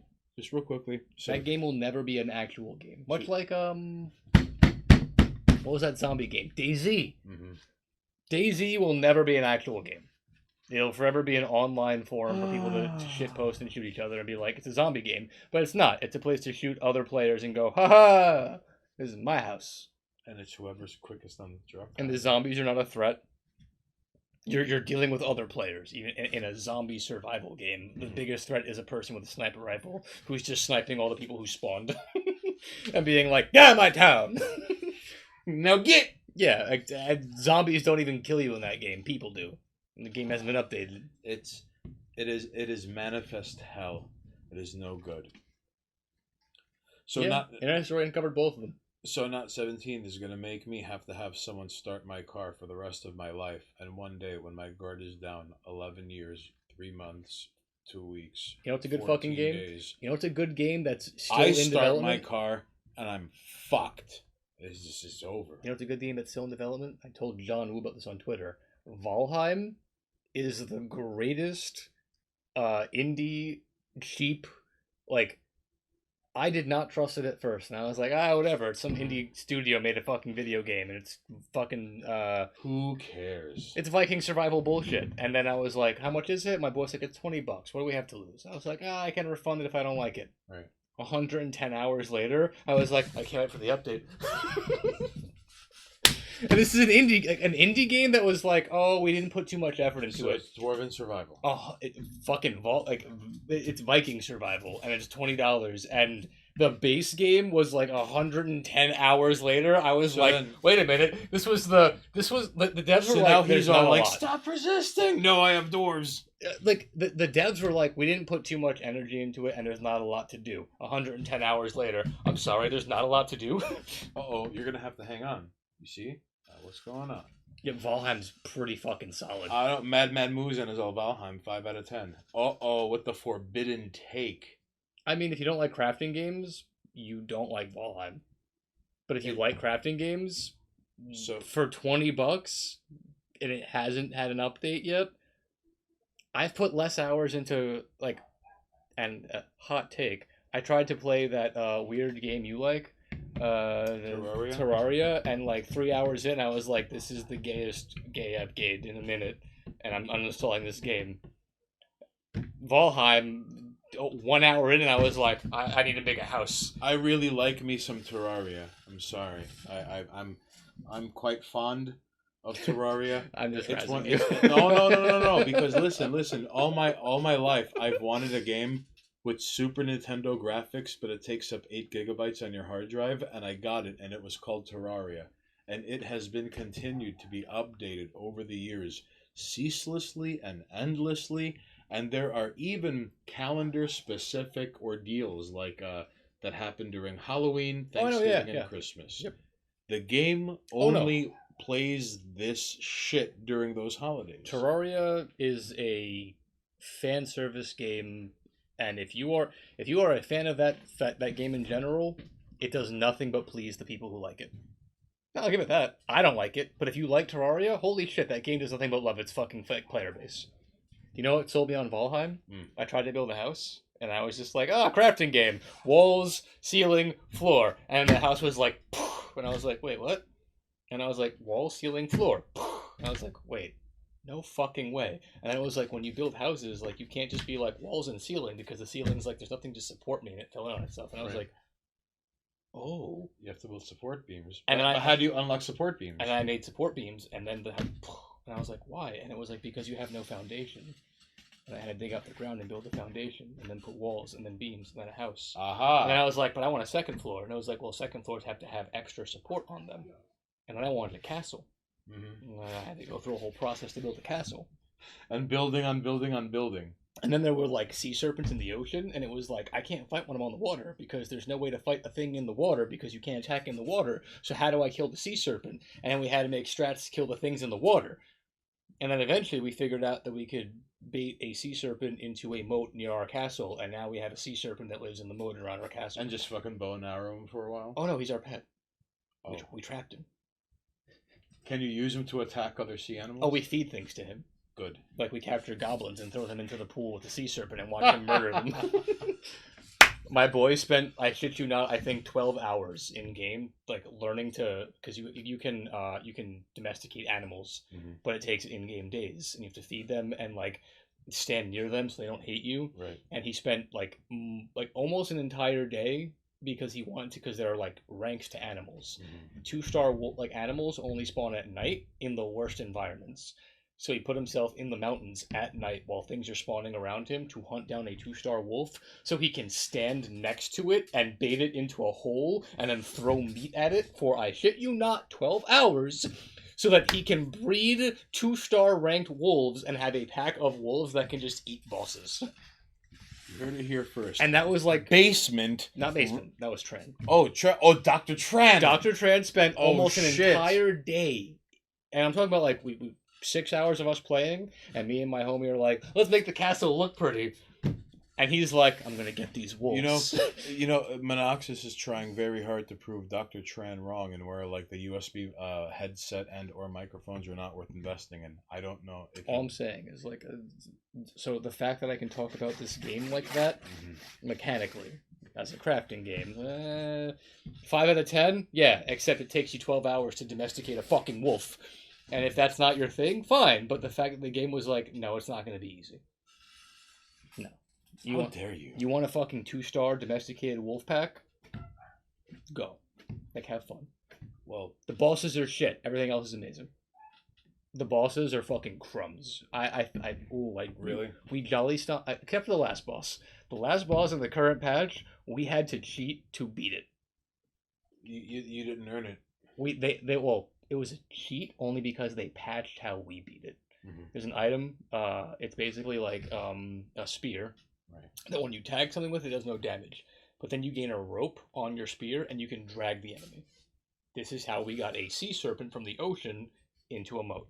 We dragged him from the open ocean across the sea by force into a moat. So we got to the final boss, and the boss zone where he spawns is just super beneficial to the boss. It's like water makes you slower, the cold weather makes you slower, there are enemies spawning everywhere, and then Tran was like, wait, what if I spear him? And then drag him to a place where we can like heal off in that corner and hide behind a wall and snipe him. Like, what if we dragged him somewhere we had like benefits? Can we get the serpent involved with this? Well, we could have, but like, and so we speared him and dragged him, and we put him in a place where we had the advantage. And it still took us like 20 minutes, like of just like hit him, he beats your ass, go heal, come back, hit him, go heal, hit him, come back. And then a couple of days after we finally killed that boss, the patch notes came out, and it was like removed spearing the final boss, like the current final boss. Boo. So we were like, oh, we actually like cheesed the final boss, and the devs were like, we're taking that out of the game. And he's not even the real final boss; he's the current final boss. Oh, but they took that out of they took the ability to move him away. You see here first at twitch.tv/Monoxus that necessity is the mother of invention. So dragging people has been a time-honored tradition to get shit done. Oh, mind you, he's a giant like skeletal goblin. Really? Like imagine a giant, but a goblin and undead. No rotting flesh, just skeleton. Skeleton goblin, but also a giant. Little disappointing. But the point is, I remember a couple of days later looking at it and going, oh, sick. The patch notes were like, that thing you did got banned. Like 2 days after we cleared it, it was like, that shit's banned now. I guess like the devs, because like it's an indie team. I guess they saw a video of people doing it and were like, no, you're supposed to fight him like legit. And it was like, fuck you. That fight's mad hard for no reason. Well, as per you, all of the boss fights are garbage until the other 4 are shit, and then that guy, it's fucking impossible. The dude like he puts his hand up, and then everything around him just gets hit with fucking meteorites that like almost one-shot you. And we had the best gear in the game. It was, are you next to me? Dead, dead, dead, dead, dead. Go respawn. And what else can he do? He can like shoot a laser beam that destroys terrain in the game, because everything in that game is destructible. The floors, the environments, like there is nothing you can't destroy. Right. So like I'm hiding behind a rock. Nope. I'm hiding behind like a hill. Nope. The hill's dead. And so are you. So you always have to be on the move. You have to constantly move and hit him, and then you watch his health bar, and it's like, here's the health bar. And you hit him like 10 times, and there's 4 of you, and then it goes. Wow. And he heals. How? Naturally, just heals. So if you're not constantly like, avoid, avoid, avoid, everyone hit him, avoid, avoid, avoid, everyone hit him, it's like. And then. That's terrifying. And then. Back to full. And he's constantly like... So how are you supposed to beat him? I don't know. We did it the cheap way, apparently. They got banned. I don't know what the legitimate strategy is. You spear and you hook him in like fishermen, ladies. And you put him in a fucking hole and you just start stomping on him with shit and hitting him. It's how you caught your serpent pet in the trench. We put the boss in the hole and we beat him up. We pulled the fucking Buffalo Bill and it was like the boss gets in the hole. Hit him. And then we built like structures above us. So when the meteors came down, it destroyed the structures, and we were like, "Fuck you, fuck you, and your bullshit." We used the crafting and the spearing and the mechanics. It was amazing. And then the devs were like, "All of that shit's banned," and it was like, "Y'all just mad that we fucking gimped your game." But you know what? You can't take away from me. On my file, that boss is dead, and I have his head on my wall. and you can't take that away from me. Forever and ever. That's it. The boss is dead. His head's on my wall. There's nothing you can do about it. You can make everyone else not able to do that, but it's on my wall. And in my campaign, in my file with my friends, we killed that motherfucker. And everyone who plays the game after I got it, because I was an early access douchebag who was like, oh, this is some game no one's playing, it's brand new. Nah, I took advantage of them gimmicks. And Good I have on you. And I have the trophies Good to on prove you. it on my fucking wall in my room. Well, you were able to get it. Well, it kind of reminds me of like I think it was the 100. So like dumb like we had somebody with a pickaxe digging a hole as Tran hit him with a spear and was like, for some reason, because anything hit with the spear, when you run, it gets pulled. The weight doesn't matter. That spear was just OP. When you run, Because like it gets attached to a rope, and the person holding the spear can pull that thing if they're running, as long as it's a living creature. You can't pull inanimate objects. So when but you they move, have to be running. when you move, it moves with you. And if your stamina runs out, the rope breaks. But if you stop, your stamina comes back. So as he was like, I speared it and I'm pulling it, someone else, another white people I was playing with, took out his pickaxe and was like, I'm just gonna dig, like pick the floor Underneath. and make a giant hole. And that dude was like 10 minutes away in game running. Like he was deep. And just dug a massive fucking hole and then made like a structure where like it was invulnerable and we could heal inside of it and put like food and potions and shit in it. And then like Tran put the monster in the hole. And then we beat that shit up. And when it hurt us, we ran in the house and we're like, eat the food, drink the potions, heal. And just jolly stomp this boss in a hole. It was amazing. Oh, Ave Maria. And mind you, we spent like a half hour just fighting this thing, and we just couldn't. Like, it was just murdering us. And we put it in a hole and just beat it up. Because again, here at twitch.tv/Monoxus, we are hearing the exploits of Monoxus. I'm Stained Haynes. Take it He's easy, Gordon. Monoxus. Gordon Online, buenas noches. Gracias por tu consideración. Watching a boss just try and hit from a hole. It's, fuck you. This is borderline animal abuse. I'm not going to compare it to the Lynchy Dog Festival, but it is animal abuse what this guy did, the final boss. So Valheim, and that's like a story. There's the how we beat the final boss, how we caught the... Yeah, it is a hickey. In fact, fun story. It was a hobo that did it. Not the hickey, though. The hobo didn't give him a hickey. Vampire hobo.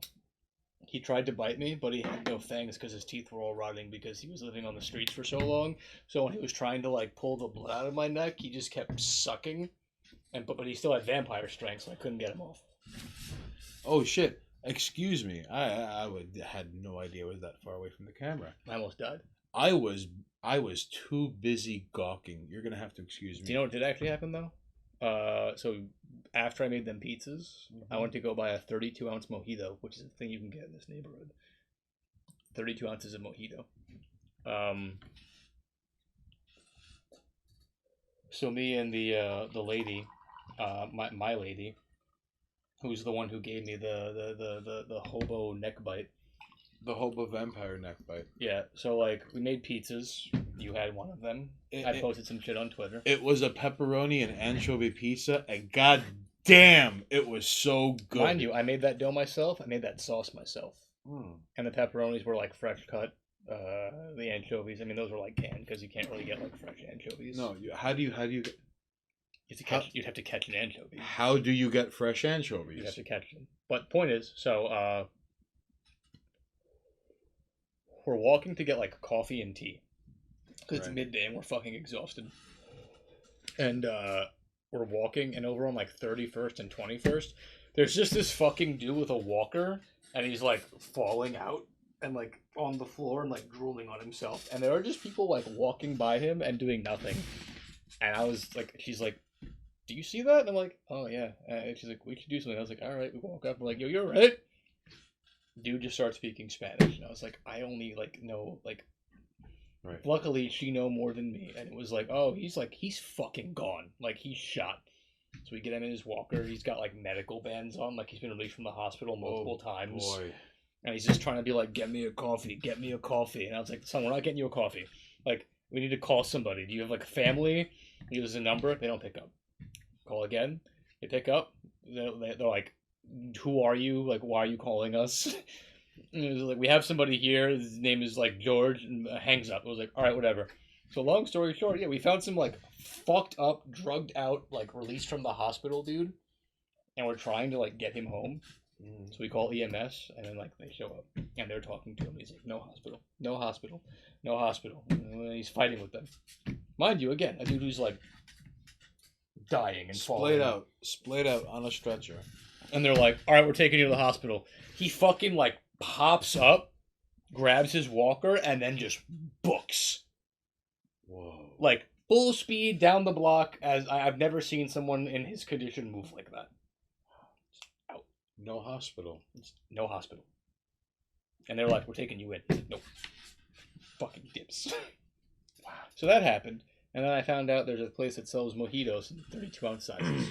We're talking big old, like, you know, those Chinese food teacup type size thing, like the quart containers, but it's fucking mojito. Where is that? It's like that place across from, you know, like seafood place over by the Acropolis. Yeah. Right across the way, there's like a Spanish spot, and they just sell like you can get like a 32-ounce mojito. I would like to make it known though that like mojitos are delicious, but you know what's the most delicious drink to ever come out of Latin America? Horchata, oat milk. Yeah, it's alright. Of It's not alcoholic though, so I don't really care. For it. Of course. This guy doesn't want horchata. It's okay. It's not bad. So anyway, went to the park. Talked a lot of shit about people in general. Found out there's a new delivery service in the area for bud, apparently. And then he gets the fucking magical, fantastic menu of things he didn't even order but are brought to his attention. Oh no, I had nothing to do with that. I was busy playing League of Legends on my phone and drinking a mojito in the park. Of course. League of Legends on his phone in the fucking park. Yeah. It's not way too much mojito. It was the perfect amount of mojito. No. Listen, this guy is multitasking while like he's fucking shooing away women in his personal texts on the phone that he's wielding in his hand, okay? He's telling women on Instagram to shut up. It's the equivalent of going to like a town hall meeting and someone is banging the gavel and like fucking fucking thirsty bitches be acting like thirsty dudes. I have a question for you, Haynes, and people in chat, feel free to chime in. We ended up in a conversation, and I'm not going to bore the details, but the gist of it was that like the consequences of your actions or something. Not 17. This guy had like 3 of those fucking 32-ounce cups. I had one, but it was very tasty, and it was very alcoholic. And I had a White Claw. The point is, and then I had a White Claw. So the conversation, the consequences of your actions must be paid for. Right. So TLDR, like a sex worker or a person who did sex work transitions to not doing sex work. Fans of the new thing that they're doing learn they do sex work. And then the person I was talking to was like, but why should that come up? And it's like, because they learned about it and people bring it up. Right. You can't avoid it. Your best bet is to acknowledge it, accept it, and move on. And then we end up in the eye for an eye conversation. And my argument was, and you tell me how you feel about this, so the concept of an eye for an eye leaves the whole world blind, right? Mm-hmm. Been said God knows how many times. And my thought was, that is the stupidest way of looking at that phrasing. Now, hear me out. Let's say you and I are the eye for an eye group. Right. You take my eye.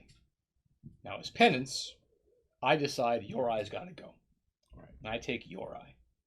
Now, there are 2 ways this continues. You take my eye again, I take your eye again. Or, we both go, this is not worth it. I need the other eye. Okay. So, in either of those scenarios, how is the world blind? Either you and I are blind, or you and I have minimal vision. But where the fuck did the idea of my vengeance versus an individual lead to the entire world going blind? Well, this is, okay, if you want to know my opinion on this, okay, for starters. part of the reason you have this quandary is because you are applying the standards of Hammurabi to the present day. You see, Hammurabi existed way back then. However, Hammurabi, like, people existed before him who had established codes of law and whatever. However, Hammurabi was the first guy who, in spite, oh wait, no, hang on, not 17. He's all, as the credits roll, you realize Monoxus was the homeless man. That's a funny way to think. You have no idea. In fact, like, he's gonna be the guy crawling out of like a hotel pod somewhere in downtown like Tokyo, and then like I can only hope that that's a funny way was about my interpretation of the eye for an eye thing. He struggles to speak Japanese so he could find a place to have breakfast, and that's what happens in the credit rolls. So you mentioned, like, you said initially, like, the first thing that, like, you were like, yeah, I'm applying it to the modern. Yes, that was my point with the conversation, was that the saying cannot be applied the same way now. And to apply old world logic or old world principles or sayings that come from a world that no longer exists to now, that's just stupid. There's no rationale for it. It's like applying old religious morals to now. You can't do it because the Bible doesn't talk about what happens when you have technology. Wow. The Bible doesn't address the gay. The Bible doesn't address sex work. The Bible doesn't address, like, it doesn't address anything. It doesn't address fossil fuels. You can't apply the old world to the new world. You have to adjust for modern occurrences. And an eye for an eye implies that a very small population of people will constantly fight amongst each other until they're all blind. It also assumes that people are beyond reason, and they're like, you took my eye, so I'm taking your eye, and you go, well, you took my eye after I took your eye, therefore we gotta get another eye out of there, instead of us being like, hold up, one's fine.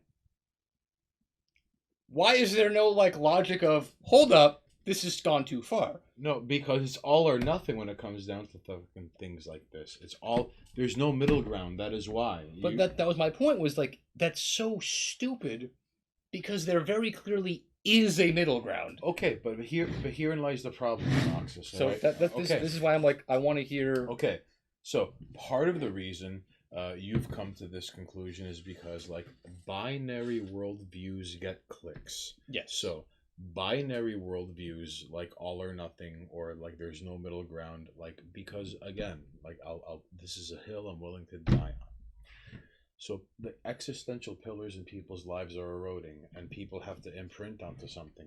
People inherently want to belong to something greater than themselves. So when they become snitches on the internet, they band together and feel heroic, because when you suffer alone, it is miserable and catastrophic. But when you suffer collectively, it's like Lord of the Rings. All right? Sure, yeah. So, binary worldviews are necessary for like 78% of all of the verified accounts of Twitter. All right? A vast majority of people see things in black and white, and they're the reason why humanity is failing. Now, but what happened? Well, to quote Plato, those who are able to see through the lies of the shadows and cultures of their people will hardly be understood if not recognized. So, like, unfortunately, I'm also really happy that, like, at this point at the night, while we're having this kind of conversation, we got not 17 here. Where it's like, hey guys, you want to come on a podcast and talk some real shit? And it's like, let me tell you about Ghost Jail with the gross salt women and the... And then it's like, yo, Monoxus. And the rocking and the back and forth at Jose Marti International. Meanwhile, it's like, yo, Monoxus, what I want to talk about right now? I want to talk about how Code of Hammurabi is bullshit.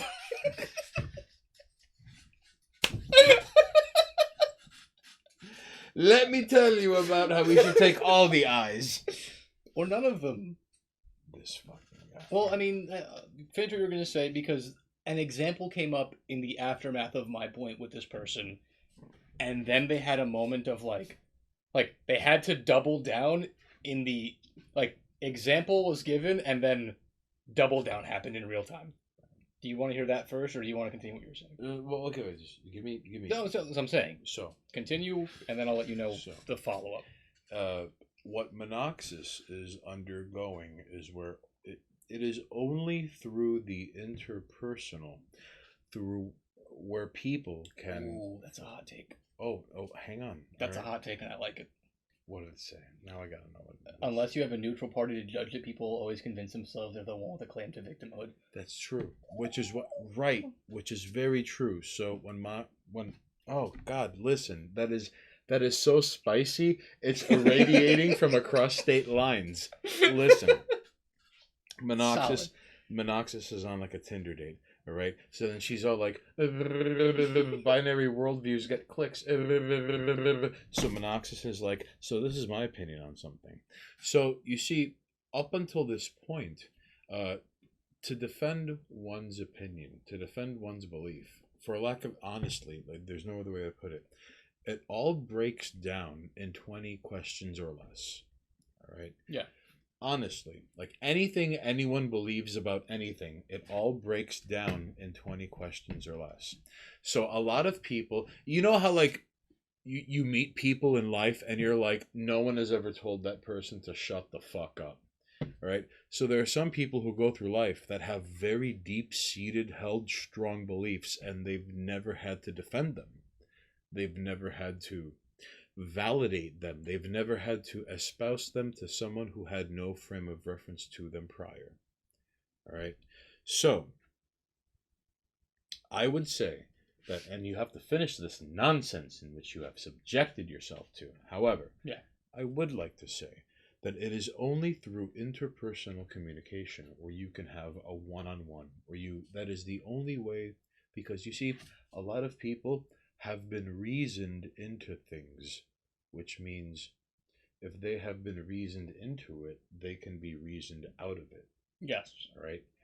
Because that is how, like... Unless they've been reasoned without evidence, in which case there is nothing you can do to get them out. However, like, if there was nothing to give them reason to believe in something, they simply chose to believe in it, something that can be proved with, can be proved without, that whole concept. Right.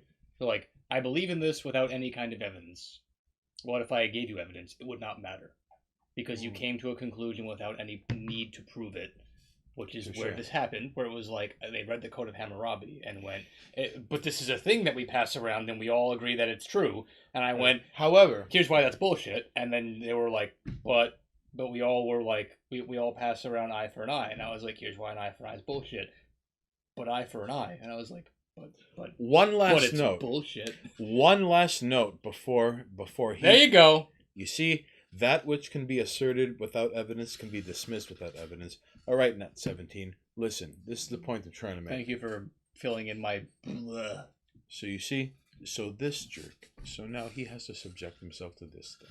So, one last note before you have to resume this gauntlet, this fucking torture he has subjected himself to.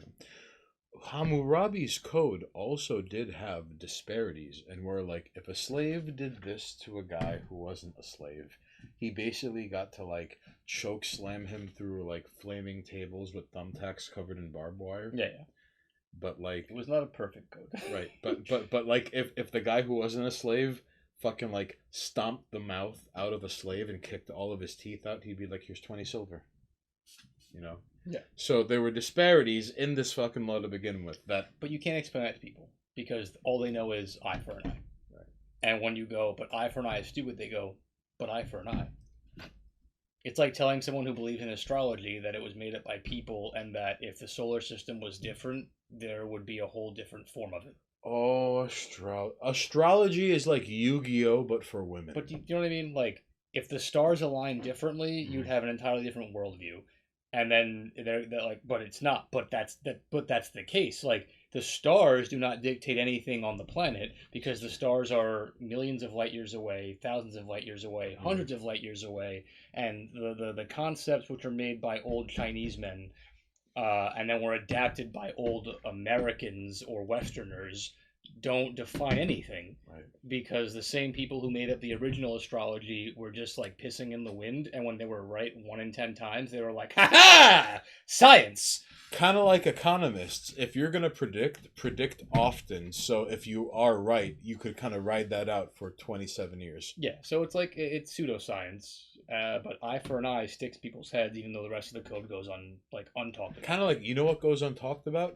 All right. So things like when Jesus goes on is all like, "Let he who is without sin cast the first stone," even though the very next line is, "Now go forth and sin no more." That's a pretty important second follow-up line. But no that one first uses it, line, yeah. but much like eye for an eye, like eventually your executive summary ends up overriding anything. Yeah, because like the first part, like the quotable version, is the one that gets passed on. Mm. So as I said, there was a follow up because I kept arguing that an eye for an eye does not lead to a blind world. It leads to two blind motherfuckers swinging at each other. Because like I blinded you, you blinded me, vice versa, and like everyone else is watching us as we poke each other's eyes out. Or like I poke your eye out, and then like your homie pokes my eye out, and I poke your homie's eyes out, and like that can go on for a long time, and like an entire family and friend group can get like partially blinded, and the rest of the world is like reading on Citizen where it's like a weird occurrence occurred today where like a small community has been like partially blinded, but like the whole world will not go blind, and it's stupid to imagine that the entire world will. So, as a reference, I had a member of my family who was killed by somebody. And she went, okay, this man kills this person in your family. Now, what if your pops goes and kills that guy? I'm like, okay. And she goes, and then someone from his family decides, oh, as revenge, they kill your moms. Mm-hmm. Not my father in this scenario, but they kill someone who I care about. Right. And she goes, and now what do? And I went, well, here's the flaw in your plan. I don't get involved. Because as a person who aligns himself as neutral, I don't give a shit. And all of a sudden, everything about your weird, what you thought was a checkmate, is dumb. Because if you were to kill my mother and my father and my brother and my sister, I'd be like, well, that's how the world works. I'm going to go keep trying to make enough money to pay my rent and not die miserable. I'm going to go lift and run. Because I have my own shit to worry about, and my family and friends and loved ones, they are extensions of me, but not part of me. Oh, you killed somebody? Fuck. I hope you go to jail. But like, I'm supposed to, like, that's not who I am. And then all of a sudden, I was like, I wouldn't do shit. So remember, ladies and jerks, if you're watching at home, if anything ever happens to you, Minoxis is not going to recreate the scenes in Drive where, like, he's choking out Ron Perlman's character in the ocean. I haven't lost It's it yet. not I'm gonna not a fucking murderer. But the point is, I was like, I wouldn't do shit. Now what? And then it was like, well, and I was like, but like, my existence proves your stupid eye for an eye wrong. Right. But even in the face of physical evidence of, now that's bullshit, it was like, well, whatever, you. It was like, but that's my whole point, is that you have a physical, obviously, like, that's bullshit and here's why. Right. No, I'm right. It's all so fucking tiresome. I don't care who you kill in my life. I'm not going to be like, well, the option is to fucking, I gotta kill you now.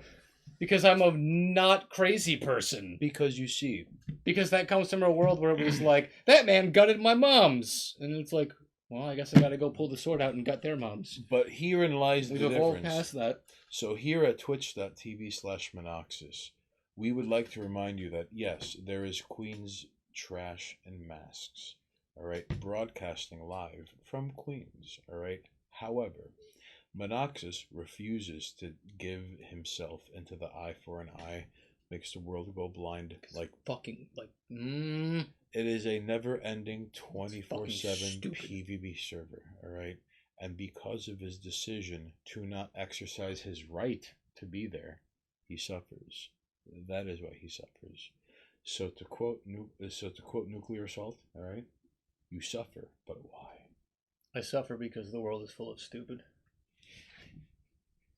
And here's the thing. This goes back to the whole, like, I'm not the smartest guy in the room. Mm. When a guy who's not the smartest guy in the room is like, wow, you're all fucking stupid, we've got a problem. Well, eventually you skip questions, and I have several concerns. I'm just like, there was a time where I went, I'm not the smartest guy in the room, but I've got a good head on my shoulders. And now I go, I'm not the smartest guy in the room, and it's no longer because there's someone smarter than me. It's because, like, I have to fight through waves of people who think that they're smart. Touche. All right. And I still don't think I'm smart. I still think And they come in different varieties. They come in different shapes and sizes and different palette swaps of the same kinds of jerks. Because now being smart has been like divvied up into smart about what. It's no longer just like, well, you're knowledgeable. Being knowledgeable is irrelevant because you can be knowledgeable about a bunch of bullshit. And if people believe the bullshit to be true, you're the smartest person in the room, even though everything you're knowledgeable about is bullshit. Touche. Which, like, but that's the smartest guy in the room, and everything they say is bullshit. It's like blue check marks. Well, that's a whole different beast and story. But it fits into the same. There are people who are full of knowledge, and all of it is untrue. 78% of people who have a blue check mark. But if enough people believe it, the remaining 22%, we're trying. We're really trying, ladies and jerks. If enough people believe your bullshit, it doesn't matter if it's true or not. And you come off as smart.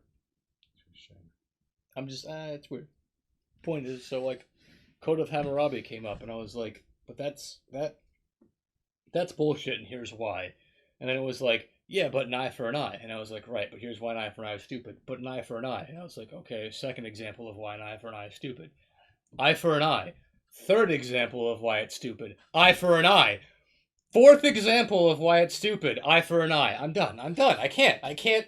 Well, how many times do I have to give you a layman's term example of how that isn't true before you go like, I break, I'm done? Well, one reason for this is because most people hear what they think. That's exactly what it was. And it was a moment of like, I can prove you wrong at every turn. Mm-hmm.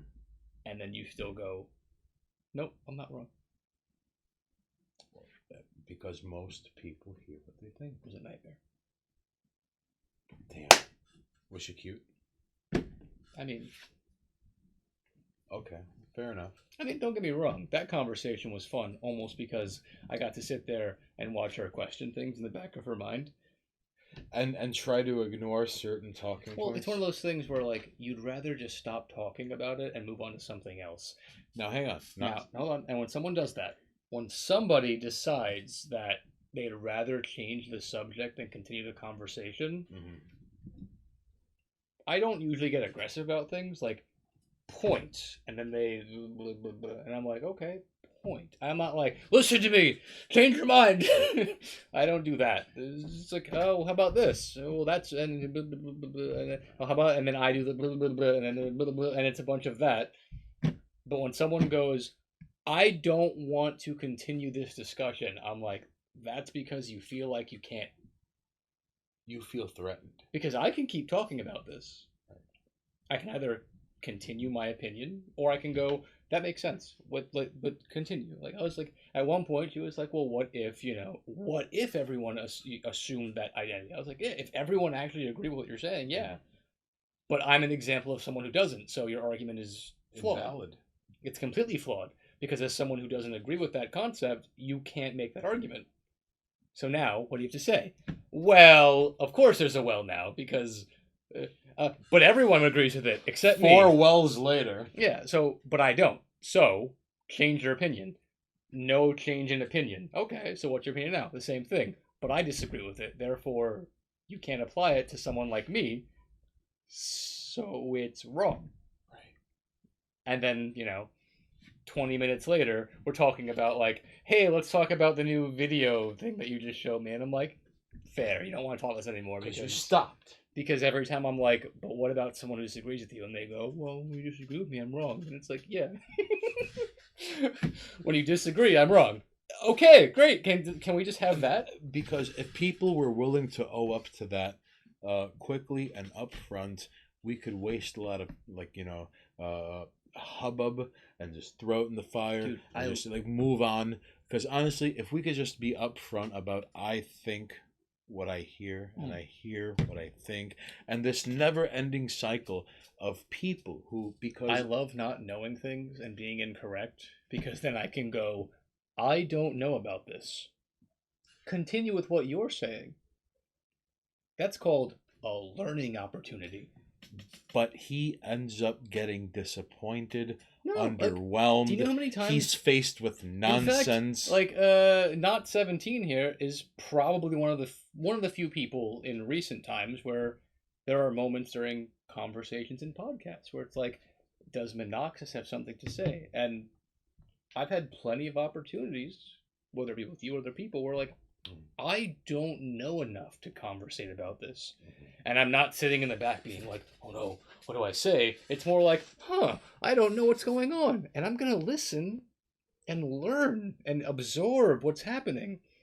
I love being out of the loop. Let's watch the man take the chainsaw to the ice block and turn it into a sculpture. I love not knowing things. And I love when someone's like, what do you know about it? And I'm like, blah, blah, blah, blah, blah. And they're like, well, that's dumb. And I'm like, oh, tell me why.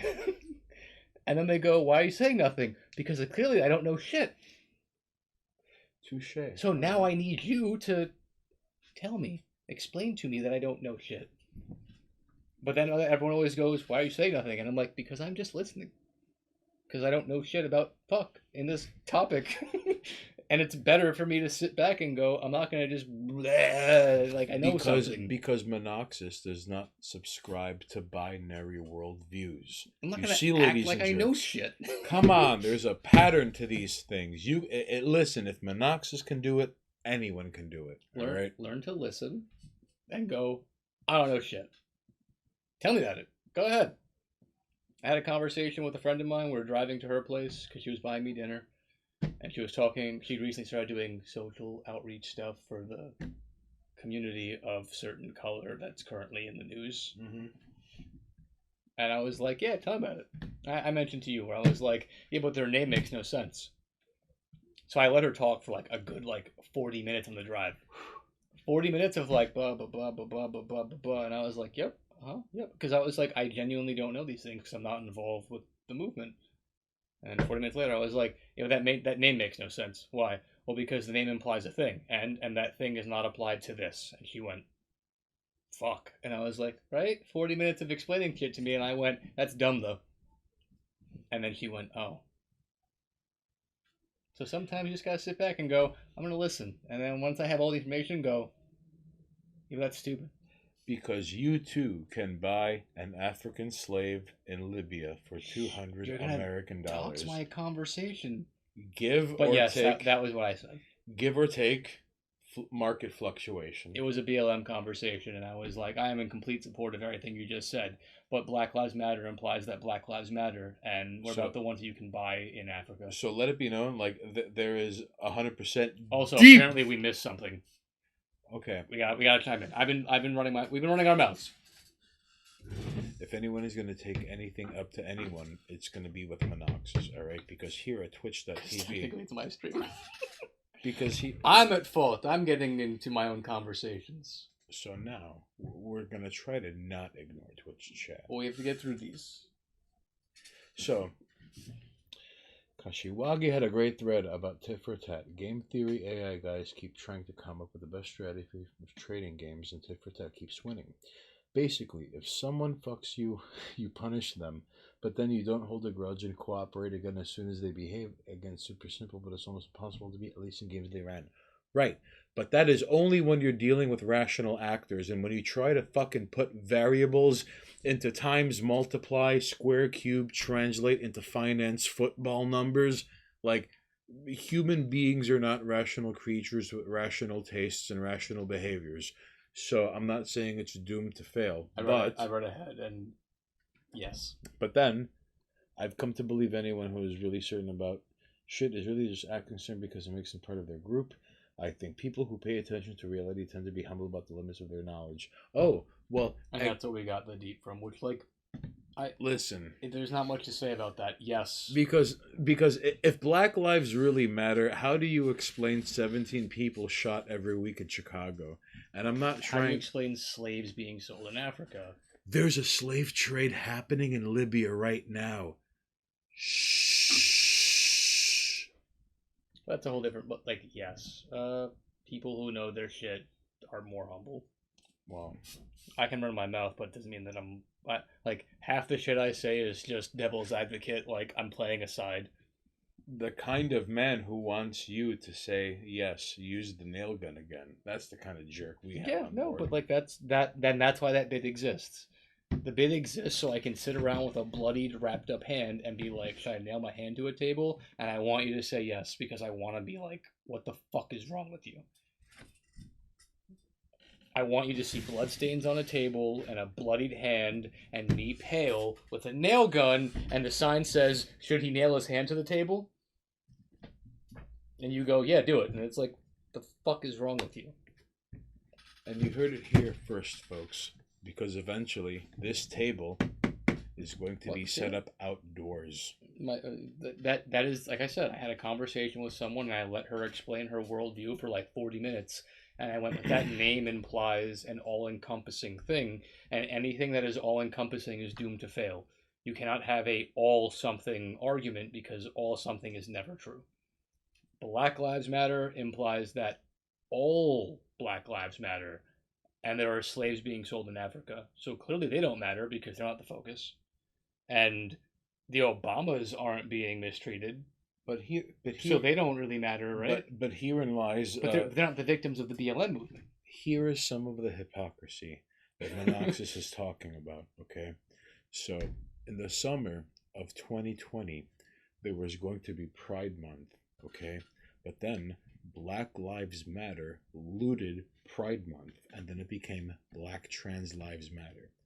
Now, this becomes tricky because the trans community represent less than 1% of the general population. But if you spend time on Twitter, you'd think they were 40%. We might have to start getting Made in Mycelium on Discord when we do these streams. So, because this fucking dude's is.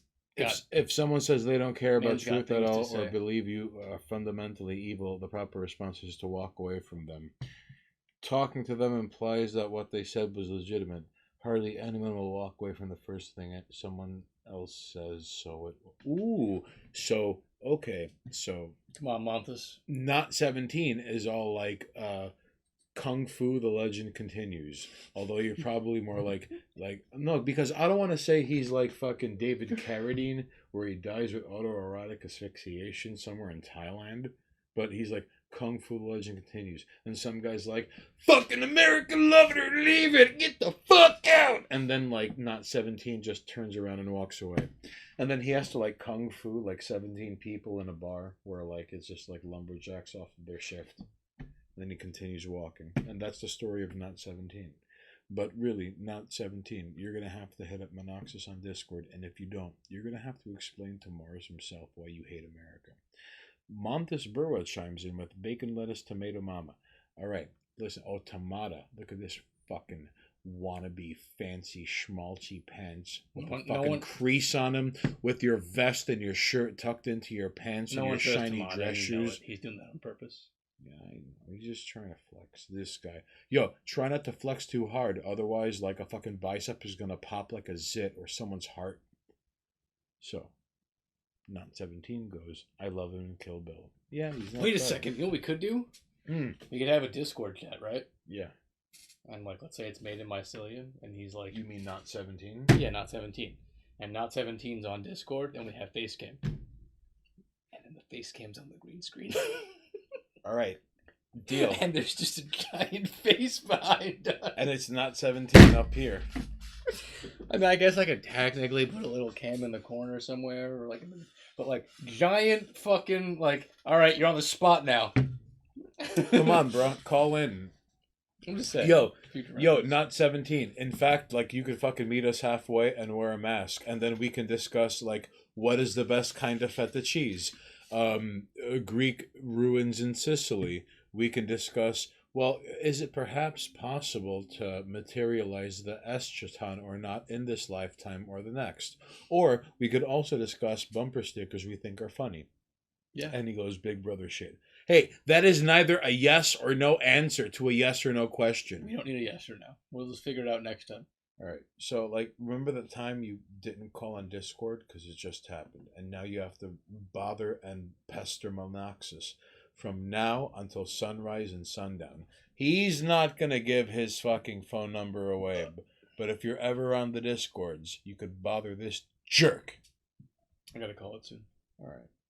I gotta be up tomorrow so I can go So you could go throw fight hands kids. with people. So he could go fucking put people in a scissors choke and then scream at the top of his lungs when he's done putting his thumbs in the eyes of an opponent. I'm gonna go learn to beat people up. I hope it's a great time. I hope so too. My trainer's a lady. We're gonna see how that goes. And then 2 weeks from now, he's gonna be like. I hope so. I would love to have an actual, like, physically fit, like, lady friend. And then three weeks from now, he's gonna show her the video where I say self-defense is better than women's self-defense. Fuck, does that mean I should show up to my self-defense class with, like, my hair done and like should I look good? No, you have to show up in the bummiest clothing you have. So I'm gonna show up looking really good. And, a shirt with holes looking good. No, like I'm gonna wear like my personal trainer shit, but like I'm gonna do my hair up, maybe put some like guy liner on. Guy liner. Yeah. This motherfucker. So, not 17 chimes in. I'm tired as fuck today, but I can usually drop in for a bit. No, you can and you will if and when you have the time. It doesn't have to be tonight. You have to be busy screaming, "Stop resisting!" at people in 7-Eleven parking lots while you go after them with either a taser or a billy club for a private security firm, making sure everyone in Boise's fine. Like I'll wear one of my nice dress shirts, Mhm. but then like when it comes to class time, I can like pop it down and wear like a fucking like like a wife beater. But I'll look good when I walk in. Like Gangsta Leon? Yeah, but I'll look nice when I walk in. All right. So I can be all like charming and whatnot. And then when we're doing the class, I can actually wear like proper fitting clothes. So hang on, ladies and jerks. Montes Berwa, he chimed in. So when you clean up, it's even more meteoric. Oh, you jerk. Madman Muzan, el primo, llamando de adentro de esa estación de gasolina. Él se dice, make sure you get the good purse. Montes Berwa agrees. If you don't agree with Montes Berwa, that just means you don't have good taste. That doesn't mean you're a bad person. That just means you don't have good taste. The fact that you think I would use Revlon or Mary Kay, I just know that you're basic as shit. So I'm gonna use makeup and actually use makeup. it's how these things pan out. I'm not gonna use that garbage. You fucking Western. You know what? I'm not gonna go in. I'm not gonna go on the Ohio boys. You don't know shit about this. Boy liner. Look at this fucking. Just guy because over I'm here. some fucking New York high class garbage, possibly metrosexual dumpster fire nonsense. I would use good makeup. Now hang on. Not 17 is all. I do love me being really off my game and disorganized when we recorded, and then me sitting here and talking to your stream for hours. Bro, like, seriously, you could just phone in and be like, and you know what else grinds my fucking gears? When I'm walking around in public and people can't either walk in a straight line or 2 miles an hour or in a straight line and 2 miles an hour at the same time. And then before you know it, like, Not 17 is going to start getting, like, upset. And even though he can't cut promos in his fucking kitchen, he's going to end up doing jumping jacks. And when Not 17 can do fucking jumping jacks for 5 minutes straight without stopping, he'll know what the fuck I'm talking about. All right? So if fucking Not 17 can do it, no one else has an excuse. Anyone can do it. I can do it. Monoxis can do it. Jumping jacks for 5 minutes. Fix your shit. Do jumping jacks for 5 minutes and get back to us. Alternatively, get a jump rope and do the jump rope for 5 minutes because it's more efficient than jumping jacks. But that's just the personal trainer and me being like jumping jacks are for fucking fat people and children. Jump rope for people who are actually healthy individuals. This fucking guy with the... He doesn't stop. He's like this all the time. Because you're not 17. I don't know what to say. Also, I did not ignore the I see you, Billy Joel Armstrong. I wish I looked as good as that, man. Because now I could pull all of the teenage puss that he does. What? What did I say? I don't know what it is about, like, pop punk that makes, like, that so conducive. I don't know either. I don't get it. I don't, but it happens, and it's fucking... Do you know how many fucking girls I grew up with where they were just fucking throw themselves at pop punk like old men? And I was like, You're surrounded by dudes who look and act just like this pop punk icon old dude. Yeah, how you doing? I'm 34. What's up? I'm an alcoholic and I play in Green Day. I've been in music since the 80s. I have a wife I don't pay attention to. Oh my god! I'm gonna come in your face now. This 20-something-year-old dude looks almost identical to your 40-year-old like crush. You just fuck him. Just fuck him. He's not an alcoholic with a wife. It's a small world after all, ladies and jerks. Yeah. Oh jumping rope. no, Monthus Burwa is all chiming in with like nice wire jump ropes. All right, so listen, god damn it, can you do 5 minutes of jump rope without stopping? All right, not 17. If you can, Oh, no, you fight shouldn't- me outside. 1v1, no items. Don't No. bring a glass bottle. 5 minutes nothing. nonstop is hard for people who are trained. Monthus Burr was all noticeable footwork improvement since I've been jumping rope. Oh, so Monthus Burr was all like, oh, just in case I have to do fisticuffs and come up, and I could do the left, right bullshit you practice with the heavy bag. And listen, Monthus Burwa also has a speed bag. Don't tell anyone. Shh. I mean, I'm gonna be getting a punching bag installed soon. Really? Yes. So then before you know it, Monoxys is going to be ready. And then before you know it, he's going to have to start grappling with people in the park like a madman. People are going to be walking their dog, and he's just trying not to get choked by a guy in a gi. I'm gonna start fighting people. Hey, you!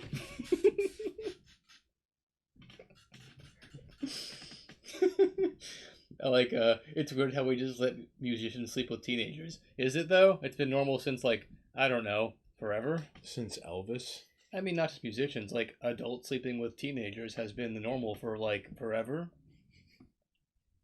And then we tried to, like, throw those people under the bus, and then somebody hung himself.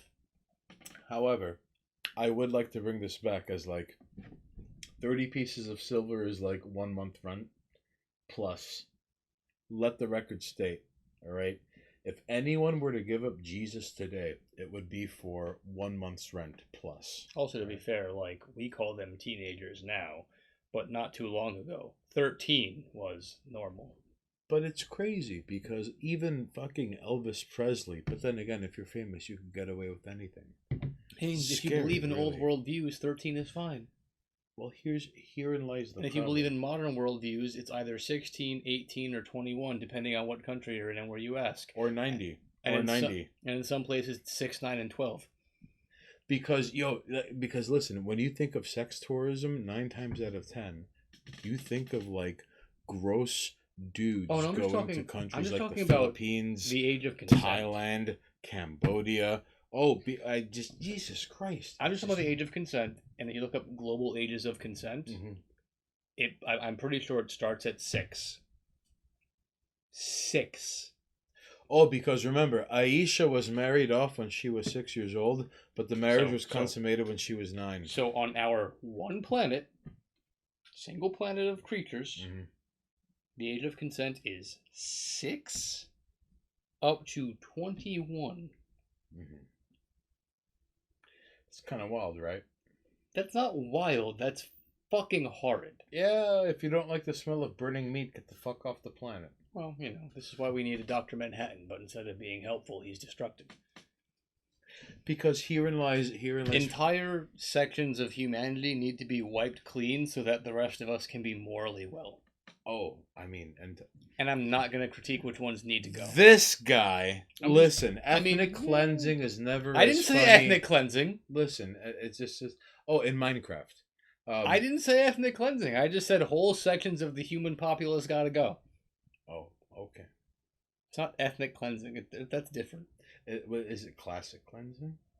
It's clearing out the... What's the word? The grime. That's a hell of a way to answer a yes or no question, my friend. Clearing out the grime. You heard it here first. The sludge. At twitch.tv. The toxic. /Monoxys. The religious. I'm trying my best to catch up with Twitch chat, but now Montes is talking shit and El Primo is making prank phone calls from payphones in town, and then before you know it, not 17 is moving product across state lines and playing dumb because it takes the best and brightest among us playing dumb. Remember when like George W. Bush was like, hey, I'm dumb, and everyone was like, I'm smarter than the president, and then like I mean, the guy who kept the 12-year war going in his father's name and made a bunch of money for Halliburton. And then Dumb. and then the Patriot Act happened. Yeah, but he was like, haha, nuclear. And they were like, he's a dumb piece of shit. And he was Nuclear. like, my stocks are going up every day. It was like the male equivalent of Sarah Jessica Parker looks like a horse. People were so stupid that they thought that the stupid act was real. Listen, he graduated from Yale. It's not exactly a diploma mill. With a C. But I'm just saying. And he was also in Skull and Bones. He played the dummy card more than once, which normally doesn't work. Mm-hmm. But at that point, we'd see the dummy card so many times that we were Oh. just like, dummy card. It's flawless. Yeah, it was great. So Not 17 chimes in with, it always happens. But musicians are the one group where even it becomes acknowledged, we don't really care. Oh, no. Like David Bowie is still an icon. That's true. Let the record state that You David got a Bowie... problem against David Bowie? David Bowie's Other than him mugshot touching- is better than most people's like Photoshop pictures. Check the hard drives. Madman Muzan is fucking like freelancing for Interpol. Watch Do out. it. I do it. I I don't got maggots in my room. Check the hard drives. All right, Montes, you could just fucking not be a jerk and you could chime in on Discord, or you could just continue to be like, hey, what's going on? I'm gonna humble brag. No. We're gonna go. BRB, No. I'm gonna do an hour and a half of cardio and fucking wear my fucking fancy sneakers. Check the hard drives. Go ahead. You'll find nothing. Zombie. I got nothing on me. A of the H goes, it's Welshmertz. Okay. All right. Okay. Check his hard drives. Hi, I'm Stained Haynes. He's Monoxis. The world. And- Check the world's hard drives. And we're here at 718 TV headquarters, streaming live at twitch.tv/Monoxis, all right? So A of the H is shorthand for Anatomy of the Heads, all right? Now, this gentleman wants me to remind you that it is Welchmertz, all right? Now, what you could do to say thank you is you could go to Google, all right? Now, I know there are other search engines, okay? But, like, your search engine of choice is probably going to be Google. So you could type in Anatomy of the Heads, and the very first thing that pops up, that's it. It does most of the heavy lifting for you. You see, A of the H is in Twitch chat, currently 17 proxies behind everyone else. He's under deep cover. He's trying not to commit suicide by 2 gunshots to the back of the head because Hillary Clinton decided, you know, it's been a while since someone was gut cut for no reason. So, you see, A of the H is trying his hardest. He's doing the job of 3 fucking people at once. So if and when you have the opportunity. Oh, shit. Now that you're bringing it up, Mm-hmm. we got to reach out. Name the H if you're still in chat. Don't worry about it right now. We'll hit you up in, like, private messages. We got to set up a stream where we just play A of the H's jams. Yes, please help us The figure this out. sponsor stream. If you're in chat, you need to let us know if it is possible until you end up sending like Tibetan black magic our way. I mean, And then we end up sending like Peruvian shamans to be hanging out in your fucking neck of the woods. My only and- thing is we shouldn't do like a video game stream and do that. Mhm. It should be like a words mean things. Right. And we have albums playing while we're talking. Mm-hmm. And we gotta like, volume balance it and figure out where we're gonna go with it. And then when we do like intermission, videos. Now, mind you, A of the H, you're going to have to discuss this with Monoxis because all of the Hollywood production voodoo that occurs Happens with Cameron. happens with, you see, this is neither here nor there, but you're Totally gonna have to not speak me. to him about this. Not me. Cameron does all that. So Montesper was Even chimes though in he's with, not here right now. where's my boobies drinking tonight? Nice. Well, I should've- okay. I should only have Copio. Well, ladies and jerks, all right? Like, you can either hold it against me, and if you want to hold it against someone, hold it against Montes Burwa, because, like, this guy can take on all incomers, and he's got this, like, really fucked up Rocky Balboa strat, where, like, he ends up converting damage into, like, health and stamina and, like, offensive, like, percentage critical hit. So, like, even though, like, his face is going to end up looking like a purple lump of, like, ground beef, like, eventually he's going to hit, like, a critical hit, and, like, that's it. Like, you're going to be snoring for, like, 3.5 weeks, and, like, from head to toe, Montes Berwa is going to be like a bruise. One big living bruise. And he's going to lose 2 days of his life just sitting in a bed, too fucked up to do anything about it. However, Montes Berwa does the left, left, right, left, left, right, because he not only has a heavy bag, but a speed bag. You have to really watch the fuck out from people who have a speed bag in their home. That's all I'm trying to say. A of the H's, I'll hit you up. Mr. M.U. Hollywood Noxus. This guy, he has a lockdown on Hollywood voodoo, all right? Like, even though there are, like, Venezuelan, like, shamans and, like, Peruvian indios who, like, fucking divinate with the stars, and there are, like, Haitian voodoo priests, and in spite of all of this happening, Monoxus shows up in his mask, and everyone kind of looks at their shoes. They don't know how to respond because he's immune to that. Some argue it's because it's through sheer tyranny of will. All right, Haynes. Others argue it's because the source of his power comes from his mask. We're calling it. All right, so ladies and jerks, we're calling it. Gracias por tu presencia aquí hoy noche. Usted necesita aprovechar Monoxus un mensaje adentro del Discord. Si usted no está preparando Of course, por I'm eso, immune to mystic damage. If I have no belief, you can't affect me with it. eso es por nada. Si usted Belief-based magic doesn't work. no está preparando por eso. But yes, I gotta call it. We're getting close to where I'm like, I gotta wind down so I can get a good night's sleep, so I can go beat people up tomorrow. Regresamos a la noche Also, de you are sábado a seis. sweating through that mess. It's fucking 70 degrees in April. I'm Are you aware, kidding me? and I'm trying to be like. This guy's got 1/5 of his fucking face covered, and I gotta wear this. I'm not the one who chose to wear a goddamn luchador mask. I am committing to this until I'm 79 and I'm buried halfway across the earth. So, everybody, thank you for chiming in. Buenas noches por tu presencia aquí hoy noche. Listen, we will all smell you later. We'll be back on Saturday. Video games. Resident Evil 2. Are you coming back Saturday? This Saturday. This Saturday. Yes. You want to come by early? Next Saturday, I will not. But this Saturday, do you want to come by early? And knock part 2 out the park. Well, if you come by early, we play more than one. Right. Sound like a plan? You heard it here first, folks. Next Saturday, early-ish, Mhm. midday, not like fucking 10 in the morning. Video games. Video games is Saturday. Leon B. And then either Code Veronica or RE4. Please don't play Zero. I'm going to play Zero when you're gone. You have to. And when you're gone, I'm going to play Zero. I would recommend. Listen, you let us know, Veronica or RE4. Let us know, ladies and jerks. You have to tweet that. No, we'll do it live. Remember that time you didn't tweet that? We'll do it live. It just happened when you didn't. We'll tweet do that. it live. Okay. Because Leon B is happening on Saturday. Mm-hmm. We have to finish 2. Mm-hmm. And Leon B should take me 2.5 hours. Yeah, 2 hours, 2.5 hours. So then we can either play Veronica or 4. Or 4 to completion. So you have to. And if we finish those early, which we might, because I'm going to. Montes Burwa chimes in with I vote Code Veronica. El Primo chimes in with Buried in the Lucha Mask. Oh, you have no idea, homie. I'll keep the like Code El Veronica. Santo.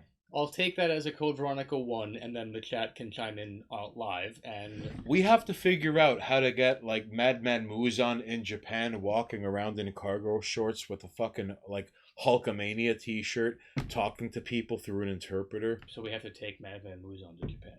We might have to. But to be fair, before we take Madman Muzan and anyone else to Japan, you and I have to just go to Ohio. And then we have to drink the water that makes you strong, and then Monoxus and I will evolve like in Pokemans. I would rather us go to them first, establish an actual physical relationship and not just a LOL internet relationship. Touché.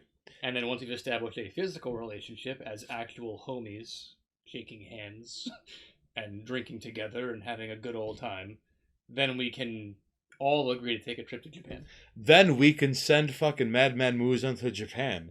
He's doing his man in the street. For all they know, we're VR characters. Talk to an American, and it's just like Madman Muzan in cargo shorts and a Hulkamania t-shirt. Yeah, whatever, street gang fight. But the point is, we have to do some Muzan on the streets. We gotta first. We gotta go to Ohio, which I think we can do this summer. Hey, listen. If you're asking me.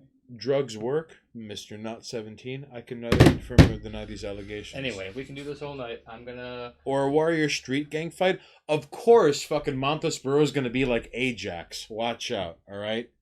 Whisper the Great goes, charting course in cargo shorts.